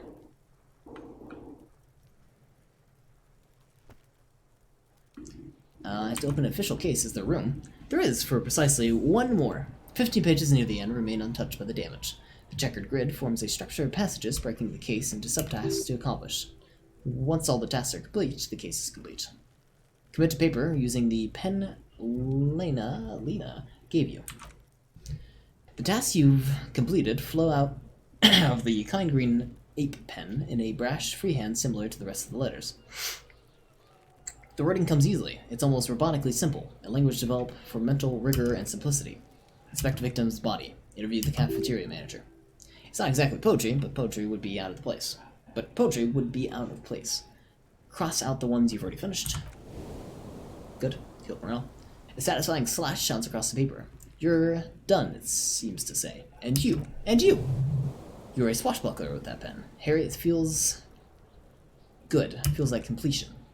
Things to be done, things to be already done. The composition of reality. This is extremely useful for a detective with the citizens' militia. And all things to remain is to name the case. Lieutenant, have you ever had any chance to name the case? No, actually. Any ideas? The hangman, the Furies are at home in the mirror, the setting sun, shit on a stick. Actually, I don't have one. The Furies are at home in the mirror. I like that one. Furies, yes, well, it's obvious he doesn't like it. I don't know. I have to be honest, I'm not experiencing the internal strife that he refers to. And also, he furrows his brow. Could you make it less poetic somehow? Just a normal case name, you know, think... what would that be? A good normal name. The Setting Sun. Okay, nods. It's a good name, but it has one problem. This case has nothing to do with the setting sun, at all. It has nothing to do with that, so... Shit on a stick? Ah, yes! He isn't officially laughing. I have to tell you, officer, I don't appreciate ironic titles. Other officers will have used this as a reference, if it's idiot or cockfinger. The Hanged Man. Great, that's great. That's actually what I was thinking too. The Hanged Man. Good, strong name. We have a very good name for this case now. He flips the pages of the notebook. I'm going to start calling it the Hanged Man. It's good we sorted this out. I'm done expecting these. Close the case files. Look at the clipboard. It's made of a dark blue plastic enough to beat someone to submission with. The edges are round, however, the U4 size board feels thicker and heavy in your hand. Light shimmers on its wet surface. On the back you see in embossed letters, RCM. Shake the ledger. Something rattles inside, ever so slightly. Is there a hidden compartment? And something small inside. A light made of paper or cardboard, or dried flowers perhaps? Preambles. It's not hidden per se, the compartment is made from preamble materials that would get damaged if something happened to it. Peek inside.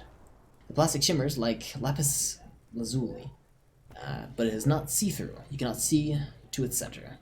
How would I open it? With your hands? U4 size paper. Pages hang from the clip, screwed to the bottom of the board. Open the hidden compartment in the clipboard. 5. Shoot. It is not what you end up doing. You squeeze the plastic to slide it open, but nothing happens. Then you bend it some, then crack it. The goddamn thing is stuck. The ledger quivers in your hands. As you shake it, the pages rustle. Kudo don't fucking care. Yeah, Kudo don't give a shit. Kudo's having a good old time over there. What's going on, Azinoth? This pathetic mess is suddenly afraid of you for some reason. Smell the ledger. The acidic stench of rotting food has rubbed off of the cellulose. It now forms the base of the experience. This base is surrounded by a faint air of spoiled meats, the stuff of death itself, and then sprinkled liberally with the citrus zest of toilet cleaner. You know, like the bits they put into the public piss bowls, probably called Fermi Discreet, or Excel, or something. At some point in its journey, Ledger has been inside of a public toilet. Have you talked to Sylvie yet? I have talked to Sylvie. I know, Sylvie already told me I dunked it in a toilet. If you knew it was dunked in a toilet before getting chucked in the trash, why are you sniffing it? The option to sniff it was there, so... So you wanted to get on the trash toilet stink collab, find out who's happens when those two get funky together? Okay, pal. This is getting weird and hostile. Sorry, Nose, let's just move on. Your nose is somewhat between graceful and resentful. Alright, we're gonna put the ledger away. Something else. Yellow Man Mug. This broken-eared mug somehow made its way into the whirling in rags dumpster. It depicts a person of Sumerian descent frolicking in a field. Flowers, bucktooth, and grimly feeble-mindedly. It seems to be a cheap knockoff of some colonial-era antique. Interact. There's quite a lot to read on here, actually. Look at all this content. Oh wow, a lot to read. Oh boy, here we go. What are you going to say about the broken, tossed-away mug that you dug out of the garbage? This mug is an example of prejudice. I'm going to use an example of what not to do. But it was in the trash. Why not just call it out like you see it, or do some volunteering work? Yeah, that's fair enough. I want to talk to the mug again. But it will not happen. The mug talk is exhausted. It's time to return to the work. Oh no! I wanted to talk to the mug more. Shoot. Alright, well, we got the ammonia. Can I put that in my hand? Nope. We just use the ammonia. Alright, buddy.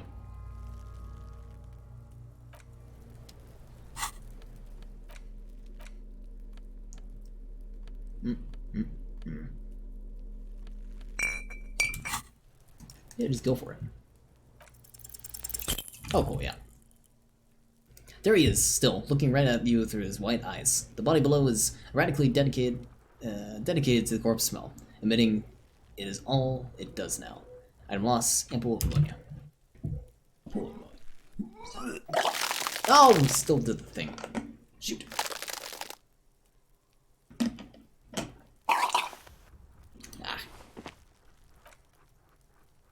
Legendary fail. The ammonia only makes it worse. The combination tears out your ducts. You manage to keep it once. The second time, not so much. When the vomiting is done, your cheeks are wet with tears. The ammonia didn't help at all. Nor does the wind right now. You feel the lieutenant pat you on the back rhythmically. I've seen some strong men turn themselves inside out for hours. You're facing tough odds here. Alcohol withdrawal makes it considerably harder. Why can't I keep it in if I've been a cop my whole life? This is bullshit. I don't want to be a cop anymore. Can't we do something else? I don't want to solve this right now. Do it without me. I just can't keep it down. Top one. I've seen captains puke their guts out. It never gets easier. You never get used to the smell. Every Monday, it's cadaver day. Throw up, investigate, throw up, initial autopsy, throw up, bag it. He puts it on your back again. He pats on your back again. Then drive to the station, maybe throw up on the way there, if you didn't bag the thing tight enough. You seem to be fine. I think I've lost my sense of smell. There's a pause. A white lie. Not being hungover helps too. Do it without me. I don't think I can keep it down. No, this is a two-man assignment, because it needs 2 officers to complete. I need your help. He withdraws his hand and looks you in the eye. You need to get your shit together. Oh, wow. Damn, Kim. Okay. We should talk to the locals. Find something else to do while the wind changes. It's pretty bad right now. How many times have you puked your guts out so far? Twice so far, this being the second time. You received a thought when the dialogue is over. Go to the thought cabinet. We're gonna do that. Turn away. Only twice, luckily. Volmeric shit compressor. Huh. What does this do? This experience doesn't have a downside like the other guys. Your shit is a part, and it's rather unbecoming of a cop and a human being. It's supposed to be the opposite of that. Together. Compress in a small area to achieve a solid level of shit compression. Squeeze your butt cheeks together for 30 minutes. Do something similar with the 2 hemispheres of your brain. Talk to people. Maybe that'll help. I like that. We're gonna internalize that. Okay, let's get on out of here.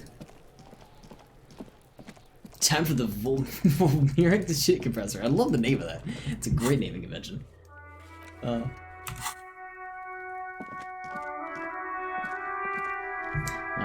I think, unfortunately, however, I do have to call it here because it's actually getting late for where I'm at. So I'm gonna make a save here. We got a lot of stuff to catch up on to figure out for the story. Just take a quick look at the log. Oh, also, we have points, don't we? Level up. Level up. Cool, we got 2 levels. Let's put a point into... We need endurance, because we were just too low on endurance. We accidentally put 2 points into there. Whoops. Point into endurance. And...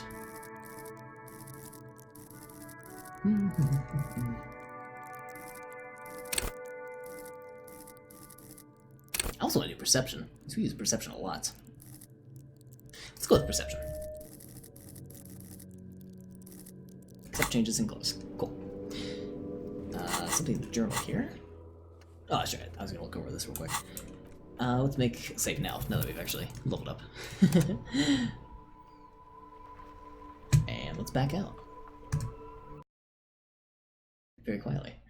Let me get some music going on, and we're gonna wrap things up for tonight. What do I have in terms of music? Oblivion? It came up as a reference. Oh, it's rainy Oblivion too. There's some rainy sounds. I feel like rainy sounds is always kind of weird on stream.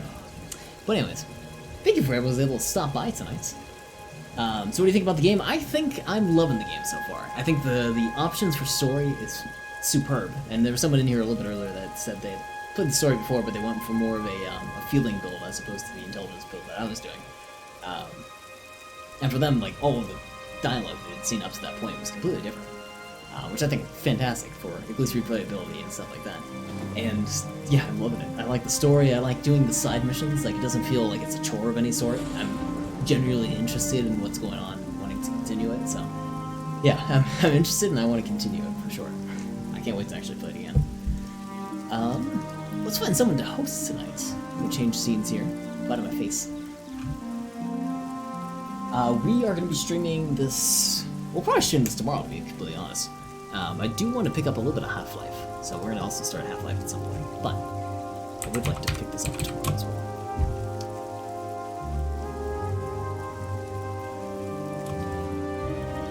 In terms of hosting, I actually got no one online. That's in my follow list. So instead, we're going to host our Chicken Life. Or raid, I should say.